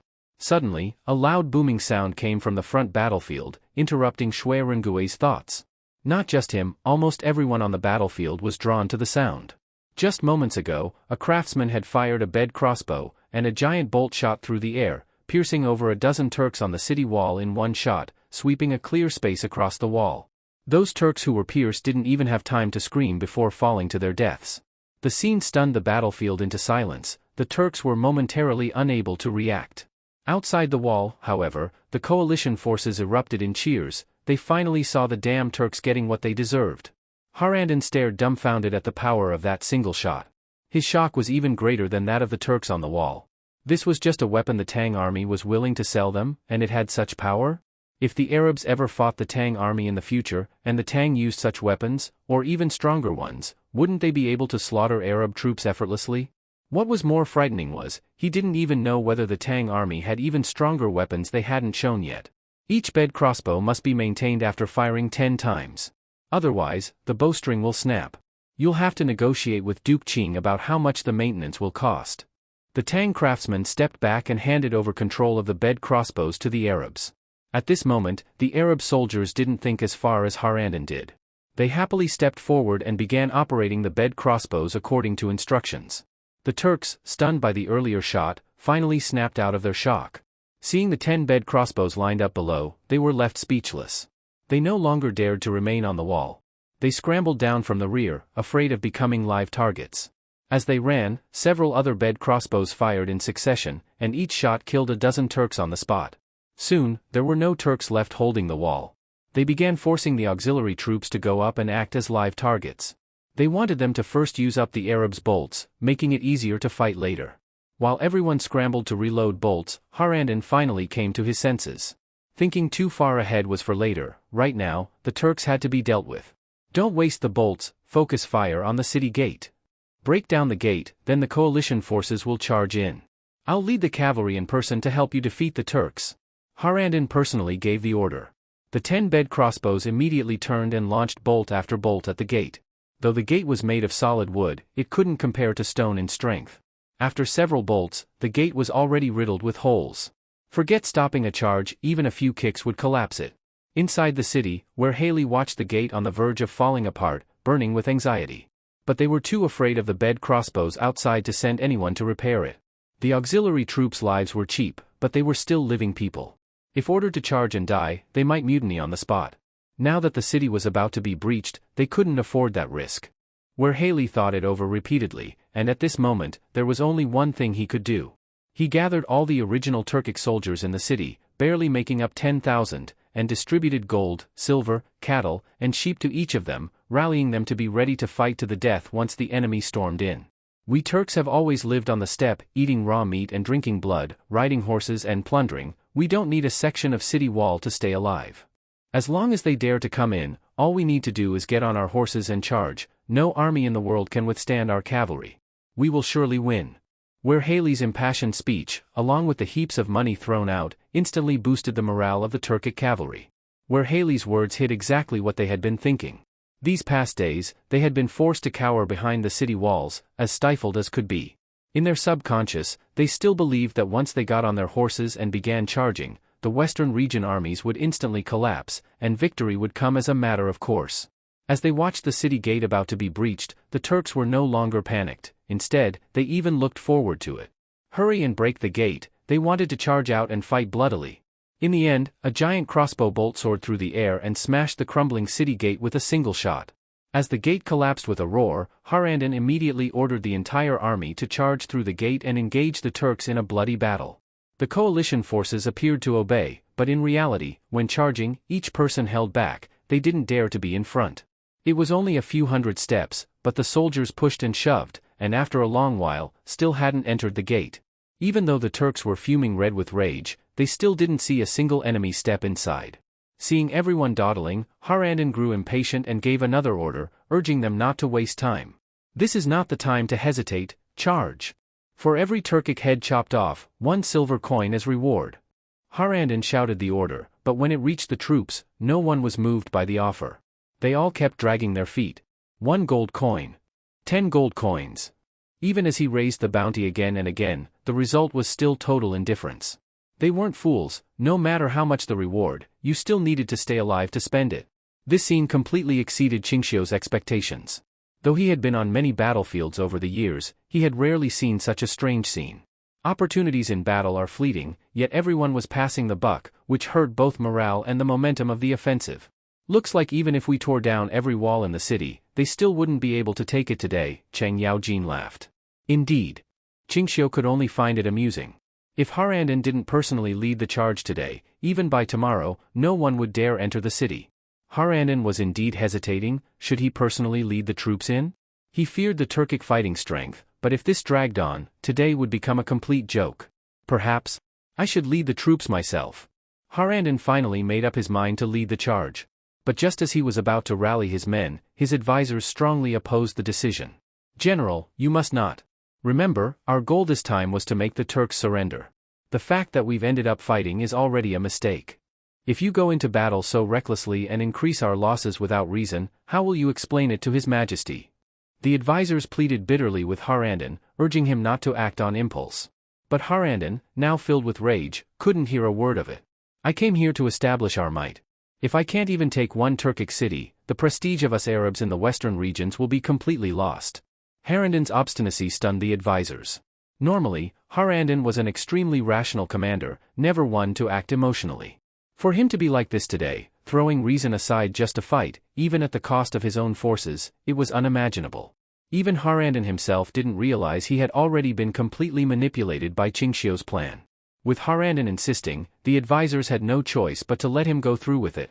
Meanwhile, Qingxiu also noticed a stir in the Arab army. They were assembling rapidly. Harandin is really going for it? Even Qingxiu was surprised, but quickly understood and chuckled to himself. Though his intention wasn't to force Harandin to charge personally, his step-by-step plan had driven him nearly insane, an unintended but useful result. Fine, it's even better if this leads to the loss of some of his troops. Let's go back. Qingxiu now only wanted to return to the high ground camp and watch from above how the Arabs and Turks would fight it out. Just as Harandin was preparing to organize his army and storm the city for a bloody battle with the Turks. Suddenly, urgent intel arrived from the rear, demanding that he personally read the report. I'll check the report after I return from battle. Harandin ignored them and continued putting on his armor. Seeing this, the advisors panicked and shouted. Our rear has been ambushed. The kingdom of Dayuan was attacked by a group of mercenaries. They looted wildly, even destroyed our temples. If you don't return, His Majesty will surely hold you severely accountable. Harandin was dumbfounded. He never expected that after leaving for such a short time, the rear would be hit so badly. Dayuan was the Arab Empire's most loyal vassal, full of temples, especially many believers who came from Arabia itself. If anything happened to them, then even if he captured the city today and killed everyone inside, the situation still couldn't be salvaged. I understand. Harandin's fury instantly vanished, replaced only by utter defeat and exhaustion. So many troubles over just a few days had left him completely worn out. After all this effort, he had achieved nothing. This wasn't his usual style. Just as the cavalry was preparing to charge, before any further commands were given, they were met with an unexpected order. The entire army is to return, no further engagement.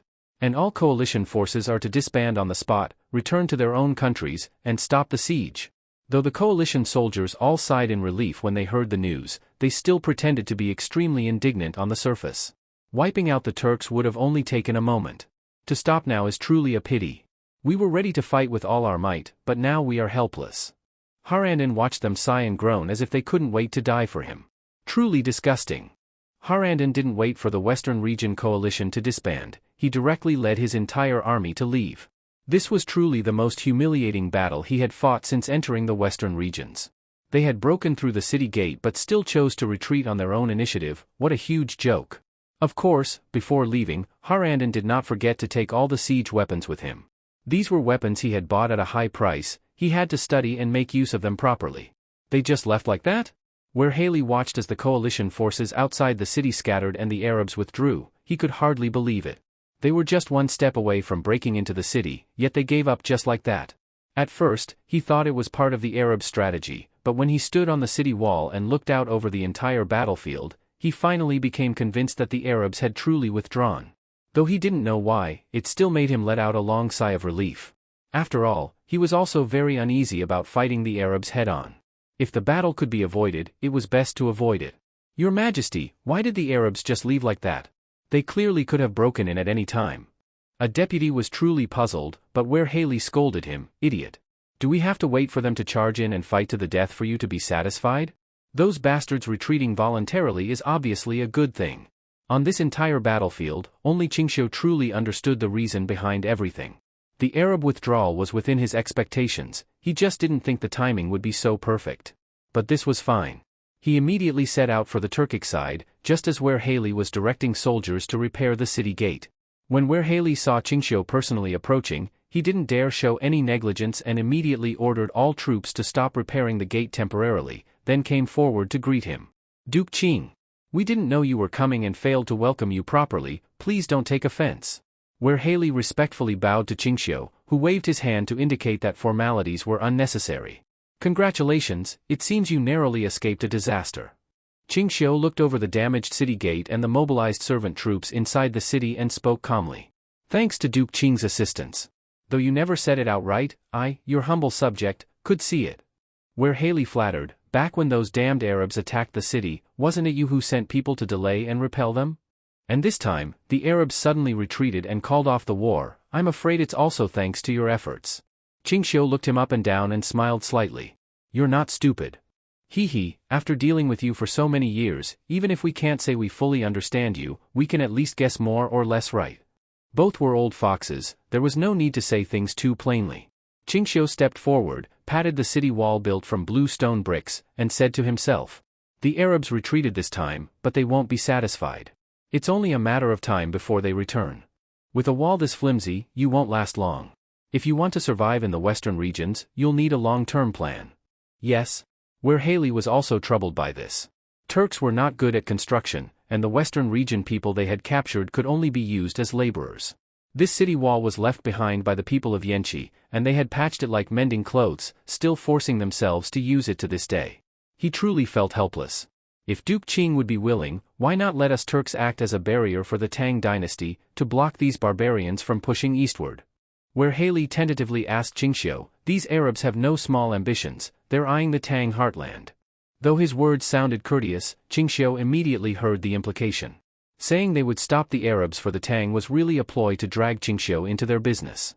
He wanted a joint cooperation, using the Tang name and technology to help the Turks gain a foothold in the western regions. Whether this would affect the Tang army's reputation aside, Qingxiu absolutely couldn't allow giving the Turks technical support.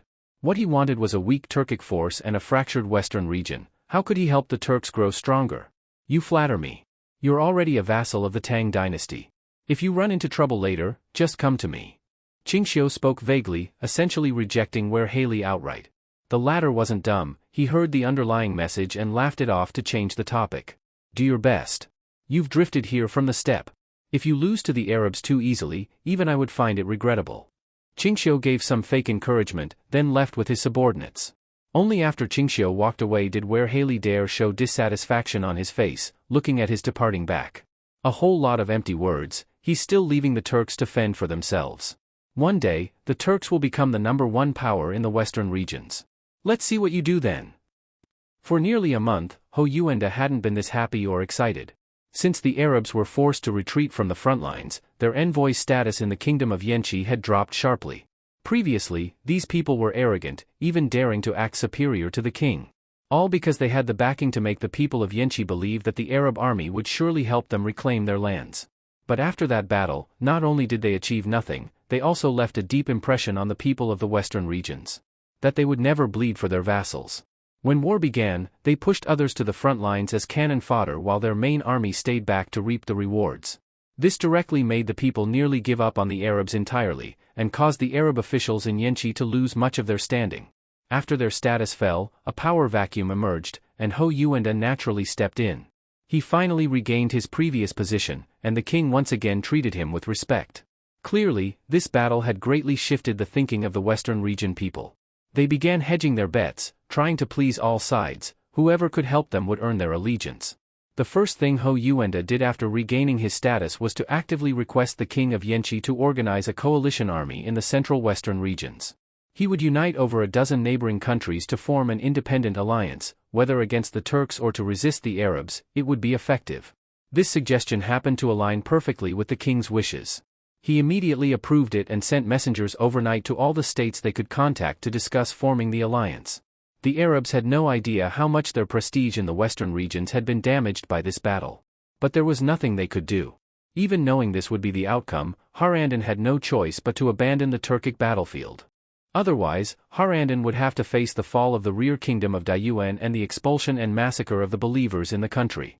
That was not something that could be made up for by just being dismissed or beheaded. At the same time, in the kingdom of Dayuan, when the Arabs advanced into the western regions, Dayuan was originally the country that resisted the Arabs most fiercely. The reason was simple: they were deeply influenced by Buddhism from India and were originally a Buddhist kingdom where the entire population believed in Buddhism. But the first order from the Arabs after demanding their submission was for them to abandon Buddhism and convert to the Arabs' native religion. Naturally, the people of Dayuan could not accept this. They fought with the Arabs for a whole year, until the capital was taken, the king's head was cut off by Harandon and hung at the city gate. Only then did the whole country have no choice but to yield.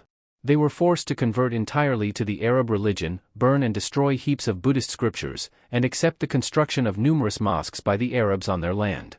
Under the Arabs' extreme control, Dayuan no longer had the soil for hatred to grow. After more than 20 years of submission, as an entire generation was completely wiped out, Dayuan became one of the most faithful followers of the Arab religion. But just a few days ago, a group of mysterious Roman mercenaries came from the east and attacked Dayuan without explanation. These mercenaries, composed of black and Roman soldiers, had extremely strong combat ability, and their tactics and weapons were unlike anything the Dayuan army had ever seen. Wherever these mercenaries went, they were unstoppable, no city remained unbroken, blood flowed like rivers. These Romans and blacks showed no mercy regardless of whether their enemies were women, children, or elderly. Every city they took was followed by a massacre and the plundering of all wealth. If they couldn't take something with them, they would burn it on the spot, never leaving anything behind. They were extremely brutal. One day, the mercenaries chose another city to launch a fierce assault on. But this city was different from the others in Dayuan, it did not fall easily. Inside were many Arab soldiers guarding it. They were not only strong in combat, but even when the situation became critical, they refused to surrender. However, there were too few Arab troops, and they were ultimately slaughtered, and the city was taken. But after taking the city, the mercenaries felt no joy, instead, they were extremely angry. This battle caused them very heavy losses, even more than all the previous battles combined. The black mercenaries rushed into the city, immediately looting wealth and killing everyone in sight. Babies in swaddling clothes were not spared. The white-skinned Romans were relatively more rational. They first rushed to the mosques to loot and indeed found a great deal of gold and treasures inside. No wonder there were Arabs guarding this city, it turns out the priests from their mosques had wealth hidden here. Damn, we risked our lives and lost brothers for this little money, was it worth it? Exactly. If they had just surrendered, we wouldn't have lost so many men. The Roman centurions took all the valuables, but still couldn't get rid of their anger. They dragged out all the monks and sorcerers from the mosques and executed them one by one in the street. Just as the bloodshed was reaching its peak, a black-robed man came galloping on horseback. The mercenaries, still caught up in the slaughter, immediately stopped and rushed forward to greet him. The black-robed man reined in his horse, dismounted, and the first thing he did was swing his horsewhip and lash hard at an officer kneeling on the ground.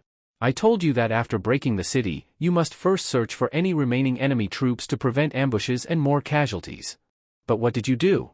You ran in looking for money and women, treating my words like wind in your ears, huh? The more he whipped, the angrier he got. The officer was whipped until he cried and begged on his knees, but the man didn't stop. Boss, please forgive him just this once, we promise it won't happen again. Have mercy. Don't beat him to death. We admit our mistake, please don't be angry. The others quickly tried to persuade him. After quite a while, the black-robed man finally stopped. He was breathing heavily just from whipping, and the Roman officer, bruised and battered, didn't dare utter a sound as he knelt. Get lost. The man shouted angrily. Only then did the Roman officer breathe a sigh of relief, bow and thank him, and struggle to his feet. But his injuries were so bad he could barely stand. Several men had to help him away for treatment. The black-robed man threw away the blood-stained whip, looked around, then lifted the hood of his robe. Under the hood was none other than Chen Rusong's face. Compared to when he last saw Qingxiu, his appearance was now even more savage and ruthless. A few days ago, the letter personally delivered by Li Jianshan had been given to Chen Rusong. Qingxiu had ordered him to lead his black and white mercenaries straight to the Arab vassal state, Dayuan, and launch an all-out siege campaign, aiming to cause as many casualties as possible. This move was to force the Arabs on the front lines to withdraw and return to defend, relieving pressure on the Turks. The Turks had no idea about the connection between the black and white mercenaries and the Tang army, so using them to attack from behind was the best option. Once Chen Rusong received the order, he immediately mobilized all his forces, and, as Qingxiu instructed, focused on destruction and slaughter, drawing Arab attention as quickly as possible. That was why he was furious to see the men wasting time here. Looking at the monks and priests trembling on their knees, waiting to be executed, his eyes showed no emotion. "How long do you plan to keep wasting time?" Chen Rusong asked coldly. The Romans felt a chill all over and quickly promised to release the captives and search for remaining enemies. "Bullshit. Dragging them all this way just to release them? Don't you find that troublesome?" Chen Rusong waved impatiently. "Since you've already caught them, don't pretend to be merciful. Kill them, it's an easy task anyway. Use bows and arrows, stop chopping them one by one." Chen Rusong's brutality far exceeded even these battle-hardened Romans. His words made them nervous and afraid. He wasn't angry that they were killing people, he was angry that they were killing too slowly. At his order, everyone raised their bows, and after several volleys of arrows, not one person was left alive. "Wrap it up, go catch the others." Just as Chen Rusong was about to mount his horse, he suddenly frowned. "Why are you all so sloppy with your work?" Chen Rusong cursed inexplicably, leaving everyone stunned. The Roman officer cautiously asked, "Sir, we don't understand what you mean?" Chen Rusong didn't waste words. He directly drew the saber from his waist and strode quickly into a pile of ruined houses. He kicked open the broken door of one house, and in just a moment, he dragged a man wearing tattered clothes out. This man's clothes were ragged, but he was tall and wore a bamboo hat. On his back was a heavy bamboo basket that seemed to be filled with things. Chen Rusong kicked the man over. As he struggled to get up, Chen stepped forward and stomped on his chest. "There was someone hiding here and you didn't know? If he saw my face just now, and escaped alive to tell others what happened here, then my identity would be exposed. If that happened, wouldn't it ruin Duke Qing's entire plan? Even if you all died, you couldn't pay for that loss, do you understand?" Chen Rusong roared angrily, scaring everyone into silence. "Next time, do your job cleanly. If this happens again, I'll cut your heads off first." Chen Rusong was about to swing his saber and cut off the man's head. But suddenly, the man shouted, "Don't use the blade. I'm from the Tang dynasty, from the Central Plains. Judging by your look, you must be too." His words stunned Chen Rusong. His Mandarin was flawless, there was no mistaking it. The saber in Chen's hand slowed. He ordered the man to remove his bamboo hat. When he did, Chen saw that it was a bald-headed monk, indeed a man from the Central Plains. Chen Rusong ruled over this area like a tyrant, killing without hesitation. But most who died by his hand were from the western regions or some Arabs. Only people from the Central Plains, he never killed them. But today's situation was special. This operation absolutely couldn't be exposed as involving the Tang. The point was to make it appear that mercenaries were attacking indiscriminately. Even though he didn't kill Han Chinese, if this man had a loose tongue and escaped to spread rumors, revealing their operation, Chen Rusong was truly torn. Forget it. Duke Qing's mission is more important. If something goes wrong, it can't be undone. Chen Rusong didn't want to leave behind any risks. Even if the man was from the Central Plains, since he saw what happened today, he had to die. As Chen was about to strike, the monk sensed his murderous intent and shouted, "Good man, wait. If you spare this poor monk today, I will surely come thank you in person when I return from my journey to the west. And I will recite scriptures in gratitude every day." Chen Rusong ignored his words and still raised his saber. The monk, desperate, fumbled and pulled a token from his robe, held it up with both hands, and shouted, "Hero, please look. Even if you pull out the Jade Emperor's order today, you still have to die. In your next life, be more careful and don't be as foolish as you are today." Chen Rusong unintentionally glanced at the token, and was stunned. The saber froze in midair. It was a noble guest token from Duke Qing's residence.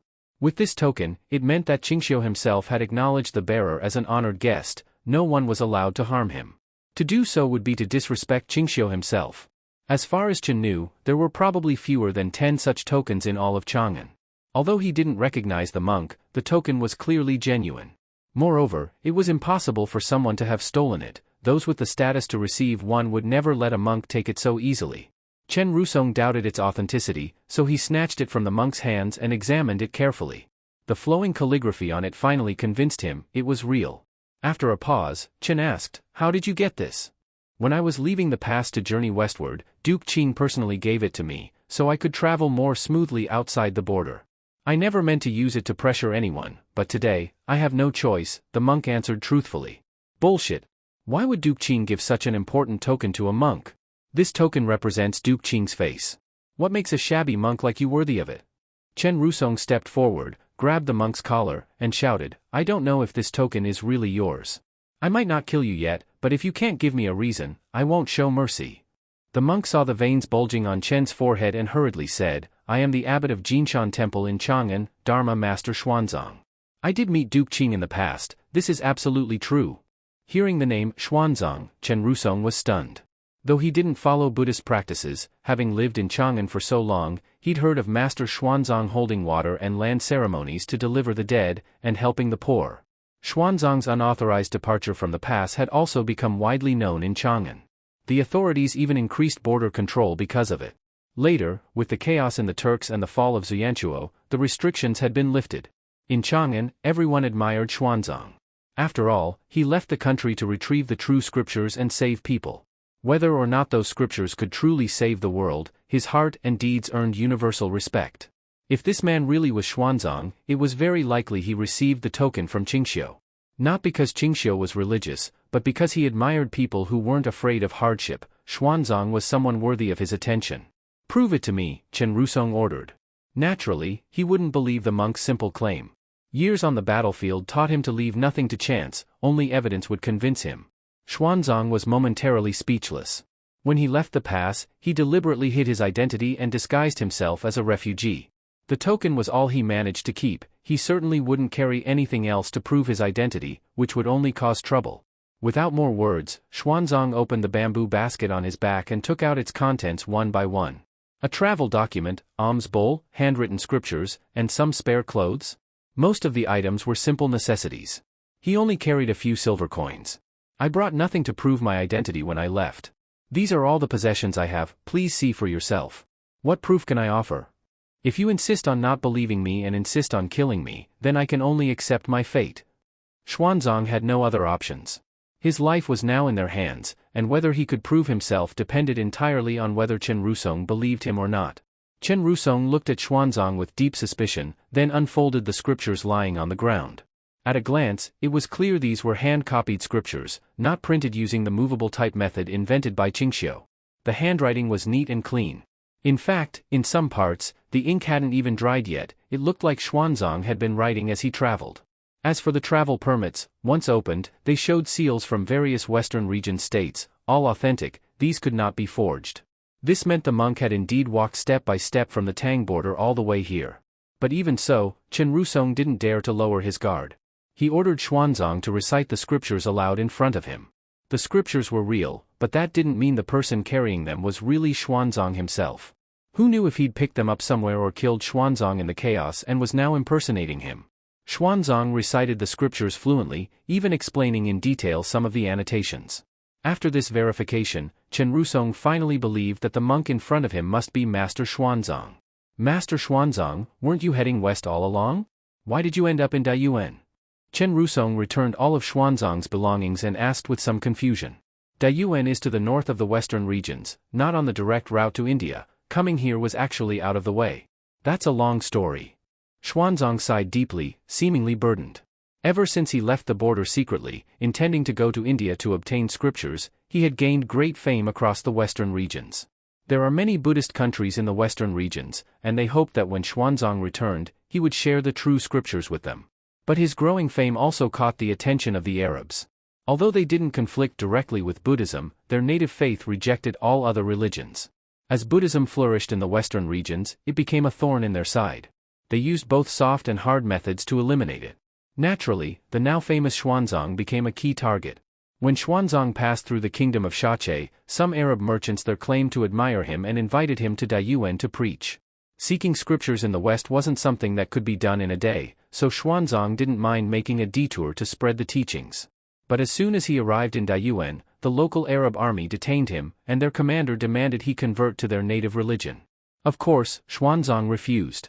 The Arabs tried persuasion and threats but to no effect. Eventually, they just kept him imprisoned in Daiyuan, saying he would not be released until he converted. Thus, Xuanzang had been held for half a month. When the city fell today, the Arabs, trying to protect their mosques and worshippers, were killed almost to the last by the black and white mercenaries. No one remained to guard Xuanzang. Taking the opportunity, he managed to escape and happened to run into Chen Rusong and the others who were slaughtering monks and priests. This poor monk was originally planning to find a way to escape later, but I didn't expect to be discovered by you, General. Xuanzang wiped the cold sweat from his forehead. Fortunately, you recognized the token. Recognized it? That's putting it mildly. Chen Rusong thought to himself, he was a household general of Duke Qing. This time, I'll spare your life. Remember, after you leave here, go west immediately. You must not speak of anything that happened here to anyone. Especially, and this is most important, you must not mention that you saw Han Chinese here. Chen Rusong solemnly warned Xuanzang, if even a sliver of what you saw today leaks, the Tang dynasty's strategic arrangements in the western regions could be ruined. Xuanzang was slightly stunned. He hadn't expected such a horrific massacre in Daiyuan to be linked to Tang's strategy. This poor monk understands. Xuanzang replied. He quietly packed his belongings, while Chen Rusong ordered the entire army to move out and search for any remaining Arab soldiers, forbidding anyone from harming Xuanzang. As he left, Xuanzang turned back to look at the devastated and miserable city. His heart was filled with both sorrow and guilt. Although he was kind and devoted to Buddhism, he was not naive or foolish. He couldn't bear the slaughter, but he had no power to stop it. If he stepped forward rashly, all it would do was add another head to the pile. He had to stay alive, go to India, and bring back the true Buddhist scriptures, to save people from greed, anger, and ignorance. That was the true Mahayana path. Whether it was really achievable or not, at least he believed in it. The citywide search didn't end until late at night. When Chen Rusong killed the last Arab soldier hiding in a mosque, he led the Romans out of the city. But as soon as he stepped out, what he saw instantly filled him with rage. The black soldiers had rounded up all the women and men looted from the city, tied them up, and were counting heads. Chen had just spent all that effort inside with the white soldiers searching for hidden Arabs, and hadn't even had time to find a single gold coin. Meanwhile, these black soldiers had rushed to capture slaves and women, wasting who knows how much critical time. Chen Rusong said nothing. He just drew his saber from his waist and walked straight toward the black officer. That man, dead drunk, laughed while holding a wine bottle as Chen approached. "Boss, just now the brothers." Before he could finish, Chen Rusong's blade swept through his neck, clean and fast, beheading him on the spot. The drunken black soldiers instantly sobered up. They stared blankly at the head rolling on the ground, their faces full of terror. The Arabs got the news and are rushing back. With all these slaves, how slow do you think we'll march? They'll catch us for sure. And I was inside killing people all night, barely had time to drink water.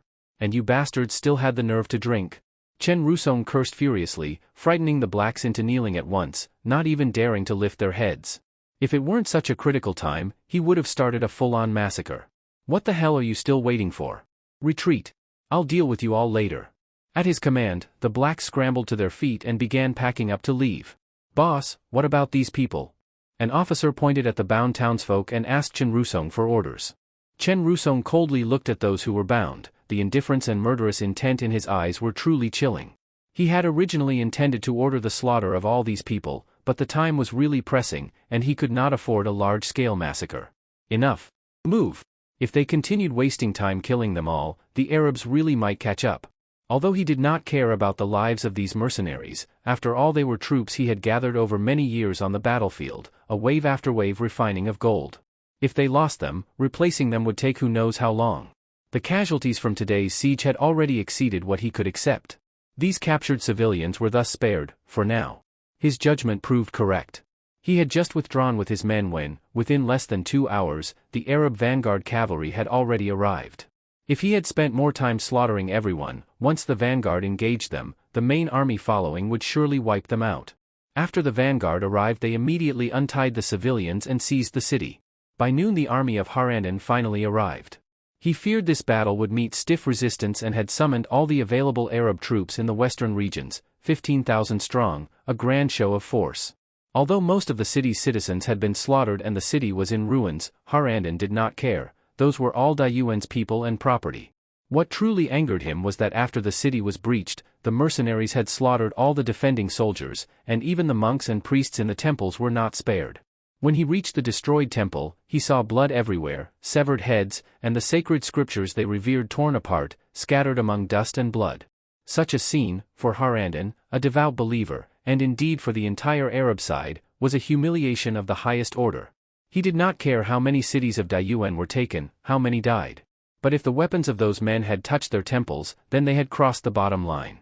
Harandon gazed expressionlessly at the chaos. He spoke no word, but his advisors knew, he was furious beyond measure. This general's greatest strength was that the angrier he got, the calmer he became, and that was how he became the Arabs' ever-victorious general. General, the intelligence we obtained only says that the mercenaries who attacked the city so suddenly appeared in the western regions 3 years ago. They are the infamous black and white mercenaries. These mercenaries are composed of uncivilized Romans and savage blacks. Every time they besiege a city they take all the wealth, abduct children. No one in the western regions dares provoke them. Harandin waited quietly for the man to finish, then asked, "Who leads them?" "We don't know. Their leader has never revealed his identity. No outsider has met him, but he must be a person of substance." The advisor's words made sense. The force of the black and white mercenaries in the western regions was such that even typical states dared not provoke them. Apart from the Arabs and Tang armies, only those too distant for them to reach had not been extorted. Of course, they now had provoked the Arabs. That bastard maintaining such a force must have a fixed area of operation. "Find their position for me," Harandin ordered. The advisor instantly replied, "No need. They occupy an oasis northwest of the kingdom of Shache and have built a city there. That's their base." Harandin's brow relaxed, easier than expected. "Let the brothers rest tonight. Tomorrow distribute silver and gold rewards, then deploy." In Ding'an City. At that moment Qingxiu, Cheng Yaojin and others stood outside the craftsman's blast furnace, their hearts full of unease.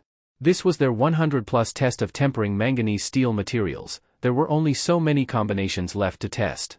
In this era they could only reach limited precision in mixtures. At least Qingxiu had already adjusted the ratios as precisely as he could within his capability.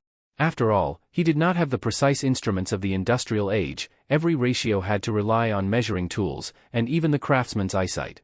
Although they had tested more than 10 different uses of manganese steel, they still had not achieved the material Qingxiu wanted.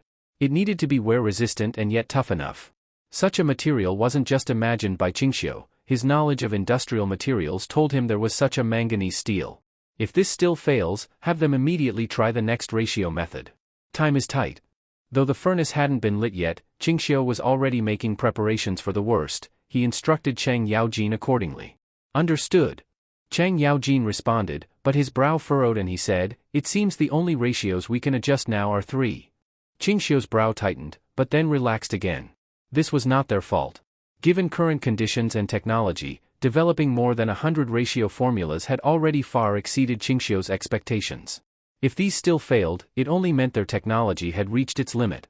Then Qingxiu would have to settle for a slightly inferior material to build the instruments, and later, when craftsman skills improved or new machinery was available, refine further. "By the way, must we use this thing called manganese? Why not use another material?" Cheng Yaojin asked. He did not understand the material science that Qingxiu knew. He only thought that since steel plus manganese could have strange effects, maybe other materials combined could too. Cheng Yaojin's thought wasn't wrong, but everything he could think of, Qingxiu had long since considered. He of course knew of stronger alloys, titanium alloy, nickel-chromium alloy, but those materials were not available to them now. Those materials required massive industrial machinery to extract and refine. Every step was a blend of high technology and industry, not simply digging from the land. He chose manganese simply because it was the material he could currently conceive of, the easiest to extract and refine. If even this step couldn't be passed, then those more effective alloys didn't even need to be thought of. They were impossible to refine now. Entering industry wasn't just a matter of 1 or 2 geniuses brainstorming. More importantly, it was day-by-day accumulation of mountains of resources and seas of silver. Although Qingxiu had people of like mind helping him, when it came to technology he could rely only on himself. Although the people of this era, under his influence, had accepted the concept of technology above all, their accumulation of thinking around technology and principles was still far from sufficient. Even though Qingxiu established schools everywhere, and even forced the court to hold artisan examinations, this was still a very long road. At minimum, he had to train up these craftsmen first. Lost in his thoughts, a shout suddenly emerged from inside the blast furnace. The craftsman waiting outside quickly rushed in to help. Qingxiu gathered his thoughts, walked forward and looked. He saw that people inside had pushed open the furnace's large door, and then with a pulling cart dragged a huge square mold from inside. "Quick, get hands on it. Be careful not to damage the mold," Cheng Yaojin called out. The others immediately advanced to dismantle the mold. Their movements were extremely skilled. After dismantling the mold, Qingxiu saw the bracket inside was still glowing red and translucent. It had just come out of the furnace and was slowly cooling down. Do we quench it? Chang Yaojin asked Qingxiu. He shook his head. Manganese steel must not be quenched. It must wait to cool naturally. Norus. After about half an hour, that just extracted iron blank finally gradually became cold. Qingxiu then allowed people to step up and test the strength and wear resistance of the iron plate. Of course, during those half-hour he did not sit idle, but continued to discuss with Chang Yaojin. If this iron blank still far fails to meet standards, then proceed to the next process. No problem, Qing fellow. If this still doesn't work, old Chang will go back to Guangzhou, back to the Central Plains to find people, surely someone skilled enough. It's just smelting a piece of iron, can it really defeat us? Chang Yaojin said rather optimistically. Qingxiu faintly smiled.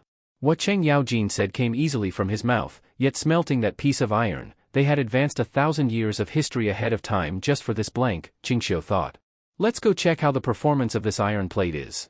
The test method was not complicated, to put it plainly, test whether under repeated use the wear degree can stay within Qingxiu's acceptable range. The craftsman first separated a piece from the iron plate, heated it red, forged it into shape, then by knife cuts, heavy hammering and various methods tried to damage and wear it. If this step encountered no major problems, then they would proceed further, forge it into a part that could be used in a steam engine, and this part must be the one under greatest pressure and worst wear. If it couldn't stand that, wear too severe, then it was worthless, refurnace and remelt. If it could endure, then it was the material Qingxiu truly sought. At least they would have taken the first meaningful step toward industrialization. Perhaps because the craftsman's forging skills had become ever more practiced, this time the iron plate's strength was much stronger than they expected. In the first step of knife cut and axe chop, it left almost only shallow white marks, the degree of deformation was almost none. Even when old Cheng personally took the hammer and smashed hard, the effect remained within Qingxiu's acceptable range. To reach this step was already very difficult. Among the 100+ ratio formulas they had tested earlier, only more than 10 ratios could bear knife cuts, axe chops and hammer blows. Then Qingxiu personally supervised the craftsmen to forge all of these iron plate materials into steam engine parts, and prepared to install them. Now the steam engine had been improved dozens of times by Qingxiu, plus the materials inside were constantly replaced with newer ones. What remained was completely a different model from the first one, which even had to use wood to replace some parts. The current steam engine cylinder part alone was 1/3 smaller than before, and yet the power wasn't affected at all. Achieving this wasn't just by Qingxiu's alone, the little genius Qin Xiaomu also played no small part. This made Qingxiu set his mind, when he returns to Chang'an, he must dig out more talents like Qin Xiaomu. If people like Qin Xiaomu could be multiplied by 7 or 8, that would truly save Qingxiu at least 100 years of time. This batch of parts covered more than 30 kinds, indeed many parts had a few backups. This was not simply wasting time and materials. After all, they did not yet have mechanized assembly lines to produce parts, the yield rate fully depended on the craftsman's proficiency. Each time they smelted an iron blank, they made a part, which both improved proficiency and allowed them to get used to various materials' performance. Manufacturing the material was the most time and labor consuming, just this step took 4 days, and the good piece rate was only about 40%. This painfully slow speed and yield, though already the era's limit for craftsmen, still made Qingxiu nostalgic for the mechanized assembly production of the industrial era. Qing boy, all is arranged as you requested. Parts assembled, if you think it's feasible, we'll start the steam engine immediately. After half a day of toil, Cheng Yaojin and the craftsman were gasping for breath, sitting beside Qingxiu and awaiting his order. Qingxiu was not in a hurry. Instead he walked around himself to inspect the steam engine's current status. Is the water ready? Complete. Coal, how about it? Complete. Drive rods coupled? Complete. After repeated confirmations, Qingxiu felt it should be foolproof, and then gave the order to start the steam engine and test the part's strength. Of course, when operating the steam engine, tens of soldiers stood by one side, ready to rush in for rescue. Earlier, because material strength was insufficient, many times during operation parts suddenly broke and almost allowed the steam engine's main body to suffer serious damage. Therefore every time Qingxiu scheduled a batch of emergency soldiers during testing. Begin work. At Qingxiu's order, the craftsmen immediately got busy, igniting, shoveling coal, one by one working in order. Unrelated persons step back. Shui Rengue timely ordered others to retreat, so that if the cylinder exploded unexpectedly, no one would be harmed. Wang Xuanzi had never seen a steam engine before, he had only heard rumors and reports about them. He watched the internal furnace's coal fire burn more and more vigorously, and his curiosity deepened. General Shui, how many times has the steam engine been officially operated before? Shui Ren-gue, still staring at the steam engine without taking his eyes off it, casually replied, about 30 times I guess. Do you mean the start operation, or driving a vehicle? Wang Xuanzi said, of course it's to directly drive the carriage. Can this thing really pull goods weighing 10,000 jin? If it's as the boss said, with some improvements, not to mention 10,000 jin, even 100,000 or 1,000,000 jin could be pulled. Shui Ren-gue stroked his chin, but in the past few tests, it seems we've only started the steam engine, it hasn't actually pulled any cargo. Wang Xuanzi found it odd, then why hasn't Duke Qing tried it? No way to do it.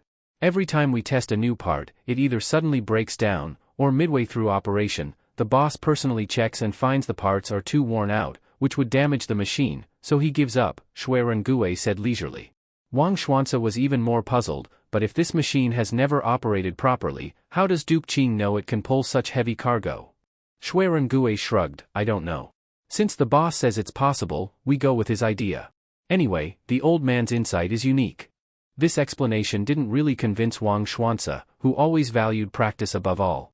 Just as he was about to go forward and question Qingxiu, the steam whistle of the engine suddenly gave a melodious cry. This meant the water inside had already boiled.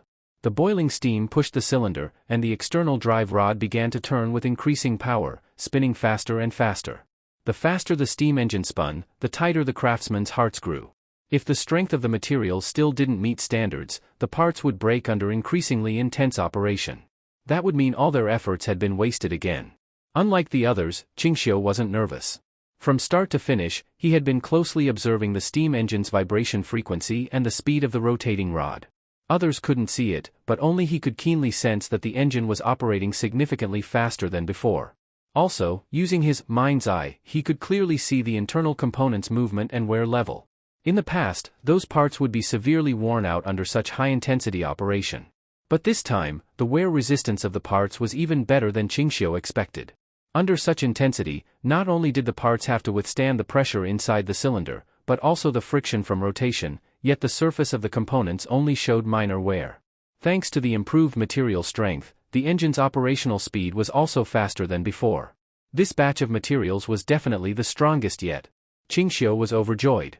He immediately gave the order to increase the engine's power another notch. Qing kid, are you sure? Chang Yaojin was surprised by Qingxiu's order. Although it can still be increased, going up another level means reaching a strength we've never tried before. Not to mention whether the new parts can handle it, the cylinder itself might not even withstand it. Qingxiu replied without hesitation, if it can't handle it, then so be it. Steam engines are meant to be continuously improved. If it can't even handle this much, how can it be of any use? If it breaks, we'll recast it. At worst, spend another year to build a new one. When doing this kind of work, the biggest taboo is being timid, unwilling to break things or spend money. This field requires throwing in mountains of gold, silver, and a huge amount of time. If you can't even bear to do that, then forget talking about industry. Although Qingxiu was determined to go all in, Chang Yaojin still felt torn and hesitant. This steam engine had been assembled bit by bit from scratch by him and the craftsman. They had developed feelings for it over time. Even if the steam engine was a lifeless object. If it broke, aside from the money and time, he would truly feel heartbroken. Hurry up! Seeing Chang Yaojin's hesitation, Qingxiu directly pointed at the craftsman and ordered, add fuel, open the valve, make it run faster. If it explodes, then forget it. With Qingxiu personally giving the command, no one dared to hesitate anymore. They immediately followed his instructions to add coal and open the valve. Since the steam engine was built, it had never operated at such high intensity. Now, as it ran at full speed, it let out a series of buzzing roars. It was as if a ferocious beast had been trapped inside, unable to withstand the pressure and about to break free at any moment. Back up, everyone back up! Chang Yaojin saw the engine shaking and roaring violently and panicked, thinking it was about to explode. His first thought was of cannons and firearms that had exploded before, and he quickly ordered the craftsmen to back away to avoid being caught in the blast. These craftsmen had taken over 2 years to train. If anything happened to them, it would be far harder to bear than losing 10 steam engines. In truth, even before Chang Yaojin gave the order, everyone had already backed away. They were also afraid of being blown to death for no reason. This never happened before. Is it going to explode? Look at that drive rod speed, 8 horses couldn't run that fast. I think the engine's about to give out. If this thing explodes, will it be like a cannon blast? We better stay far away. The craftsmen wanted to move farther, but were afraid they couldn't see clearly from a distance. They moved a bit closer but didn't dare get too near. In contrast, the soldiers standing by for disaster response didn't retreat, even though the engine could explode at any moment. They stayed tense, ready to jump into action. They were just waiting for the order. Even if it exploded like a cannon, they were ready to rush in. Although everyone was extremely nervous, afraid the engine would suddenly burst the next second. Only Qingxiu remained calm, observing the steam engine closely. Even as the cylinder's roar grew deafening, he showed no panic at all. On the contrary, when no one was watching, Qingxiu looked increasingly satisfied. He had seen the iron giants of the industrial age and knew well that these machines making loud roars during operation was completely normal. Especially steam engines, as early energy converters in the industrial era, due to their internal structure, the louder the roar, the more normally they were functioning. Using his mind's eye, he could also observe the engine's internal operation more accurately than anyone else. He clearly sensed that each component was operating more smoothly under high speed. And under such intensity, the efficiency between the cylinder and the drive increased even more. It's true, the higher the heat, the better the material compatibility and the higher the efficiency. Qingxiu couldn't help muttering to himself, while Cheng Yaojin beside him was completely confused. Although he couldn't understand, seeing Qingxiu's expression, he vaguely felt that the materials this time seemed to have met Qingxiu's expectations. Otherwise, with such rapid operation, the previous materials would have already collapsed and broken apart, but now it could still continue running, and the steam whistle was getting louder. Wang Xuanzi watched with fear and couldn't help but pat Shui Rengue beside him. What do you think? Judging by this, the materials succeeded this time? Probably. Shui Rengue was also dumbfounded. It was the first time he had seen such an industrial beast operating at full power, truly unimaginable. It was completely different from the wooden machines he used to know. It wasn't slow and heavy like warm water. Instead, it was like a crazed trapped beast, making people instinctively feel fear. He looked at Qingxiu several times, wanting to ask him to stop the steam engine immediately. But Qingxiu seemed completely immersed. No matter how fast it ran, he never once gave the order to shut it down. Except for him, almost everyone else on site was afraid the steam engine would explode at any moment. Just as everyone was on edge, Qingxiu gave another order: add more coal, increase the fire, and open the final valve. As soon as this command was given, everyone almost simultaneously voiced their opposition. We absolutely must not increase it further, otherwise the steam engine will surely explode. We can't take that risk. From what we see, the materials seem to have met the standard. Why not stop for now? If we keep going, the entire machine might be ruined.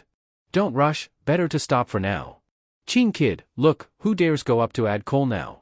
That's just suicide. If this thing explodes, the craftsmen we've trained for years will all be gone. Cheng Yaojin didn't know the internal situation, only feared an explosion. He earnestly tried to persuade Qingxiu not to act recklessly. If you're too scared, I'll do it myself. Qingxiu didn't take Cheng Yaojin's words seriously at all. He directly rolled up his sleeves, went up, and personally shoveled coal into the furnace with an iron shovel. This scene left Cheng Yaojin dumbfounded. He quickly stepped forward to pull Qingxiu back, but the latter only left them one firm statement. Anyone afraid, get out now. If you're not afraid to die, come up here and shovel coal with me. Qingxiu ignored Cheng Yaojin and continued shoveling coal by himself. In front of him, the steam engine buzzed constantly, and the shaking was getting more intense. But Qingxiu paid no attention and kept working. What the hell are you all staring at? Shui Rengue personally stepped up, grabbed a shovel, and joined Qingxiu in feeding coal. Li Jianshan followed closely behind. Seeing these two leaders step forward, even if they were still scared, they had to grit their teeth and go. Even Duke Qing isn't afraid to die, what are they afraid of? The power of example really made people forget life and death. The craftsmen stepped forward one after another, shoveling coal scoop by scoop. At this moment, they no longer cared how loud the steam engine was. As long as Duke Qing stood in front, even if it really exploded, they weren't afraid at all. As the final valve was opened, the buzzing sound of the steam engine reached its peak, and the speed of the rotating shaft was so fast that it was impossible to see. This speed of rotation couldn't be achieved by manpower or horsepower. Before this, they couldn't even imagine it. At this moment, everyone truly witnessed what a ferocious industrial beast was. It was completely beyond their imagination. Especially the craftsmen, they only knew this thing could replace carriages and animal power. But seeing it now, they finally understood, if this thing could be widely used, what need would there be for oxen, horses, or livestock? Completely useless. If we used this thing to transport supplies, we could save hundreds of thousands of laborers every year in logistics. Who knows how much the efficiency would improve? Duke Qing really is amazing, he actually made this thing. I don't even know how he came up with it, using steam from boiling water to push the inner turbine to rotate. That's genius. We certainly couldn't have thought of it. But it's strange, steam looks soft and weak, yet it has such strong force. All the observing officials and craftsmen were discussing among themselves, all expressing their amazement on the spot. Although they had seen the steam engine's rotation speed before, back then it hadn't been running at full power. The output couldn't even compare to now. Seeing it now, they truly understood Duke Qing's far-reaching vision. If this thing could be fully developed, forget testing it 100 times, even 1,000 times, or spending hundreds of years, would be worth it. Qingxiu had been observing the internal operation of the steam engine with his mind's eye and found it was gradually reaching an optimal state. And as the speed increased, the components meshed better and operated more smoothly. Sure enough, machines like this were meant to be used frequently, and used at full power. This kind of equipment wasn't afraid of use, only of long-term neglect. That's what damages them the most. Stop it now. At this point, the steam engine had completely achieved the results Qingxiu expected. Even better, in fact. And the internal part strength meant he had finally forged components that met the standards of the industrial age. At least for now, it was good enough. As Qingxiu gave the order, everyone rushed forward to open the air valve. As the steam inside the cylinder was released, the rotating turbine and drive rod gradually stopped. Until the coal inside was cleared out, the steam engine finally came to a full stop. The steam whistle no longer sounded. Go check it, see what's the situation. With Chang Yaojin's order, the craftsmen quickly went to open the cylinder and the furnace to inspect. They had thought that after such intense operation, the inside must have been badly worn out, and many parts would need replacing. Unexpectedly, the internal structure of the components was still intact, only slight wear, and completely usable. That intense operation hadn't damaged the machine like they thought. Some parts that weren't fitting well before even became smoother after the operation and now ran more easily. It can work like this too? Only now did the craftsmen truly open their eyes. Turns out, if their precision wasn't good enough, they could first assemble it and then run it at full power to let the parts grind and wear into each other. That way, they could reach a level of precision that was otherwise impossible by grinding manually. Only now did they understand why Duke Qing insisted on running the machine at maximum power. It was precisely for this kind of break-in. This instantly gave them a revelation. Many ideas they had never thought of before now seemed possible through this method. Especially Chen Xiaomu, this genius craftsman, he used to always be troubled that when assembling certain machines, it was difficult to achieve the required precision, which affected the machine's efficiency. But if he used this method for fitting and assembling, then he wouldn't need to spend so much effort on precision. However, this wasn't something they couldn't have thought of, but in the past, the machines they made were mostly based on wood as the primary material. Wood could not, like steel structures, achieve near precision through wear-in. The problem of material had always limited their ideas. Now, by changing the material, their vision and thinking indeed expanded a lot. The craftsman reported to Chang Yaojin, truthfully telling him the current situation of the steam engine, which greatly shocked him. He said in surprise, "It's actually possible to improve the precision of components this way." "It is, but there's a condition." Qingxiu didn't know when he came over, but he continued Chang Yaojin's words, "When the machine is running, it must use the greatest power possible. The more power, the better the wear-in effect." Chang Yaojin asked again, "But if the power is too strong and directly ruins the steam engine, what if it explodes?" "I have a grasp on that." Qingxiu replied vaguely. In fact, Chang Yaojin's concern wasn't unfounded. When steam engines, this kind of complex and high-pressure, dangerous machinery, first appeared in history, accidents happened one after another. Countless craftsmen and developers died from steam engine explosions. Just improving the steam engine took nearly over 100 years. The reason that nothing similar had happened under Qingxiu's hands was simply because he had the top-tier ability of the mind's eye. He could see through surface appearances to observe the steam engine's internal operations and, based on the wear level of parts and cylinders, determine whether the steam engine might explode. Each time the steam engine reached the critical point before an explosion, Qingxiu would order to stop the operation, thus eliminating the risk. Of course, this was also thanks to the craftsmen under him. Not only had their skills been gradually honed by him, but they also put great care into their work. They almost never produced defective parts. So situations where the machine couldn't withstand the pressure were very rare. Qingxiu ordered the craftsmen to take out the components that bore the most pressure and transmission load and show them to everyone. Everyone stepped forward to look, and couldn't help but gasp in amazement. Under such massive operational force just now, not only were the components not damaged, they only had a few very shallow scratches. It was unimaginable. If they had used their usual iron materials, even the improved ones, they would have definitely broken and could not have remained intact. Even Cheng Yaojin couldn't believe it. Just by adding such a small amount of manganese, the metal had leapt in quality. Did you write down the smelting ratio this time? And the smelting steps? Qingxiu asked. Cheng Yaojin looked at Chen Xiaomu, who immediately pulled out a booklet from his clothes, with detailed records of the smelting process. From selecting materials to the final casting, everything was recorded in full detail. Not just this time, every time, as long as Duke Qing said the smelting ratio could be useful, it has been recorded. Not a single case was missed. Chen Xiaomu patted his chest to guarantee. With such an important matter, how could he dare miss it? Good. Hearing his guarantee, Qingxiu knew he had chosen the right person. After the craftsmen finished their tasks, Qingxiu gathered everyone again and announced. Everyone, during these days in the western region, I've had you smelt repeatedly, even working late into the night several times. It's truly been hard work. Starting tomorrow, each of you can take a good 5-day rest. You don't need to come to the workshop during that time, rest as you wish. In addition, each participant will be rewarded with 10 taels of gold, 50 bolts of cotton, and 30 bolts of silk. For those with significant contributions, they will receive an extra 50 taels of gold, and be appointed to an official position in the Ministry of Works. If already holding a position there, they will be promoted by 1 rank. Also, everyone's salary in the workshop will be doubled. After hearing Qingxiu's words, the craftsmen were all thrilled and shouted with joy. Working for Duke Qing was just that satisfying. Not only were the rewards generous, he never made empty promises. It was always real gold and silver. No matter how busy the recent days had been, hearing Duke Qing give such rich rewards made all the exhaustion disappear. Everything felt worth it. Thank you, Duke Qing. It wasn't hard. Compared to you, we're still far behind. If you have any instructions in the future, just say the word, we're people of the workshop. However you tell us to work, we'll do it. With such heavy rewards, everyone shouted bold words.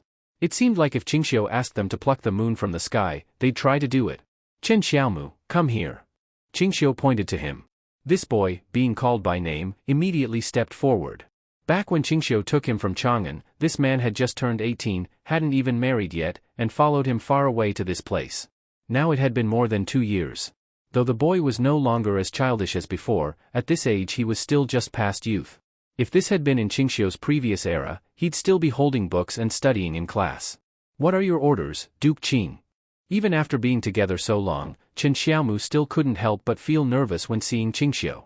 Qingxiu paused briefly, then suddenly asked, do you want to be a vice minister, or even a minister?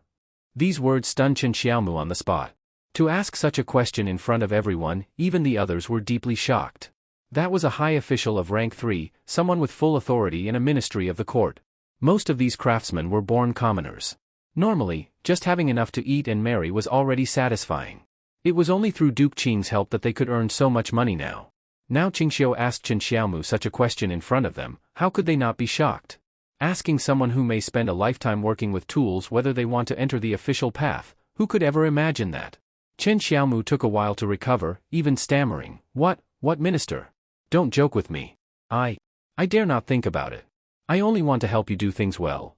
Nonsense. If you hadn't helped me do things well, do you think I would ask you this? Qingxiu couldn't help but laugh heartily. Chen Xiaomu said with fear and trepidation, I come from a humble background, don't understand literature, and don't know how to manage government affairs. I only want to rely on my skills to support my family. It's all thanks to Duke Qing's favor that I can earn a bit more money. How would I dare think of such things? His answer did not satisfy Qingxiu.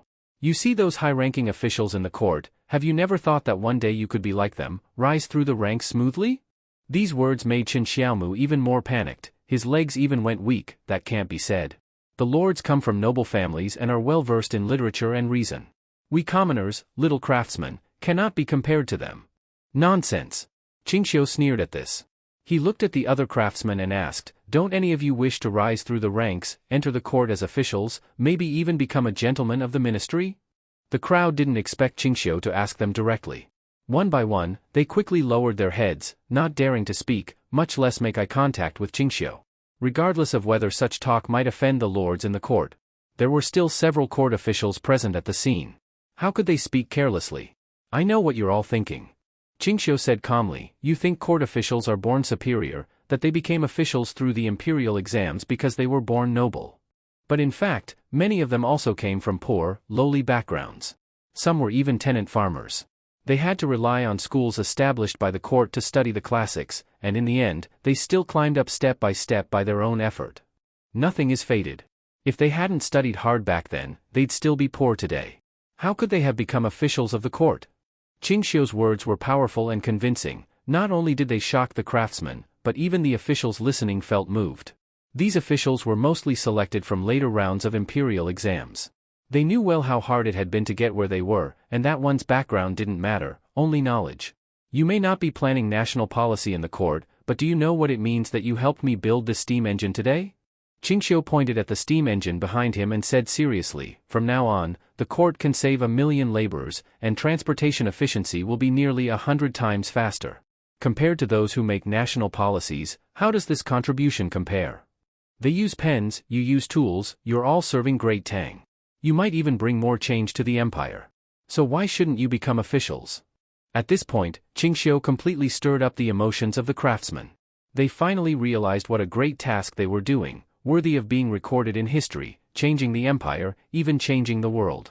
They shouldn't just bury their heads working for a few meager coins. They deserve to be remembered in history, to enter the court as officials.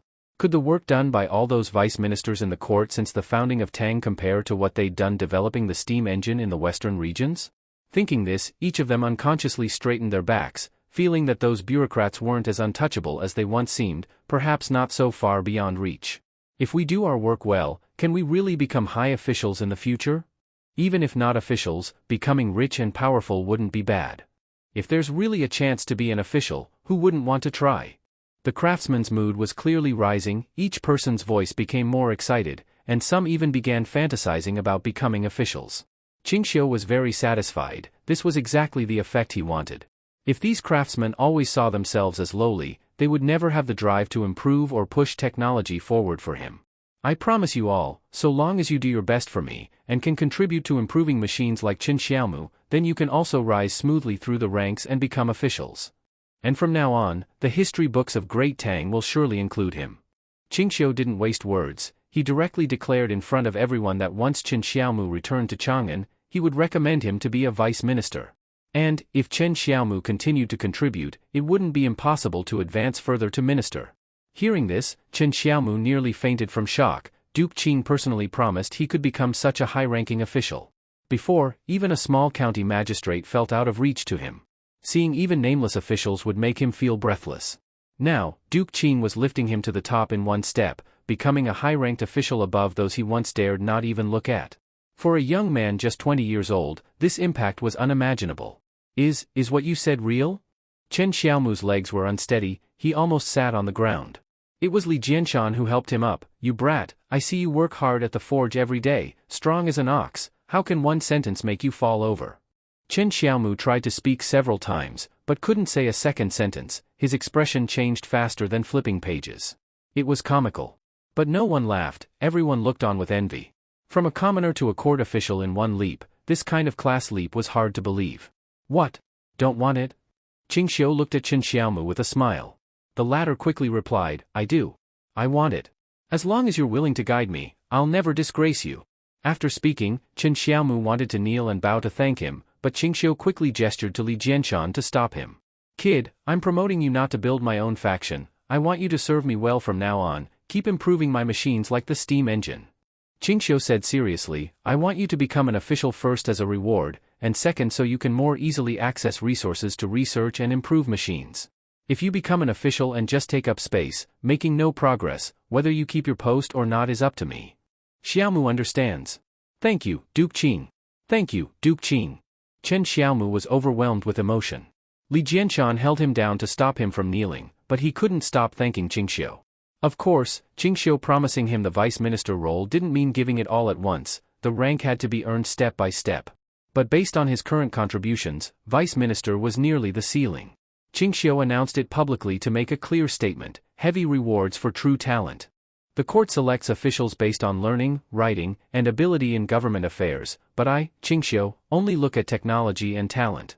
As long as among you there are some, like Qin Xiaomu, who make enough improvements and contributions, you can likewise rise smoothly through the ranks. Having said this, Qingxiu still wasn't satisfied. He even had a box of gold coins brought on the spot and distributed directly to all the craftsmen present. There was no reason, purely because Qingxiu was pleased and wanted to give them money, which made the craftsmen even more determined to serve Qingxiu well from now on. Money to take, an official position to be had, and respect to be gained, who would not wish to serve him? Half a month later, Qingxiu looked at the array before him, various machines, parts, blades and weapons, firearms and artillery, lined up across the workshop yard, dazzling, too many to see at a glance. Ever since last time Qingxiu tested the parts with sufficient strength, he required Cheng Yaojin to smelt all the materials with excellent performance or unique strength, and according to their performance and best match, carry out forging. This was a huge project. For this Qingxiu even summoned many local western region blacksmiths and craftsmen to help. Although the key parts smelting and forging didn't need their help, the repetitive mechanical work suited them well. Who knew once utilized, Cheng Yaojin got addicted. The western region craftsmen and blacksmiths, though their technique didn't match those from the Central Plains, when doing the work they truly were earnest and hardworking. Whatever they were told to do, they did without slacking. And their wages were also low, only half of the wages of Central Plain craftsmen, and they would scramble to do the work, cheap and obedient. For this Cheng Yaojin even specially asked Qingxiu for more budget to hire more western region people, which also allowed the Central Plain craftsmen not to do those repetitive boring tasks and have more time to work on key technical parts. Originally Qingxiu thought it would take at least 2 months to finish the work, but now it was done in only half a month. If the steam engine could be officially put into production, with the same work period, it probably wouldn't need so many people. Qingxiu, looking at the western region craftsmen outside waiting for their pay, couldn't help thinking. But thought aside, he still had to settle their wages, that concerned his reputation and the credit of the Tang. These western region people took their pay one by one, leaving happily. After only half a month of work for the Tang people, they could earn money they usually couldn't save in half a year. Of course they were happy. They didn't care what exactly the Tang people were building, as long as they finished work and got enough money, it was fine. Qing kid, I think for future transport between the Central Plains and Western regions we could hire a large number of these Western region people, could save quite a lot of money. After calculating the wages, Cheng Yaojin was really excited. Today he truly saw the cost performance of this group. Now you have the steam engine, yet you're still thinking of using cheap labor? Qingxiu knew he couldn't explain this to Cheng Yaojin right now. Fine, let's first look at your achievements over the past half-month. He casually picked up a war hammer, weighed it in his hand. Its heft was surprising.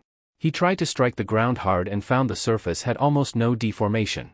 Even the scratches were only a few very shallow ones. This war hammer used what? Grade D steel forging, right? Qingxiu asked Cheng Yaojin. Correct. Cheng Yaojin gave him a definite answer. Grade D steel is perfect for forging heavy objects like this. For the steel forged mixing manganese, Qingxiu had made various performance classifications, from grade A to D. Grade A is the highest, D the lowest, judged by steel performance. Among them, toughness, hardness, and where resistance balanced best was grade A, used for key components of steam engines or other machinery. Of course the smelting process was most complex. Next was grade B, performance slightly lower than A. Although not suitable for high-intensity operation parts, relative to ordinary carbon steel, its performance in all respects was greatly improved. Used to make armor or weapons, durability good, strong enough, some toughness so not easily damaged. With enough force the user could even cut or break ordinary steel. Next grade C, steel with obvious defects, very hard, very wear resistant, but extremely poor toughness, completely unable to deform. Once force beyond its strength is applied, it breaks. Such material is not suitable for weapons, but convenient to manufacture, and its extremely strong wear-resistant properties made Qingxiu assign it a use, making firearms and artillery. These weapons often have to endure extremely high explosive force, so the material must be as strong as possible, thus not easy to burst.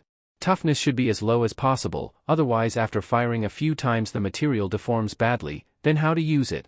As for the worst grade D, almost no toughness, very poor performance in forging and processing, difficult to shape, the finished product is often large and crude, apart from high hardness nothing else. Such performance is naturally perfect for forging blunt weapons like war hammers or battle axes, very durable and solid, and lowest manufacturing cost. If damaged just collect and throw back into the furnace to cast again, take out and fit a wooden handle and it's ready. With all these various material performances, Qingxiu could arrange each one in order, truly letting the craftsman thoroughly understand a truth: there are no garbage materials in the world, only treasures placed in the wrong place. Bang! Qingxiu fired the firearm once, then carefully inspected the barrel and chamber etc., finding the deformation almost zero. Must know, with his previous materials, even after one shot he could see slight obvious deformation in the barrel. Each firearm's lifespan would only be around 40 shots. If exceeded that number, the barrel would expand and affect accuracy and power, becoming totally unusable. Therefore, a task of the firearm troops logistics unit was to recover used-up firearms and remelt them for recasting. Now, this one made of grade C steel forged firearm, according to his calculation, its lifespan could at least be extended to 200 shots or more. This was his conservative estimate, as such it would greatly reduce the logistics pressure of the firearm troops. Load more for me, gunpowder and bullets, Uncle Chang. Qingxiu still wanted to test again, and threw the firearm to Chang Yaojin to load. Chang Yaojin responded and immediately grabbed a handful of gunpowder and stuffed it directly into the barrel. This action instantly shocked the guard beside him, who rushed forward to stop him. Absolutely must not load like that. Before adding gunpowder, the barrel must be cleaned with a brush, then the gunpowder is inserted, tamped with a ramrod, and finally the lead bullet is loaded. The guard patiently explained the procedure to Chang Yaojin, who listened in a daze. Qingxiu had been feeling strange. Chang Yaojin wasn't new to military campaigns, and it wasn't his first time seeing firearms. How could he not even know how to load gunpowder? But then he understood, Chang Yaojin really had never used a firearm himself. The last time he went to war was during the campaign against the Turks, and that was when firearms first appeared. After that battle, Chang Yaojin stepped back from the front lines and rarely entered battle again. At home he practiced with swords, spears, and sticks. He never used firearms. And since coming to the western regions, he had become head of the craftsmen. His understanding of firearms was limited to watching others use them, so naturally he didn't know there were so many steps in loading powder and shot. Chang Yaojin slapped his forehead and said, "Why is there so much trouble? Just throw in the powder and bullet together, it's the same thing, why separate them?" The guard quickly explained, if the powder is placed entirely behind the bullet, the explosion can fully push the bullet out of the barrel. But if the bullet is mixed within the powder, the explosion goes in all directions and loses power, or worse, the bullet might explode inside the barrel, causing the gun to burst. These steps may seem complicated and unnecessary, but they were refined through countless battlefield trials. One misstep could increase the risk of failure significantly. Such danger must not be taken lightly. I see. Chang Yaojin followed the steps, placing the gunpowder and bullet properly. Like this? Yes, exactly like that, General. Next time, you must never load it carelessly again. Chang Yaojin picked up the gun and was about to light the fuse with a flint, but Qingxiu stopped him. Let me see. Taking the gun, Qingxiu examined the powder and bullet in the barrel, silently pondering. Until now, his focus with firearms had always been on increasing power and range, or on improving cannons to make them stronger and more portable. But he hadn't tried to make reloading faster or easier. He originally intended to develop yellow powder in the future to make brass cartridges, integrated bullets with both bullet head and powder. After all, black powder had too many limitations and couldn't be used to make sealed cartridges like brass ones. But yellow powder was still far off, while for now, firearms were the military's main long-range weapon. Repeating crossbows had already far surpassed firearms in rate of fire. Compared to that, firearms only had range, power, ease of training, and low cost as advantages. But the slow reload speed was always a problem, especially since firearm troops still had to carry close combat weapons or repeating crossbows. That was to ensure if the enemy charged during reloading, they could still switch weapons and fight back. But that increased their burden and logistic strain, something Qingxiu did not want. Even if he could just double the reload speed, although still slower than crossbows, the rate of fire suppression would increase significantly. This would mean enemy forces would suffer double the casualties they could endure, and suppression power would greatly improve. Three-row rotation shooting would also become faster. And on terrain-restricted battlefields, three-row formations could be replaced with two-row formations, making them more flexible without sacrificing rate of fire. But the problem was, even if Qingxiu wanted to reduce reload time, the steps couldn't be skipped. Cleaning, loading powder, tamping, loading bullet, setting fuse, none could be omitted. Skipping any would reduce power or introduce safety risks. Why haven't you fired yet? Chang Yaojin asked, seeing Qingxiu still deep in thought. I'm thinking, How to reduce the steps for loading the gun and speed up the rate of fire, Qingxiu replied casually, not even looking at him. Oh? Chang Yaojin muttered, too bad it's not like an arrow, you just load it and shoot, saves time. If we could load these bullets and just fire them, that would be much faster. Qingxiu shook his head. What Chang Yaojin was describing was a sealed cartridge. If it were possible, he would have already done it long ago. Ultimately, the problem was in the 3 steps: loading, tamping, and inserting the bullet. These were the most time-consuming. Qingxiu turned the muzzle downward, poured out the powder and bullet, and studied them closely. Unfortunately, unlike yellow powder, they couldn't be combined into a cartridge. Otherwise, sealing it would prevent ignition due to lack of spark access. The tamped powder and bullet stuck tightly together. As Qingxiu looked at them, a new idea emerged.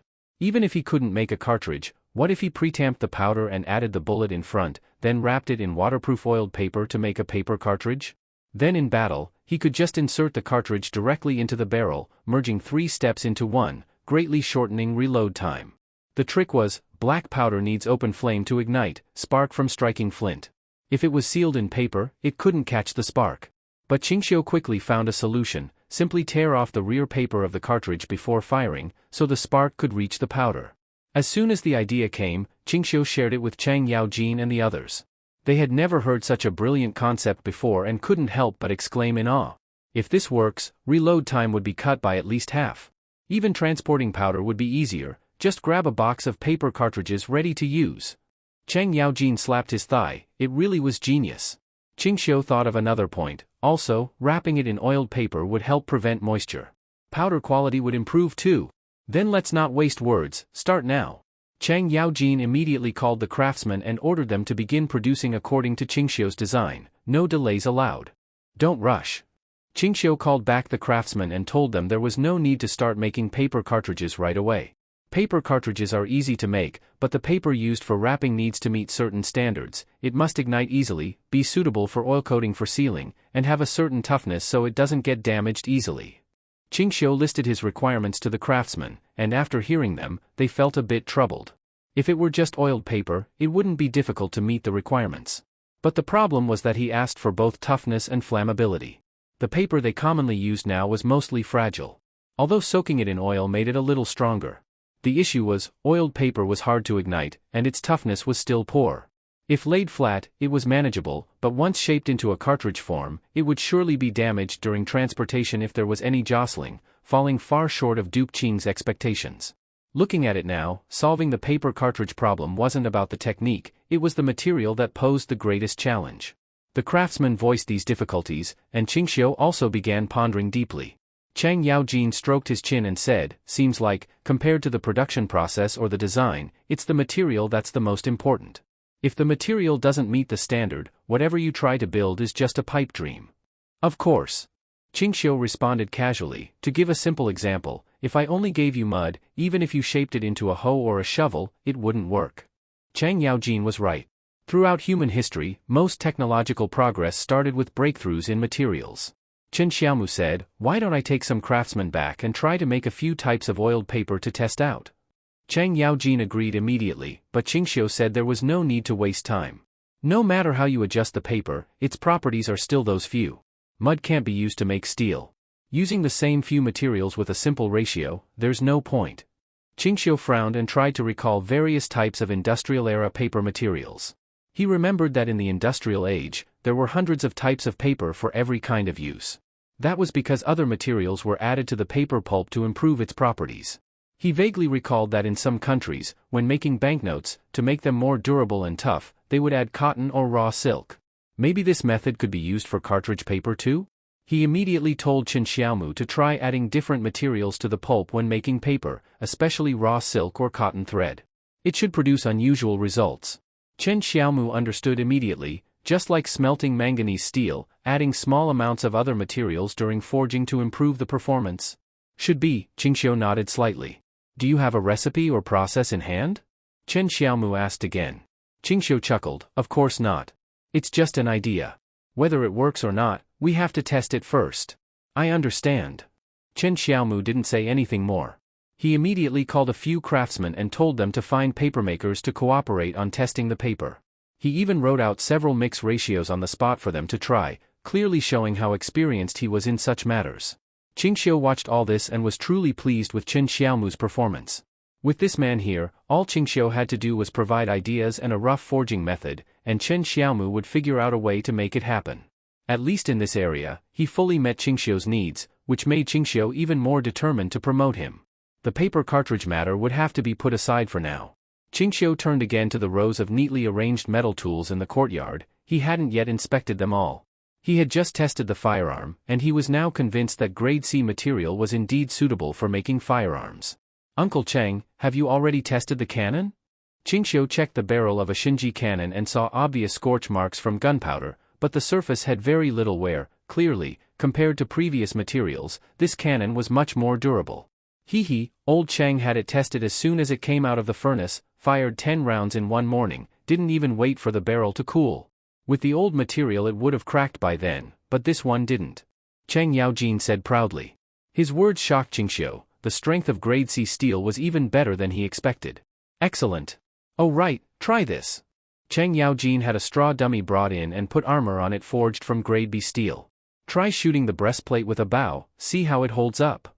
Cheng Yaojin was grinning, clearly knowing the outcome already. Qingxiu didn't waste words. He asked a soldier for a 4-stone bow to use in the test. Tang soldiers usually used 3-stone bows on the battlefield.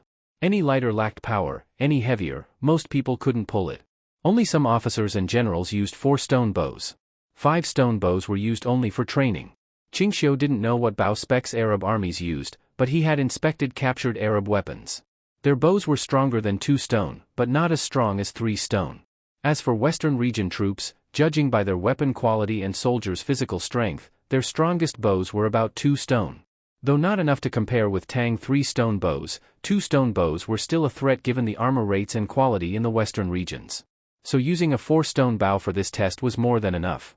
The armored straw man was placed at 50 paces, not because Cheng Yaojin thought Qingxiu might miss, but to make sure the arrow struck with maximum power. Only then could the armor's defense be accurately tested. Qingxiu pulled an arrow, took aim, and fired straight at the breastplate. With a thrum, the powerful arrow flew like lightning, hitting the breastplate before anyone could even see it. The arrow stuck in the breastplate and trembled slightly, seemingly partially embedded. Bring it over. Cheng Yaojin ordered. A soldier brought it to Qingxiu for inspection. Qingxiu saw that the fully drawn 4-stone arrowhead had indeed embedded into the breastplate slightly, but it wasn't solidly stuck. With just a light tug, Qingxiu pulled the arrow free. Looking closely at the spot it hit, even Qingxiu was surprised.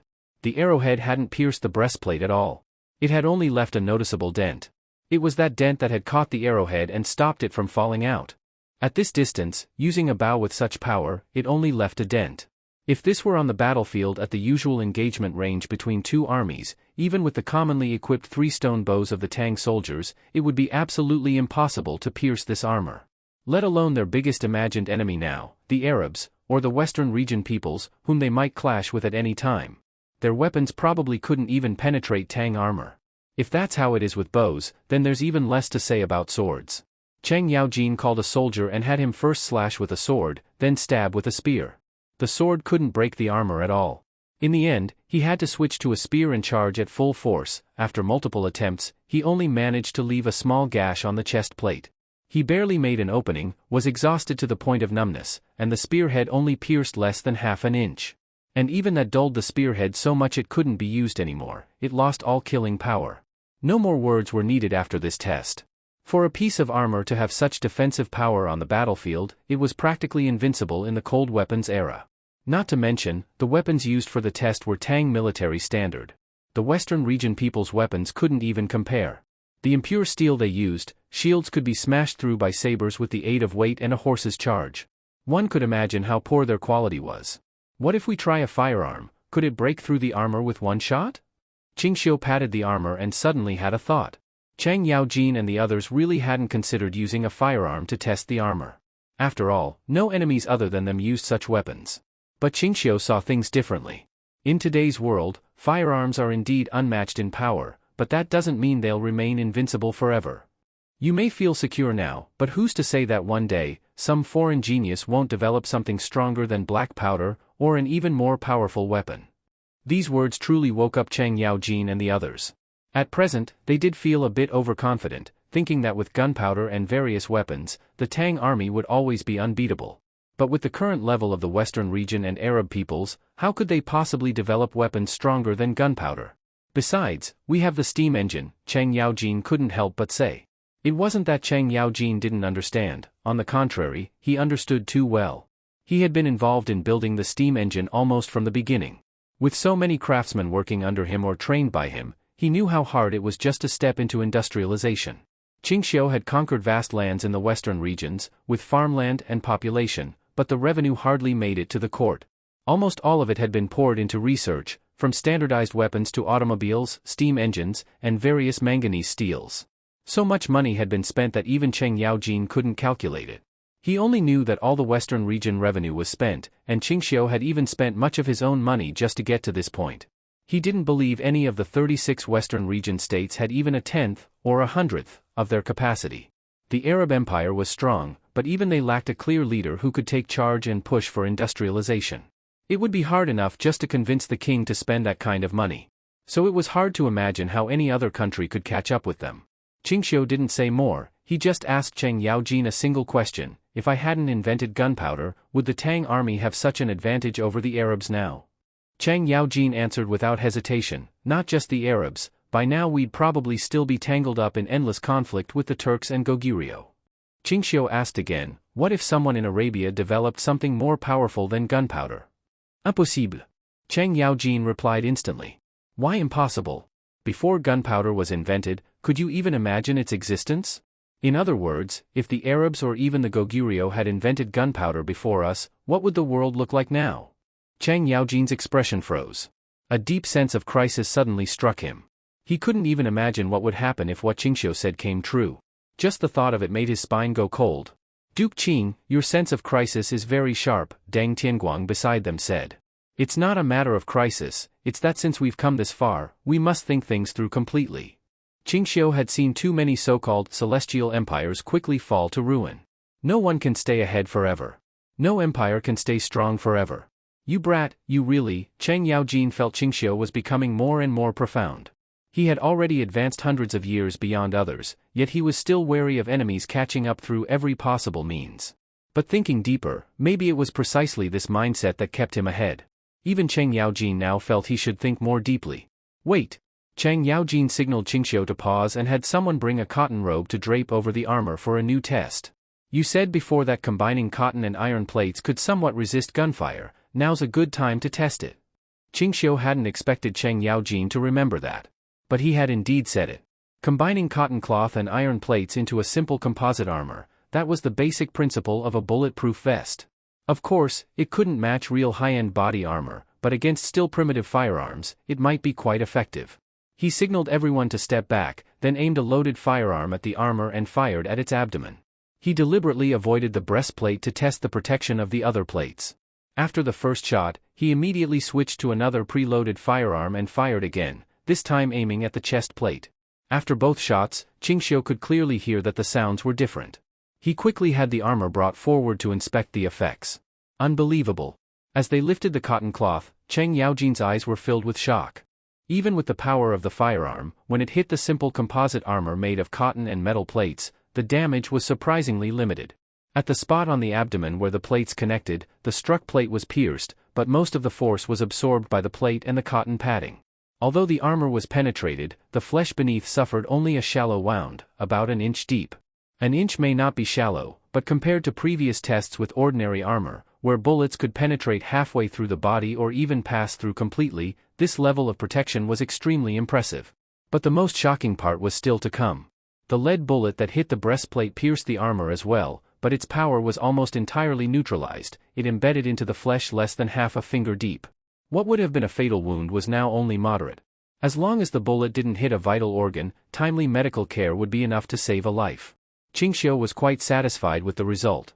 If this kind of armor could be widely equipped, even if the enemy had firearms, it wouldn't pose a great threat. Soldiers could still charge forward wearing this armor and withstand musket fire to some degree. Of course, this all assumed that the enemy's firepower was equal to theirs. If they were facing the bows and arrows of the Western region or Arab forces, they could completely ignore the threat and charge straight into the enemy lines for close combat. Unfortunately, the cost of making grade B steel is still a bit too high. Qingxiu felt regret. Although the armor was incredibly effective, mass production was still too expensive. Spending so much money on armor for use in an age of cold weapons was extravagant and wasteful. It would be better to save those resources and time for more important things in the future. Uncle Chang, I need the cost of grade B steel to drop by at least half, or else it won't see much use. If the cost is halved, its application can expand greatly, even civilians might be able to use it, Qingxiu said directly to Chang Yaojin. At first, this demand seemed harsh, but Chang Yaojin didn't show any concern. He just lowered his head and thought carefully. He recalled the steelmaking process, and following the ideas Qingxiu had mentioned before, considered how to reduce steps, save time, and conserve materials. If he could do those two things, costs would naturally fall. I'll give it a try. Even if I can't cut it in half, I'm confident I can cut it by 30%. Hearing Chang Yaojin's promise, Qingxiu nodded approvingly. Excellent. This was the benefit of Qingxiu's personally established industrial workshop. He didn't need to handle every detail himself. For things that were close enough, a single order would be enough for others to take care of it. His key role was to come up with ideas, all the tedious steps could be left to others. Then I'll wait for your good news. Once these two tasks are done, I'll be able to return to Chang'an in peace.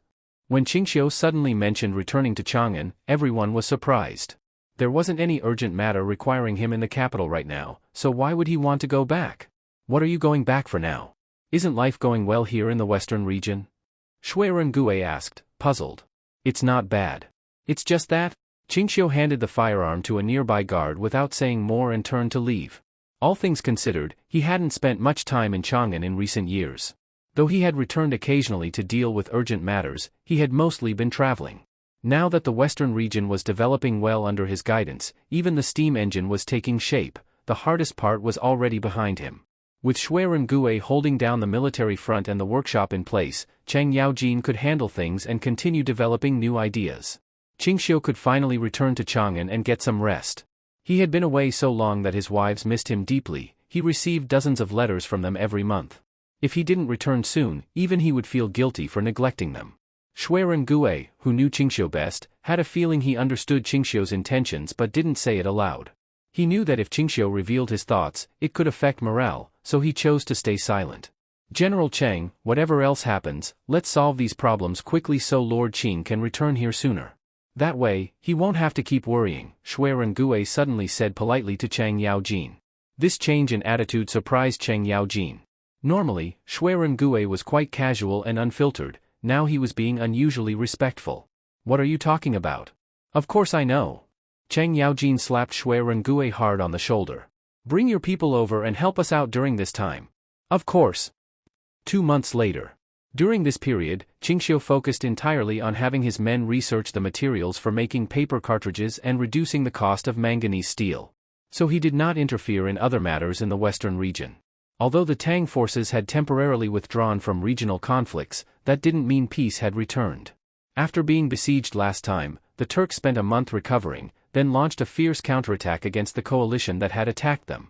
The targets of the assault weren't just the Yanqi people but also other coalition countries. They all suffered heavy attacks and revenge from the Turks. Though not many cities were captured, the villages and oases outside the cities were plundered and massacred, leading to great losses. After being driven back repeatedly, the coalition immediately sent a distress signal to the Arabs, begging Harandin to send reinforcements. But Harandin had no time for them. He was fully focused on chasing down the black-white mercenaries.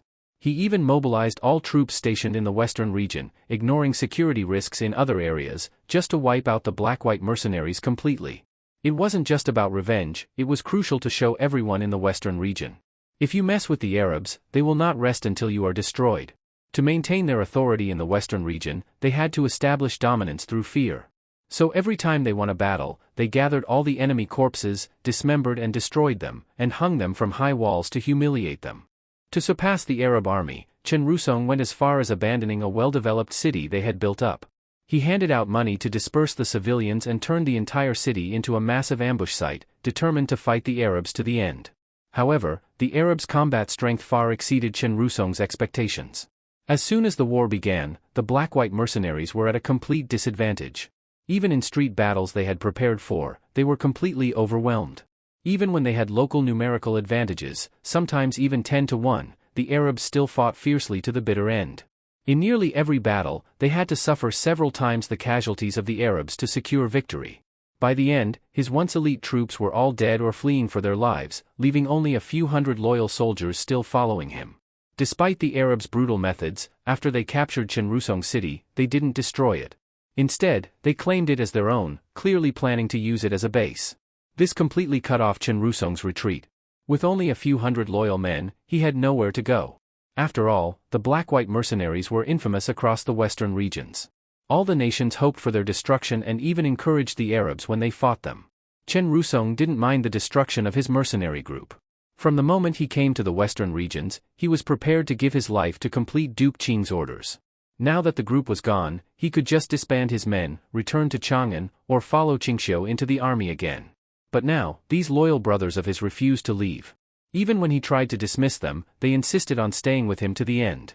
Though Chenrusong usually treated subordinates as expendable, for these old followers who had been with him from the beginning, he truly found it hard to be ruthless. Just like him, their names were already ruined in the western regions. If they didn't follow him, no one else would accept them. After much thought, Chenrusong decided to bring these men to Ding'an City to seek out Qingxiu. Not for himself, but in hopes that his brothers could find proper shelter. Before going, he even wrote a letter to Qingxiu, asking if he could surrender with his men. When the letter arrived, almost everyone except Shui Rengue strongly advised Qingxiu not to accept the remnants of the black-white mercenaries. The reason was simple: their reputation in the western regions was too toxic. The Tang army still had a relatively positive image in the region, which gave them great influence. But if they associated with these mercenaries, all that reputation would be severely damaged. In the eyes of the locals, protecting these mercenaries would be no different from siding with them. All 36 nations had blood feuds with the black-white mercenaries. Even if only a few survived, the old hatred wouldn't go away. Some even suggested keeping Chenrusong but executing all his subordinates to maintain the Tang army's reputation. If we take them in, everything we've built over the years will be gone. Duke Qing, we know Chenrusong is your personal guard, but this isn't the time to think about personal feelings. It's fine to protect him, but protecting his men will bring trouble. What if I personally ambush and kill them halfway, leave only Chenrusong alive? Wouldn't that settle everything? Everyone had an opinion. They were all trying to come up with ways to help Qingxiu distance himself from those men. Qingxiu remained silent. He clearly understood how serious the situation was. But Chenrusong was his personal guard who had nearly died for him. Though he disliked those mercenaries, Chenrusong rarely asked him for help. Now that he had, refusing would seem too heartless. Even if he did refuse, Chenrusong wouldn't resent him, but Qingxiu didn't want to do that. Chenrusong has done a lot for me. Thanks to him, we've been able to keep our dirty work at arm's length. Without his men, many things wouldn't have gone so smoothly. With all the contributions he's made, asking me to protect his subordinates isn't unreasonable. Qingxiu finally spoke. With these words, it was clear he was determined to protect the remnants of the black-white mercenaries. Everyone fell silent. There was nothing more to say. Once Duke Qing made up his mind, no one could change it. If he was willing to take the risk, it meant he had also accepted the consequences. Or perhaps, he had a plan to manage the fallout that they didn't need to worry about. Shui Rengue, who hadn't spoken the whole time, immediately asked, "How do we proceed?" Qingxiu thought for a moment and said, "They're about 5 days away. I'll write a letter and send it by fast horse. You take some men and meet them on the way. After that, I'll handle everything. You don't need to worry." Shui Rengue agreed, then asked, "Boss, are you sure this will work? I know what I'm doing." That was the end of the discussion. Qingxiu began writing the letter and sent it off. Shui Rengue took the command token and left without another word. No one else spoke either. Qingxiu had made all the arrangements, so there was no point in saying more. All they could do now was wait for Qingxiu's next instructions. After thinking a bit, Qingxiu told Cheng Yaojin, "Send a group of merchants with a large amount of money and supplies toward the Turks. Say they're going to buy local goods. Make it very public. Make sure everyone knows they're carrying a lot of money and gunpowder." Cheng Yaojin immediately understood Qingxiu's intention and asked, "You're planning to?" Qingxiu signaled him to stop. "No need to speak, just understand." "Got it." Cheng Yaojin didn't waste time and went to make arrangements. "Wait." Qingxiu suddenly called him back. "Remember, make sure everyone knows they're carrying gunpowder. But don't make it too obvious. Set it up properly. I don't need to explain this part, right?" "Don't worry." Chang Yaoji knew what Qingxiu was worried about and made a gesture pointing to himself. If this thing gets messed up, just punish me. Qingxiu made up his mind. Once this matter was over, he would immediately take Chen Rusong back to Chang'an. As for the western regions, it would be left at that for now. Chen Rusong wasn't entirely sure whether Qingxiu was willing to risk damaging the Tang army's reputation to receive them. He had already decided that if Qingxiu showed even the slightest hesitation, he would immediately lead his people to find a way to gather some money and cross the Heshi corridor to return to Tang. But without the Tang army's protection along the way, and with the Arabs pursuing them relentlessly from behind, whether they could even get out of the western regions safely was uncertain. However, no matter what, he must not cause trouble for Lord Qing. When he received the handwritten letter from Qingxiu delivered by a messenger, he never expected that Lord Qing would agree so quickly. He truly expressed willingness to take in all his tribes and provide them with resettlement. Although Lord Qing had always been one to make double preparations, anything he promised in black and white on paper would never change even the slightest. He personally wrote the letter to reassure Chen Rusong. Chen Rusong was extremely moved, and he immediately spread the news to all his subordinate units, proclaiming that they were saved. Long live! Lord Qing really can save us. Now we can be at ease. It wasn't in vain that we did so much for Lord Qing before. If he is willing to accept us, we no longer have to worry about the Arab threat. Looking at the entire western regions, only Lord Qing dares not to fear the Arabs. Everyone was excited. If they could obtain Lord Qing's protection, they would have nothing more to fear. Chen Rusong didn't dare waste any time. He immediately ordered the entire army to set off for the rendezvous point agreed upon by both parties. He even worried about delaying the journey, so he ordered the troops to abandon nearly all their baggage, each carrying only 4 days' worth of dry rations, and march at top speed. This wasn't Chen Rusong being overly cautious. The Arabs had been chasing them fiercely, and the slightest delay would result in being caught. Now that Haranding was intent on killing them to the last man, if the Arabs caught up just as they were joining with the Tang army, that would spell big trouble. It could lead to the Tang army and the Arabs clashing prematurely. If that happened, he would rather be hunted to death by the Arabs himself. While Chen Rusong's black and white mercenary group was being relentlessly hunted down, all the countries in the western regions were sitting back and watching, waiting to see them be completely wiped out by the Arabs. Of course, none of them had any intention of offering help. On the contrary, they were all waiting for the chance to kick them while they were down. Especially now, when the black and white mercenaries had almost no strength left, it was the perfect time to strike. All the nations were gathering troops, building up momentum, and waiting for them to pass through their territories to take the chance and beat them like dogs in the water. But just as all the forces were holding their breath to destroy the mercenaries, a rumor suddenly spread and quickly circulated throughout the western regions at an eerie speed. The rumor said that a group of merchants sent from Ding'an City by the Tang army was traveling westward with a large amount of gold and silver. Although they claimed to be purchasing various local products from the western regions, the truth was that they were using the trade mission as cover to secretly transport a large amount of gunpowder. Where this gunpowder was being sent, no one knew. At the same time, many theories began to spread about the gunpowder. One said the Tang army lacked funds and grain to make weapons and planned to trade the gunpowder for supplies. Another version was more subtle, that the Tang people were preparing early for a major war with the Arabs. They were supposedly transporting the gunpowder to countries allied with the Tang, helping them get ready in advance. Speculation ran rampant. No one could be sure what the Tang's true purpose was. But the one thing everyone believed was that this merchant caravan was indeed carrying a large amount of gunpowder. Though it started as a rumor, some people were very willing to believe it was true, and as a result, more and more began to believe that the merchants were transporting gunpowder. As the news spread widely, it immediately caught the attention of all the western region nations. Not because of the money they carried, the Tang people's wealth, no matter how much, could be piled outside the warehouse, and these people wouldn't dare touch a single copper coin. Otherwise, disaster would surely strike. But gunpowder was entirely different. Its importance went without saying. The Arabs' desire for gunpowder needed no explanation. Anyone who could get it and offer it to them would certainly gain the Arabs' highest level protection and support. They could even request the Arabs to station troops in their country, then they could sleep easy in the western regions. Even if the Tang army showed up at their gates, they'd have to think twice due to the political consequences. The Arabs wanted gunpowder, and these small countries wanted to use it to please them, to rise to power in one leap. Even if it meant offending the Tang, the potential benefits were worth it.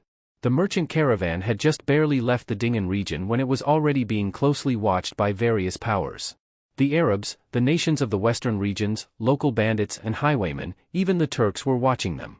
The temptation of gunpowder was simply too great. Even if they couldn't use it themselves, it was an incredibly valuable token of allegiance. The Western Region Coalition even held a meeting to discuss whether to just rob the gunpowder from the caravan. They weren't unafraid of the Tang army. The temptation of gunpowder was just too strong. Originally, the prime ministers and kings of these nations were still hesitating, but then one man stepped forward and helped them make the decision. We must seize it, then use it as leverage to demand military support from the Arabs. This is a golden opportunity sent by the heavens, we must not miss it. The speaker was Ho Yuanda. His words shocked everyone. No one expected that a Han Chinese from the Tang would be the one to urge them so decisively. His push made them even more hesitant. They could all see the huge potential gain, but it meant making an enemy of the Tang, a terrifying power. Gentlemen, I know you're all worried. But can't we try a different approach? As far as I know, this caravan only has a few guards and no Tang army escort, maybe to avoid drawing attention. So we don't need many troops. A few hundred should be enough to raid them. If we disguise ourselves as bandits, kill everyone, and flee after the job's done, then deliver the goods to the Arabs, who could trace it back to us? Ho Yuanda's words were like a wake-up call to all of them. This plan might really work. After all, many bandits were already secretly eyeing the caravan, and robberies like this happened almost monthly in the western regions. It wasn't anything unusual. These bandits mostly operated guerrilla style without any specific targets, and they didn't even have a base. So when they robbed, they never cared about the target, only about how strong or weak the other party's defenses were. Anyway, they weren't afraid of retaliation or being held accountable. After this reminder from him, everyone's thinking suddenly opened up. If that's the case, then there's a lot of room for action. Your Majesty, you've truly raised an excellent advisor. This man is indeed worthy of being your prime minister. It's always said that Han Chinese are good at strategy. Seeing it now, it's true. This man used to be just a merchant, and yet he has so many ideas. We really should try to win over some Han people as advisors. The Han are indeed impressive. Everyone praised Ho Yuanda's suggestion and immediately made a decision. The coalition would each send 100 men, change clothes, and disguise themselves as bandits. And this matter had to be done quickly. It must be completed outside their national borders, otherwise, once inside, even if it wasn't their doing, it would be hard to clear their names. Once the job was done and the gunpowder secured, it had to be delivered to the Arabs immediately. Holding onto it too long might cause trouble. Seeing everyone seriously discussing how to stage the robbery, Ho Yuanda smiled faintly. As long as they decided to go through with the robbery, his task was accomplished. Last evening, Ho Yuanda received a secret letter from Qingxiu. The letter clearly instructed him, he, Ho Yuanda, must find a way to get the Western Region Coalition to rob the merchant caravan. So today, Ho Yuanda racked his brain to guide them, ensuring that they would dispatch troops to carry out the raid. Although Ho Yuanda didn't know why Qingxiu gave such an order, since it was his command, it had to be followed, without the slightest compromise. The coalition quickly finalized the plan. They decided to start preparing today and send troops for the raid tomorrow. It wasn't that they were rushing, it couldn't be delayed. Many forces were watching the merchant caravan besides them. If they were even a step too slow, someone else might beat them to it, even the Arabs might act themselves. After the meeting ended, Ho Yuanda said goodbye to the king and rode straight to a small tavern outside the city. The tavern was noisy and extremely crowded. Ho Yuanda squeezed past some drunkards and went directly to the counter. "Guest, what would you like to eat?" The shopkeeper saw Ho Yuanda and immediately smiled and asked. "Bring me a jug of wine and a pound of beef," Ho Yuanda said in a low voice. "Do you want water buffalo or yellow cattle beef? Where can you find water buffalo in the western regions?" "Of course, yellow cattle." As soon as he said that, the smile disappeared from the shopkeeper's face. He nodded slightly to Ho Yuanda. Ho Yuanda got the message. He placed a handful of loose silver on the table and lowered his voice. "This time it has to be quick. Once you get the letter, send someone immediately, but not to Ding'an City." "I know. Deliver it to Shuirengue. Don't worry." The shopkeeper took the silver and ordered food and wine from the back. He himself immediately went to the back, dug through the coins, and found one sealed with wax. He cut it open and, as expected, found a letter inside. Without wasting a moment, he called a helper and instructed him to deliver the letter quickly. "Remember, don't rest tonight. You must deliver the letter before dawn. If not, you'll ruin Lord Qing's great matter." While all the forces were watching eagerly, the caravan from Ding'an City was still slowly making its way forward. Originally, it was just a small merchant caravan without much money. They had planned to return to Chang'an City after selling grain in Ding'an City. But unexpectedly, Lord Qing summoned them in person and even praised the quality of the grain they brought, saying it was full weight and good quality. He even gave them a generous amount of money as a commission and asked them to transport a batch of goods for him. Although they didn't know what the goods were, Lord Qing gave so much silver that of course they didn't ask any questions, they immediately agreed to the job. It was clearly a lucrative task. Lord Qing paid so much, it was enough for them to make 2 trade trips. Not making a profit would be foolish. But before departure, Lord Qing gave strict orders: they must not open the cargo crates, or it would be considered a breach of contract. They obediently followed orders. Throughout the journey, no one touched the goods. They just traveled day and night, afraid of arriving late. That day, when they reached a sand dune in the central part of the western regions, they realized they had been rushing too hard. The horses were exhausted and could barely move. So they had to stop and rest, letting the horses drink and recover. They didn't know that in this area, someone had already been watching them. A few members of the coalition, disguised as bandits, had been observing their movements from behind. The main force was also closely following. Once it was confirmed that the caravan's horses and camels were exhausted, coalition scouts reported back immediately, preparing them to strike. At the same time, Chen Rusong, who had rushed back from the west, also arrived near this location. "This is the place, right? We didn't go the wrong way." Chen Rusong pulled out a map and confirmed the location with his subordinates. It was correct. Yesterday, he had suddenly received a letter from Shui Rengue, instructing him to arrive here by noon today. Checking the time, it was just right. A Roman soldier couldn't help asking Chen Rusong, "Brother, weren't we supposed to meet the Tang army in Ding'an City? Why did we come here first?" Chen Rusong didn't answer. He first sent scouts ahead to check. A moment later, the scouts returned, reporting that a merchant caravan was passing by ahead. "Looks like this is the place." Chen Rusong waved his hand. "Brothers, eat something first and keep up your strength, don't drink too much water." Hearing this order, everyone immediately tensed up. They understood what it meant. There was definitely going to be a battle, they had to be ready. But they didn't understand, there were no Arabs behind them, so who were they about to fight? At that moment, the Western Region Coalition, who had been waiting in the rear, finally moved. They had waited a long time for this moment, to strike suddenly. Among them, only some officers knew about the gunpowder. Most officers and soldiers only knew their mission was to rob the caravan of its money and goods. Before setting out, the commanders even promised them, as long as they got the goods, all the money would be divided among the soldiers. This instantly boosted everyone's morale. With a single order, the soldiers, who had already been unable to contain themselves, immediately mounted their horses and charged impatiently toward the direction of the merchants. At that moment, the merchants were feeding the camels and horses, when they suddenly heard the sound of chaotic hoofbeats and shouting from behind. They looked over in confusion. That one glance was enough to make all the merchants tremble with fear on the spot. They saw several hundred fierce-looking bandits charging forward on horseback, each wielding blades and rushing at great speed. "Bandits!" Someone shouted in panic, instantly alarming everyone in the caravan. The merchants immediately ran behind the cargo to hide, while the bodyguards they had hired drew their blades and stepped forward to confront the attackers. But as soon as they moved forward, they were instantly overwhelmed by the sight of the charging bandits. The bodyguards numbered only 40 or 50, but the bandits this time were several hundred strong, all mounted and armed with well-equipped weapons.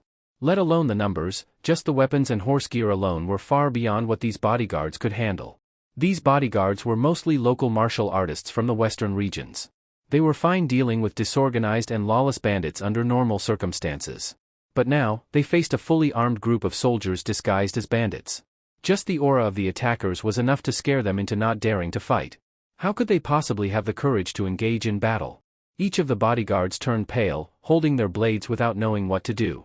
Some, seeing the bandits approaching, were so afraid of provoking them that they even threw down their weapons, signaling that they were harmless. This scene made the merchants furious. They had spent so much money hiring these bodyguards, and now they were surrendering the moment they saw the enemy from afar. "Gentlemen, please don't act rashly." The head of the bodyguards, seeing the bandits approaching, had no choice but to force himself forward to try to talk them down. After all, they were paid, something had to be done. The merchants behind him also understood. With several hundred fierce attackers, they would likely have to bleed today whether they liked it or not. The head of the bodyguard saw the bandits slowing their horses and felt a bit relieved. He quickly stepped forward to negotiate. "Gentlemen, you're out here for money. We're just escorting this caravan to make a living too. How about we all take a step back, no blades, no blood, and we settle this peacefully. How does that sound?" The officer coldly looked at the bodyguard leader. "You want to settle this? You take money, you help people solve problems, right?" The bodyguard leader smiled. "How about this? They give you some money, you let us go, and you all go enjoy some drinks. How about that? How much are you offering?" Hearing this, the bodyguard leader was delighted. There was hope. He thought for a moment, wanting to name a number, but fearing it wouldn't be enough, he bit the bullet and doubled it. "How about this?" The moment he quoted the amount, the merchants behind him were enraged. This man clearly didn't care at all about their money. How could he offer such a high price without hesitation? But seeing the hundreds of flashing blades, even in their anger, they dared not speak up, just sat there stewing, regretting not begging Lord Qing earlier to send troops to escort them. But from beginning to end, the bandits remained unmoved. Even when the bodyguard leader named the price, they didn't change expression. Their leader continued to stare coldly at them. The bodyguard leader started to panic. He had never seen this kind of situation before. Normally, bandits would be thrilled to hear such a high offer and immediately demand the money. But now, these people's attitude was strangely off, as if they weren't here for money at all. "Gentlemen, if you think it's not enough, why don't you name your price? I'll talk to them." Sweating profusely, the bodyguard leader was trying to negotiate when, unexpectedly, the officer stepped forward and directly drew his blade, killing the bodyguard leader on the spot. With one slash, blood splattered, and the merchants and bodyguards retreated in shock, screaming in terror. "Kill them all." The officer flicked the blood off his blade, and the soldiers behind him immediately charged forward, rushing at the fleeing bodyguards. Though these men had some fighting skills, they were no match for regular troops, especially since they had no will to fight at all. In just a moment, the coalition forces easily wiped out all the bodyguards, leaving no survivors. They stepped over the corpses, advancing toward the merchants, forcing them into a corner. The merchants had no choice but to beg repeatedly for their lives. "We don't want the money or goods anymore, take them all, just please don't kill us. Gentlemen, you came for money, now that you have it, there's no need to kill anyone, right?" The coalition soldiers completely ignored the merchants' pleas and continued approaching, preparing to slaughter them all. One soldier rushed forward impatiently. Seeing the desperate merchants begging for their lives only made him more excited. He raised his blade, ready to decapitate one merchant on the spot. But just as he was about to strike, an arrow suddenly flew in. He had no time to react. The arrow pierced directly through his throat. The soldier's eyes bulged, his mouth opened but no words came out. He coughed up blood and fell to the ground. This sudden arrow instantly shocked the others. They instinctively hunched their shoulders. Before they could react, another volley of arrows rained down on them. In an instant, many soldiers were shot dead. One officer was even hit inexplicably. The coalition commanders immediately realized they were under attack. "Fall back. Form ranks. We're under attack." The commanders hurriedly gave orders, and the coalition troops retreated through the arrow storm, not even caring when merchants escaped in the chaos. At the same time, deafening war cries and the sound of hoofbeats rang out. Everyone turned toward the sound, and were struck with horror. A well-armored, powerful cavalry unit with excellent horses and perfect formation was charging straight at them. Only around 200 in number, fewer than them. But the flags and armor were unmistakable. They were the black and white mercenaries. People in the western regions feared them just by sight, let alone fighting them. Before the two sides even clashed, the coalition soldiers began to tremble just like the bodyguards they had just slaughtered. Some couldn't even hold their weapons properly. Though their numbers were double that of the mercenaries, if a real fight broke out, they'd be slaughtered like dogs. Chen Rusong charged at the front. While riding his horse, he raised his bow and directly aimed at the enemy leader, shooting an arrow straight at him. At that moment, the general was busy giving orders, urging his soldiers not to break formation, but in the next instant, the arrow flew straight into his chest. "Ah!" The general fell off his horse, clutching the arrow wound in his chest, gasping for breath with his eyes wide open. Although the arrow did not hit his heart, it clearly injured his lung, making it extremely hard for him to breathe. The Western Region coalition already had no fighting spirit. Now, with even their leader shot down, possibly dead, who would still dare to continue fighting? The crowd scattered like birds and beasts, each one fleeing for their own life. They didn't even dare to face the black and white mercenaries for a moment, only thinking of how to run faster so they wouldn't be the ones caught behind. The merchants hiding behind the carts were dumbfounded by the scene. They couldn't believe that these bandits, who moments ago were so arrogant, were now fleeing in such a pathetic state. Of course, Chen Rusong wouldn't let them escape easily. He led his men in pursuit, chasing them down for several miles, killing over 100 before finally stopping and letting the rest go. After driving them off, Chen Rusong immediately returned with his men. At that moment, the merchants were hurrying to repair their damaged carts, trying to flee as quickly as possible.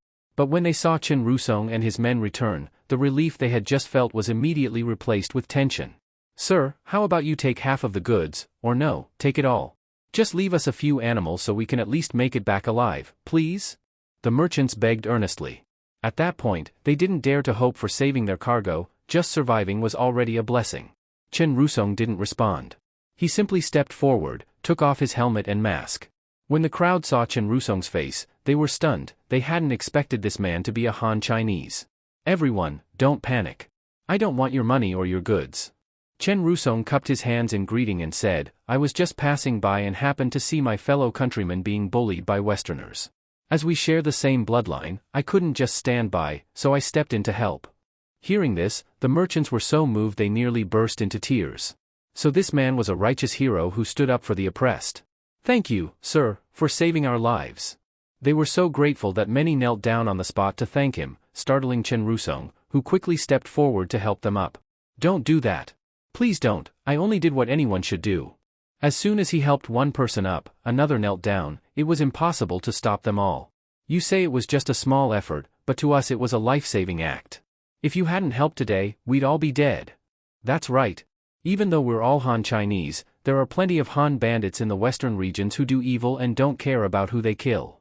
This little token of gratitude, please accept it." The merchants, while expressing thanks, pulled out a large amount of silver to offer Chen Rusong.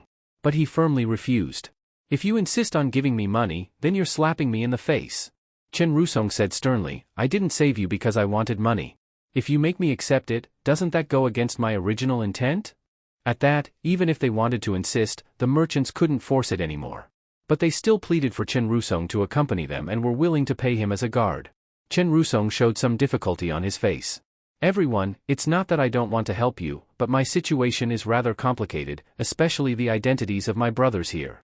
Before he could finish, the sound of many hoofbeats suddenly came from a distance, clearly a large number of people.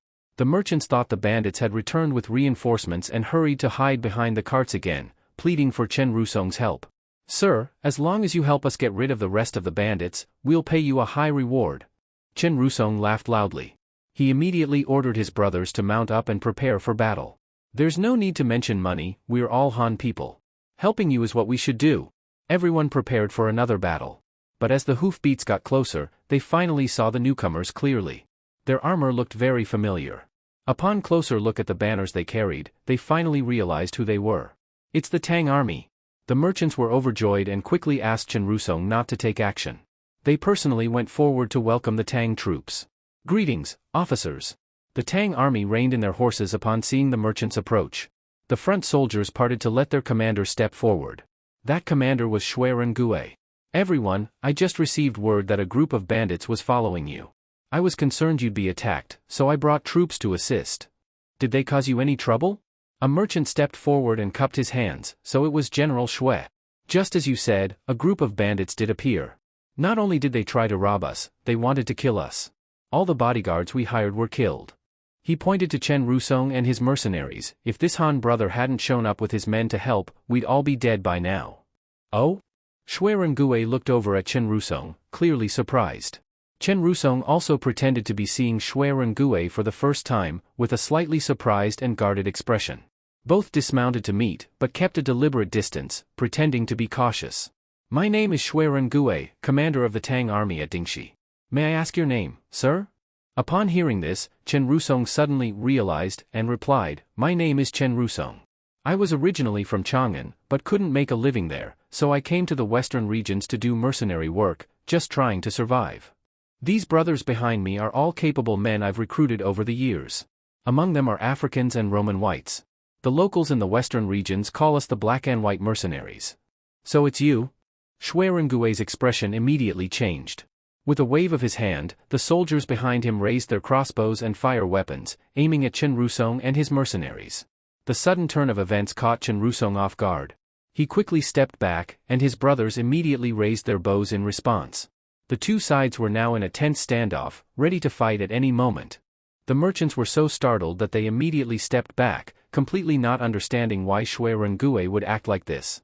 Everyone, we were talking just fine, why do you want to fight now? An elderly merchant cautiously stepped forward, trying to persuade both sides to stop and avoid conflict. Shui Rengue sneered, you all think you were rescued, but don't you know that the black and white mercenaries are infamous throughout the western regions? Countless large and small caravans from every country have been robbed by them. Not only do they rob, but they often attack cities, seizing people and treasures. Every time they take a city, those who cannot be captured are slaughtered, whatever they can't carry away, they destroy and burn. Everywhere they go becomes ruins. Who knows if their saving you today isn't part of some plot? The merchants had no idea that Chen Rusong had such terrifying deeds in his past, and all of them turned pale with shock. Chen Rusong spat, what we did before, what does it have to do with you? Besides, these merchants came from the Tang Empire, they're all Han people. Since we're of the same blood, of course I had to help. Nonsense. You helped them, wasn't it for the goods they carried? Bullshit. You mistake kindness for evil. I saved them without asking for anything in return, and now you dare slander me. The atmosphere between them grew heavier and heavier, as if they could break out into battle at any second. Even Shui Rengue and Chen Rusong had both drawn their swords and were ready to fight. Gentlemen, will you listen to a word from me? The elderly merchant stepped between them. General Shui, we understand that you want to enforce the law here, but this man just saved us. If you fight him right now, wouldn't that be too unreasonable? Shui Rengue snorted, what are you trying to say? What I mean is, perhaps you could pretend not to have seen him today, let them go, and we'd be willing to offer some money to you and your men for tea and rest, how about that? When the elderly merchant said this, everyone quickly agreed, saying they were willing to contribute some money in hopes that both sides could make peace. Shui Rengue snorted coldly, it said that you merchants smell of copper from head to toe and care only for money, not for people. Today, I see that's true. Fine. Since you want to protect them, you don't need to pay. Come with me back to Ding'an City, and I'll report to Lord Qing to see how these people should be handled. Shui Rengue then looked at Chen Rusong. Boy, either you fight us here and die, or you come with me and wait for Lord Qing's judgment. Chen Rusong thought for a moment and then said, all right, we'll go with you. He then turned to his men and said, everyone, Lord Qing is a reasonable man. Since we helped the Tang merchants, he'll surely appreciate it and treat us fairly. Let's go with them. Since Chen Rusong said this, his men naturally took the opportunity to step back, saying they would follow their leader's orders. Their quick surrender wasn't without reason. After all, the Tang soldiers had their muskets and repeating crossbows pointed at them. There was no need to mention the muskets, the crossbows could fire so fast that they wouldn't even know how they died. They often looked down on the Western region armies as pigs and dogs, but now they realized that the Tang soldiers viewed them the same way, as pigs and dogs. The elderly merchant frowned after hearing Shui Rengue's words. General Shui, we still have to deliver the goods. If we go back with you. Shui Rengue glanced at him, as far as I know, many are watching your cargo. This group was only one of several. If you insist on delivering it, you'll likely run into 3 or 4 more groups of bandits along the way, and even the Arabs might join in. Do you still plan to continue? Hearing this was like being struck by thunder for the merchants. Just now, the bandits had already scared them nearly to death. If more came, they'd surely all die here, no one would make it back alive. They wanted to earn money, but only if they kept their lives. No choice, let's go back. Just think of it as a trip for fresh air, nothing more. As long as no one dies, it's fine. The merchants finally decided to return with Shui Rengue. After everyone set out to return, Chen Rusong casually came up beside Shui Rengue and walked with him. The two talked about random topics, looking normal to others. When they were sure no one was paying attention, Chen Rusong finally said quietly, General Shui, thank you for your help this time. You're the one who did the hard work. Shui Rengue also spoke quietly, you've been in the western regions for 2 years now, doing all the dirty and tiring jobs. Whatever the Tang army couldn't handle, you took care of. This time it's different, the Arabs are involved. Lord Qing must have expected this result. He had no choice but to give up your mercenary group, but he won't treat you badly. I understand. Chen Rusong showed no dissatisfaction, in fact, he was deeply grateful. Lord Qing was willing to protect his men and even orchestrated such an elaborate plan for him. Chen Rusong didn't even know how to thank him. Indeed, from the start, when the merchants left the city with their goods, it had all been part of Qingxiu's carefully designed scheme. Qingxiu wanted to protect Chen Rusong and his mercenary group, but taking them in directly would damage the Tang army's reputation. So he deliberately set up a situation. A Tang merchant caravan would depart, and he would intentionally spread the news that they were transporting gunpowder. The temptation of gunpowder would be enough to make all the regional powers take the risk. Who exactly attacked them didn't matter. As long as someone tried to rob them, Qingxiu's plan was half complete. Then, he arranged for Chen Rusong and his men to happen to pass by and help, rescuing the Tang merchants. In outsiders' eyes, Qingxiu would then owe them a favor. Once that favor existed, it would be natural to repay it later. When the time came to officially take in the black and white mercenaries, no one could object. Although the mercenaries had caused trouble across the western regions, they had never provoked the Tang army, so repaying the favor made perfect sense. Of course, things wouldn't go completely smoothly, at least the Arabs wouldn't let it go. They had spent too much effort and resources trying to destroy the black and white mercenaries to simply give up because the Tang army protected them. But to Qingxiu, the Arabs were no real threat. As long as he could rightfully bring Chen Rusong and his men under his command, the greatest obstacle would be gone, and everything afterward would no longer be a problem. Chen Rusong's men walked alongside Shui Rengue, unaware that not far behind them, several scouts were secretly observing them. After confirming that Chen Rusong was indeed accompanied by Tang soldiers, they no longer hesitated and immediately set off to report back. These scouts were spies sent by the Arabs, scouring the desert in search of those who had slipped through their net. Now, seeing the situation, they knew they could not interfere and could only return to report. Ding'an City. Although it was Chen Rusong's first time visiting the city, it had a distinctly Central Plains style. In a region filled with Western region architecture, the sudden appearance of the city gave him a strange feeling, as if he had returned to the Central Plains. It occurred to him that it had been many years since he had last been to Chang'an City, and his heart was stirred. He couldn't help but sigh. His subordinates had never seen this sentimental side of Chen Rusong and didn't know what to say. At that moment, Chen Rusong truly longed to go home. He had really had enough of the Western regions. After today, our mercenary group is finished. I want to return to Chang'an and no longer live by the sword. If you're willing to return with me, I'll ask Lord Qing to take you along. If you want to stay here, licking blood off the blade, I'll have Lord Qing arrange that for you. Chen Rusong's sudden declaration made his men very uncomfortable. Boss, so you're really not planning to lead us in battle anymore? The Roman adjutant asked. What battles are left to fight? Chen Rusong gave a bitter laugh. He was never cut out to lead troops in battle, he was just trying to survive by serving as a general under Qingxiu. It was by coincidence that he came to the western regions. Everything that happened afterward was due to timing and Qingxiu's arrangements. Chen Rusong didn't wait long before Qingxiu personally came to meet him, leaving Chen feeling flustered and overwhelmed. How could a man like me deserve Lord Qing personally welcoming me? What nonsense! Qingxiu laughed. You've done a lot for me in the western regions, your contributions are no less than those of my military officers. Chen Rusong felt ashamed. It's just that I wasn't capable enough to stop the Arabs.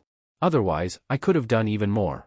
You managed to do this much, and that already exceeded my expectations. Qingxiu looked at the long scars on Chen Rusong's face and felt a deep sense of how difficult things had been for him. He had only come to the western regions to deliver someone on Qingxiu's behalf, but fate trapped him here, forced to fight and survive. Qingxiu said no more, he simply patted Chen Rusong's shoulder and told him to rest.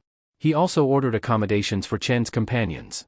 The mercenaries found this all rather strange, it wasn't what they had expected. Big bro, weren't they supposed to interrogate us? Why are they giving us food and a place to stay?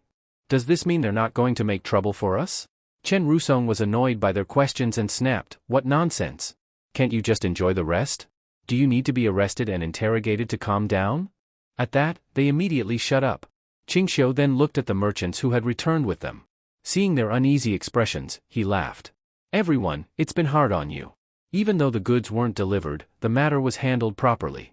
What I promised to pay you, I won't miss a single coin. You'll get the full amount now. With a wave of his hand, the soldiers behind him began preparing the gold and silver. The elderly merchant quickly said, we couldn't possibly accept. We didn't deliver the goods and came back halfway, how could we accept this money? Qingxiu only smiled. If I say take it, then take it. I never expected you to deliver the goods anyway. What Qingxiu said confused them.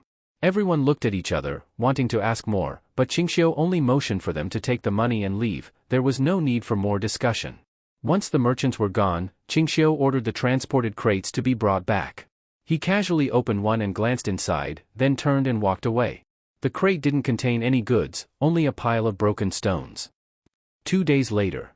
An Arab army of 10,000 men arrived at Dingen city with overwhelming force, making no effort to hide their hostility and readiness for war. They hadn't even sent advance notice, an attack could come at any moment. The Tang commander guarding the city was immediately on high alert. The city walls were quickly armed with divine machine cannons, muskets, and other weapons in preparation for battle. At the time, there weren't many troops in the city. Recently, Li Jianshan had led the main force out to eliminate bandits. Only 2,000 soldiers remained. More than half of them were local Western region troops. Even so, they weren't afraid of the Arab army outside. If a real fight broke out, they had grenades, 10,000 enemy, weapons, cannons, everything. The city was built to Tang military defense standards, and the Arabs could not take it easily. Everyone, don't worry about anything else. If the Arabs cross the defensive line, open fire immediately. Use everything we've got. If Lord Qing asks later, just say I ordered it. I'll take full responsibility. The captain on the wall beat his chest as he gave the order, telling everyone not to hesitate, just shoot. The Arabs clearly feared the Tang cannons as well. They deliberately set up camp beyond the range of the artillery. They also sent a letter requesting Lord Qing come out for a meeting. They didn't send envoys into the city. Instead, they asked Qingxiu to come out. Clearly, they didn't dare enter the city. The situation was extremely tense. Fortunately, Qingxiu's subordinates were sensible. They didn't act rashly and reported to him immediately. In fact, they didn't need to. As soon as Qingxiu received intelligence that the Arab army had arrived, he went straight to the city tower. From there, he used his inner vision to observe the Arab formation, and saw that Harandin was among them. An old friend has come. Qingxiu smiled. Since he asked for a meeting, wouldn't it be impolite not to go? Chang Yaojin immediately tried to stop him. You absolutely mustn't. These people have likely come for revenge. Who knows how much self-control the Arabs have? If they attack, we won't be able to protect you. Qingxiu waved his hand. It's fine. Do you really think they can take me down? Chang Yaojin was still adamant and insisted on not allowing Qingxiu to go. But in the end, he couldn't persuade him. So Chang Yaojin had no choice but to back down. He insisted that if there was to be a negotiation, he must accompany Qingxiu. Although the Arabs did not clearly state their purpose this time, Qingxiu understood better than anyone. They had come because of the matter involving Chen Rusong. Qingxiu did not keep the Arabs waiting. He immediately sent a reply, stating that both sides could negotiate. But the condition was that Harandin must come in person, otherwise, Qingxiu would not appear for the talks. The two sides agreed to meet 30 li, approximate 15 kilometers, outside the city gate, beyond the range of cannons. Only then did the Arabs feel safe enough to attend the meeting. Before Harandin arrived, he had already prepared a statement to assign blame and was ready to break off talks if needed. But upon arrival, the scene before him nearly drove him mad. The Tang had prepared 7 or 8 banquet tables, complete with wine and grape juice. Even some fruits rarely seen in the western regions had been prepared. Those who knew understood this was a powder keg negotiation. But to anyone unaware, it might have looked like a grand social gathering. General, be careful.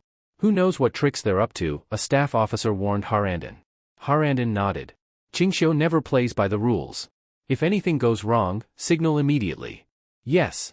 The officer understood clearly. Just as Harandin arrived, Qingxiu was sipping a glass of wine. General Harandin, long time no see. Qingxiu set down his wine cup and smiled slightly. This wine is brewed from Western region fruits, it has a unique flavor. Harandin replied calmly, Lord Qing should know I don't drink alcohol. Of course, I've long considered that. Qingxiu gestured for him to sit. These fruits can also be pressed into juice. I had it prepared in advance, would you like to try? Harandin looked at the jug of juice hesitantly, unsure whether it might be poisoned. In the early days of my Arab empire, another royal family ruled the empire. But they were corrupt and immoral. Later, the Abbasids, our current royal house, seized power cleverly, revitalizing Arabia. Harandin looked meaningfully at Qingxiu. The Abbasids used poison to effortlessly eliminate the previous emperor. You think I would use poison? Qingxiu sneered, clearly disdainful. It's true I use tactics and strategies, but I've never used poison. It's shameful and dishonorable. If you suspect poison, then don't drink. You don't need to touch anything here. Qingxiu casually drank another cup of wine and even closed his eyes to savor it. After hearing this, Harandin was slightly embarrassed. After hesitating for a while, he still poured a cup of juice and drank it. To his surprise, the juice was sweet and rich, filling him with joy and mental clarity. He'd never tasted anything like it before, clearly a fruit he hadn't seen. It tasted excellent and left a lasting impression. And he was sure there was no poison in it, no bitterness like toxic substances. May I ask, Lord Qing, what kind of fruit is this? The flavor is indeed very good. Harandon, for the first time, showed interest in a fruit. Qingxiu wasn't surprised by his reaction and only smiled. This fruit is a specialty of Hami state in the western regions. It's hardly found elsewhere, and only the people of Hami know how to cultivate it. This fruit has no name outside, so I call it Hami melon, named after its place of origin. Harandon nodded thoughtfully. He knew of Hami, small, poor, and isolated, far from major routes. Poor and remote, it could be called a place unworthy of military conquest. Even Arab envoys passing through in the past didn't notify them to pay tribute. The Hami people, however, were very tactful. No matter who came, whether from nearby countries or the great empire, they would always entertain them well, trying not to offend anyone. If money was demanded, they would immediately show their empty treasury and send the visitors away. If submission was required, a mere show of force would make them quickly submit, no resistance, and they would even send annual tribute on their own. The Hami people were masters of survival as a small nation. Though their national strength ranked among the lowest in the western regions, they always lived in peace. Even when other nations were at war, the fighting never touched Hami, because they were too good at surviving in the cracks. Also, there was nothing worth seizing in their territory. At most, outsiders could just stare at piles of Hami melons. That said, Harandon did indeed like the Hami melon juice.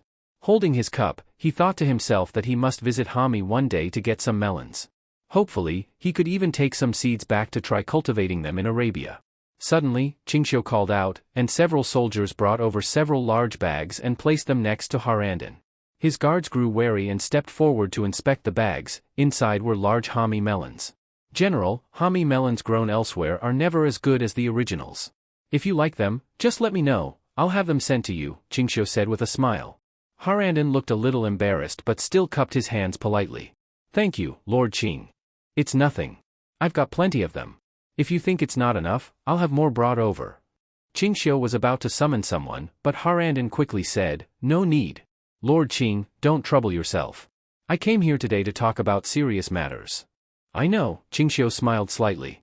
It's about those mercenaries, isn't it? Harandon's face immediately darkened.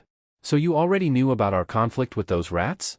You've scoured the western regions, killing them until they're in shambles. If I still didn't know, I'd be deaf and blind, Qingxiu said calmly. Since you know, then let's not waste words.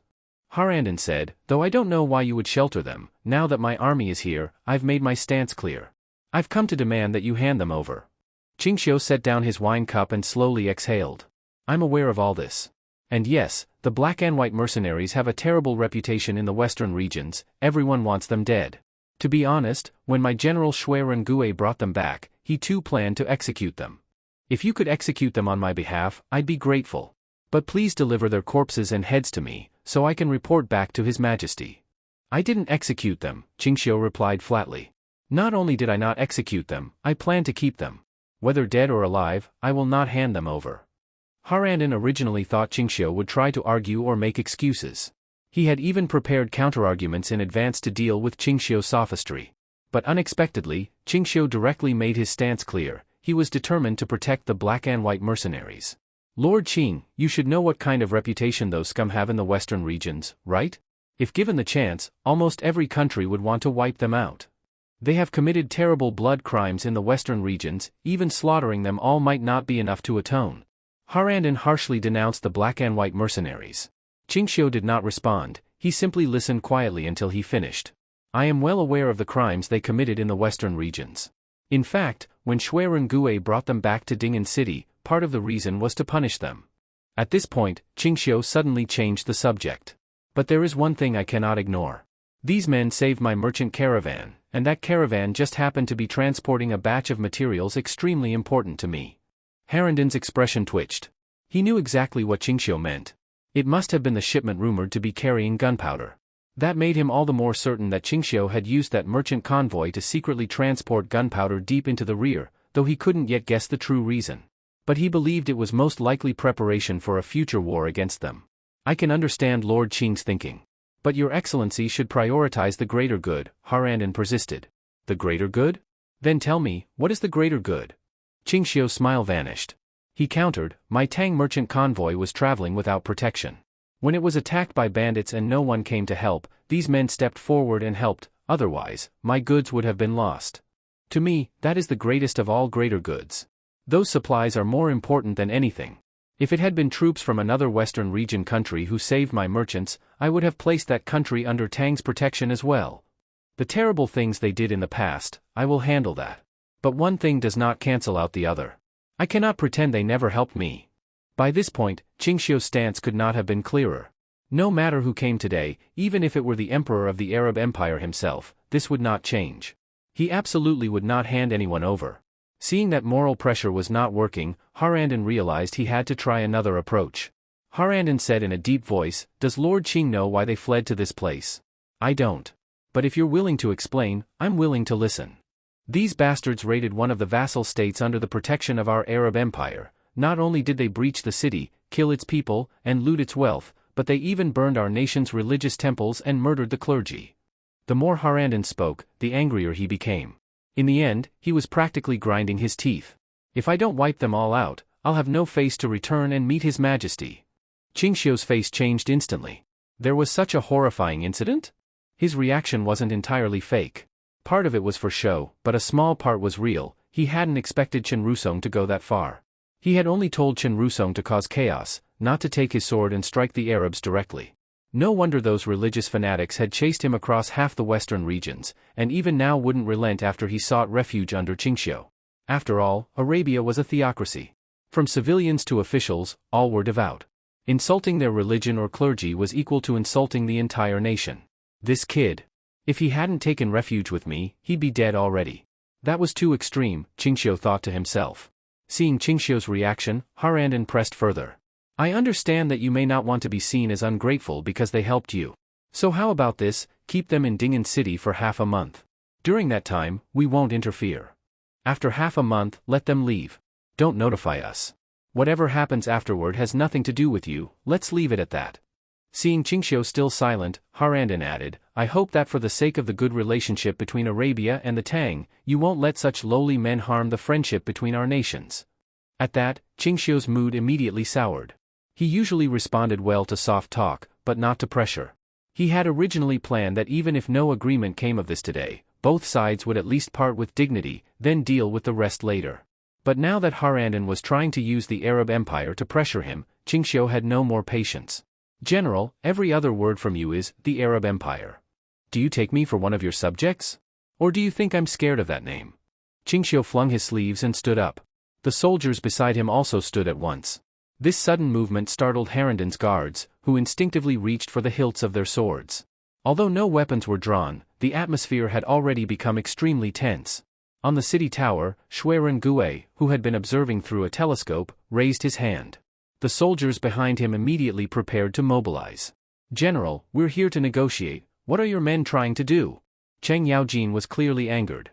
He suddenly slammed the table and stood up, shouting, "Is it that you Arabs can't speak without your swords and knives?"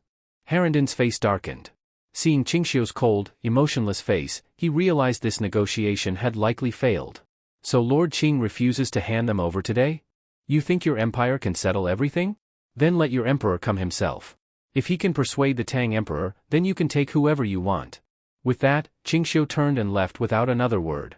He walked away with his back to them, and Harandon's men grew restless. Here was one of the most powerful men in Tang, and the Arabs' biggest threat, exposing a vulnerability right in front of them. If they struck now, fired an arrow, he'd surely die. Even if the first arrow didn't kill him, they could all rush him. Trading their lives for his would be worth it. If all of them died here, but Qingxiu died too, that would be a bargain. "General, let us do it. Don't worry about anything. The moment we fire, you ride away, they won't catch you. Our lives in exchange for Qingxiu, it's worth it. But you must survive and escape. Don't worry, we'll take care of everything." All the officers and soldiers were whispering to persuade Harandon, eager to bypass his orders and take action directly. On the surface, they seemed to hold an absolute advantage. Qingxiu had only a dozen or so personal guards with him, while they had over 100 men. These Arab warriors didn't care about risking their lives. In their view, as long as they achieved their goal, it would be a great contribution to the empire. Even if they all died here today, they believed they would be blessed by the Lord and ascend to heaven. Harandon hesitated only for a moment before decisively giving up on the idea. "No. As far as I know, Tang soldiers usually wear cotton armor, with armor plates hidden inside their padded clothes. It can't be seen and can defend against surprise arrows. Since Qingxiu only brought a few people to this meeting today, he must be wearing cotton armor. Moreover, as soon as Haranden recalled that Qingxiu's most famous battle in the western regions was leading over 100 men in a bloody fight against 10,000 troops of the kingdom of Lulan, he shivered. He understood the significance of this. Qingxiu himself was also an exceptionally skilled warrior. If arrows couldn't kill him, and it came to close combat, they truly weren't confident they could take Qingxiu down before Tang reinforcements arrived. Let's go! Haranden shook his head and then called everyone to return with him. Although the soldiers were unwilling, since the commander gave the order, they couldn't act recklessly. They could only watch this opportunity slip away. However, Haranden had miscalculated one thing: Qingxiu wasn't wearing any armor under his clothes. Except on the battlefield, he didn't usually wear armor at all. But if they had really dared to shoot arrows, with Qingxiu's keen senses, he would have reacted instantly and personally slaughtered them all on the spot. After returning to the city, the uneasy Chen Rusong immediately approached and asked Qingxiu, "Did those people give you trouble?" "Those people? Trouble me?" Qingxiu couldn't help but chuckle. "Don't worry. People like them aren't qualified to trouble me. But they definitely don't plan to let you go." Chen Rusong immediately said, "If there's any difficulty, just hand me over. As for my brothers, Duke Qing, you don't need to trouble yourself, just let them go." "Nonsense." Chen Rusong's words made Qingxiu quite displeased. "This matter is none of your concern. But from now on, you all can no longer stay in the western regions. What puzzles me is, what did their sect do to provoke you that you went so far as to slaughter their clergy? That wasn't my intention." Talking about this made Chen Rusong furious. If they hadn't delayed their retreat to kill those clergy, they could have avoided 2 major battles and wouldn't have suffered such heavy losses. Most of those Romans believe in their native Catholic sect, which happens to conflict with the Arab sect, so they already hated the Arab monks. They simply used this opportunity to take revenge and turned the city into a bloodbath. Qingxiu was taken aback upon hearing this, but after thinking it over, it was true that Romans had deep enmity with Arabs. If it were just about protecting you alone, I wouldn't mind. But adding your subordinates makes it a bit tricky. Noticing a strange look on Chen Rusong's face, Qingxiu continued, "Don't look so gloomy. I already said I'll protect you all, and I won't go back on my word." "Then, what are your plans?" After thinking for a moment, Qingxiu said, "Tomorrow, have all your brothers change outfits. No more swords, spears, or armor. Everyone must dress like merchants. Then travel back to Chang'an via the Heshi corridor. From now on, you must never return to the western regions. If it's just you, that's fine. But the others, if they dare to come back, I won't protect them." Hearing this, Chen Rusong knew Qingxiu had done everything possible for them. If he kept talking, it would be ungrateful. Not only did Chen Rusong agree to Qingxiu's plan, he also carried it out immediately, having his men quickly get merchant clothes and goods. A few who didn't know better wanted to bring some armor for protection, but were harshly scolded by Chen Rusong until they came to their senses. "You're all dumber than pigs. Duke Qing has gone to great lengths to protect us, and you're clinging to these few items. If anything goes wrong, I won't save you either." After this fierce scolding, no one dared to speak further and all followed orders.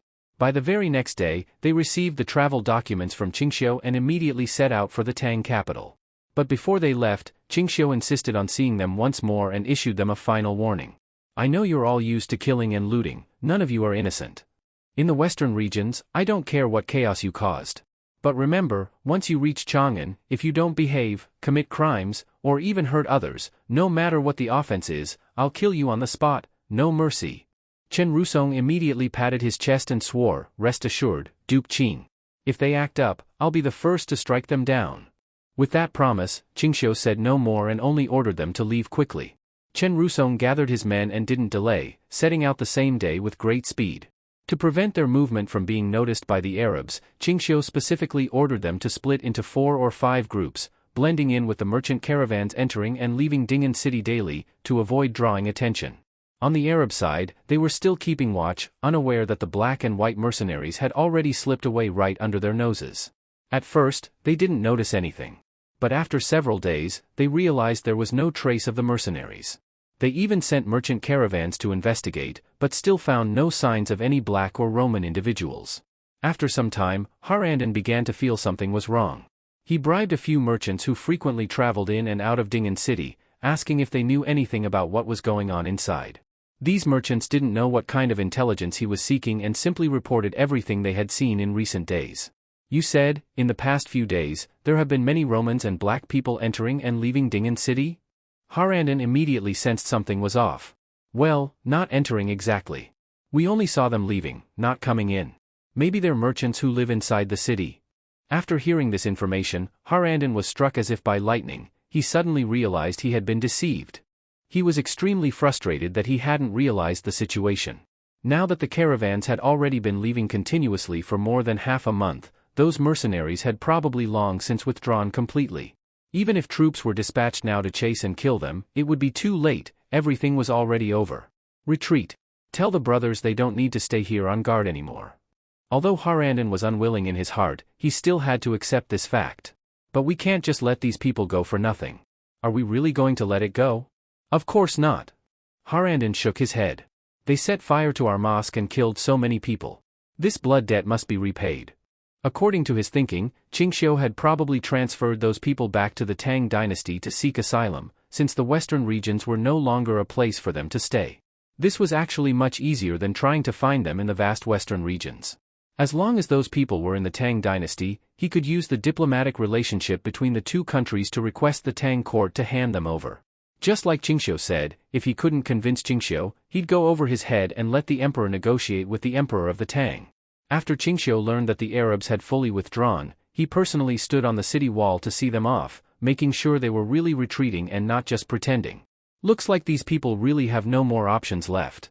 Qingxiu sneered, then instructed the soldiers not to worry and to carry on as usual. By the way, how is General Chang doing lately? Qingxiu suddenly asked a nearby guard. General Chang has been staying in seclusion with the craftsmen. It looks like their research has started to show results. Qingxiu nodded slightly. Just as he was about to speak, someone hurried up the tower and urgently reported to Qingxiu, General Chang says he has something to show you. Qingxiu was immediately delighted, he guessed right away what Chang Yaojin had done. Qingxiu hadn't even entered the shooting range when he heard the sound of gunfire from inside, along with Chang Yaojin's satisfied laughter. I told you this would work. Even that kid Qing won't be able to say a thing. Qingxiu happened to hear this sentence and Chang Yaojin loudly boasting to those around him. He couldn't help but say, Uncle Chang, why would I have nothing to say? Chang Yaojin turned his head as soon as he heard that and saw Qingxiu standing there with a smile. He was slightly surprised. You got here this fast?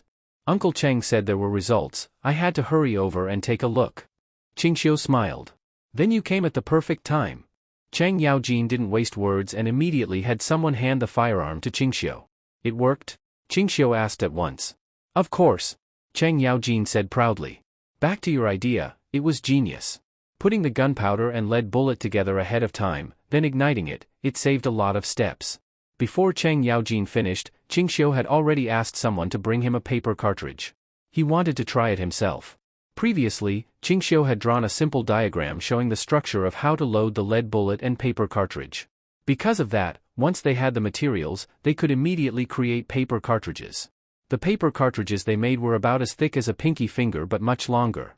From the outside, it looked like brown paper and felt very smooth to the touch. Without close inspection, it didn't even look like paper, it could easily be mistaken for leather. Chang Yaojin was about to come forward and explain how to load it, but Qingxiu refused and prepared to load it himself. After all, the idea of the paper cartridge came from him, how could he not know how to load it? Qingxiu tore open the tail end of the cartridge, revealing the solidified gunpowder inside, then loaded it into the muzzle. When it dropped into the chamber, he closed the firing port, raised the firearm, aimed at a nearby target, and pulled the trigger. The other end of the trigger struck the flint, producing sparks on the spot, which ignited the tail of the cartridge. Firearm discharged. Bang! With a sharp, crisp sound, the lead bullet shot out instantly, hitting the target in front of him with perfect accuracy. Qingxiu was amazed. He realized that after using paper cartridges, the firearm's accuracy had greatly improved. But he quickly understood why. The compressed gunpowder inside the cartridge was more solid and had a slightly greater quantity. Plus, the tighter space during explosion caused the bullet to fly straighter. It worked. Qingxiu ejected the crushed paper cartridge from the chamber, smiling. With the paper cartridge, the bullet speed was more than twice as fast as before, and it also became more accurate. This unexpected benefit was much greater than he had imagined. Well? What do you think, kid? Chang Yaojin looked extremely proud. Not bad. Uncle Chang, from what I heard, it seems like you contributed a lot to quickly figuring out the material for the paper cartridge. Qingxiu asked with a smile. Chang Yaojin just laughed loudly. Chen Xiaomu stepped forward and said, "At first, our experiments with the paper mixture kept failing, but the general thought of another way, grinding hemp rope into the mix and soaking it in tung oil. That made the paper cartridge much tougher." "I see." Qingxiu couldn't help but praise, "General Chang, the people in the court think you only know how to fight. They don't know you're also great at invention and tinkering." "Of course. Once you get back to Chang'an, you have to spread the word, let them see how clever old Chang is." Now that the paper cartridge was successfully developed, Shui Rengue, always full of creative ideas about weaponry, immediately suggested to Qingxiu that they could modify battle formations. They could either increase firepower without changing formation size or shrink formations for greater flexibility without weakening firepower. He proposed 7 or 8 formation adjustments on the spot and even began discussing them eagerly with Chang Yaojin. The two of them were totally absorbed. While they focused on formations, Qingxiu was more concerned with the materials used in paper cartridges. This type of paper was so tough and strong it could almost rival leather, and the cost was much lower. He immediately thought of the locally recruited Western region troops who weren't qualified to be equipped with tang armor and mostly wore simple leather armor. But even leather armor required a lot of cowhide, not only expensive but also a huge drain on essential resources. Although Qingxiu had greatly improved the Tang dynasty's productivity, livestock production was still the same as before, and the output of hides and meat was still quite limited. If we use this tough paper to make armor and replace the cowhide armor for the Western region troops, wouldn't that lower the cost? Qingxiu immediately thought of this. Did you enjoy the story, guys? I hope you did. Support this video with a like and a comment. I'd really appreciate it. Thanks for watching and see you next time.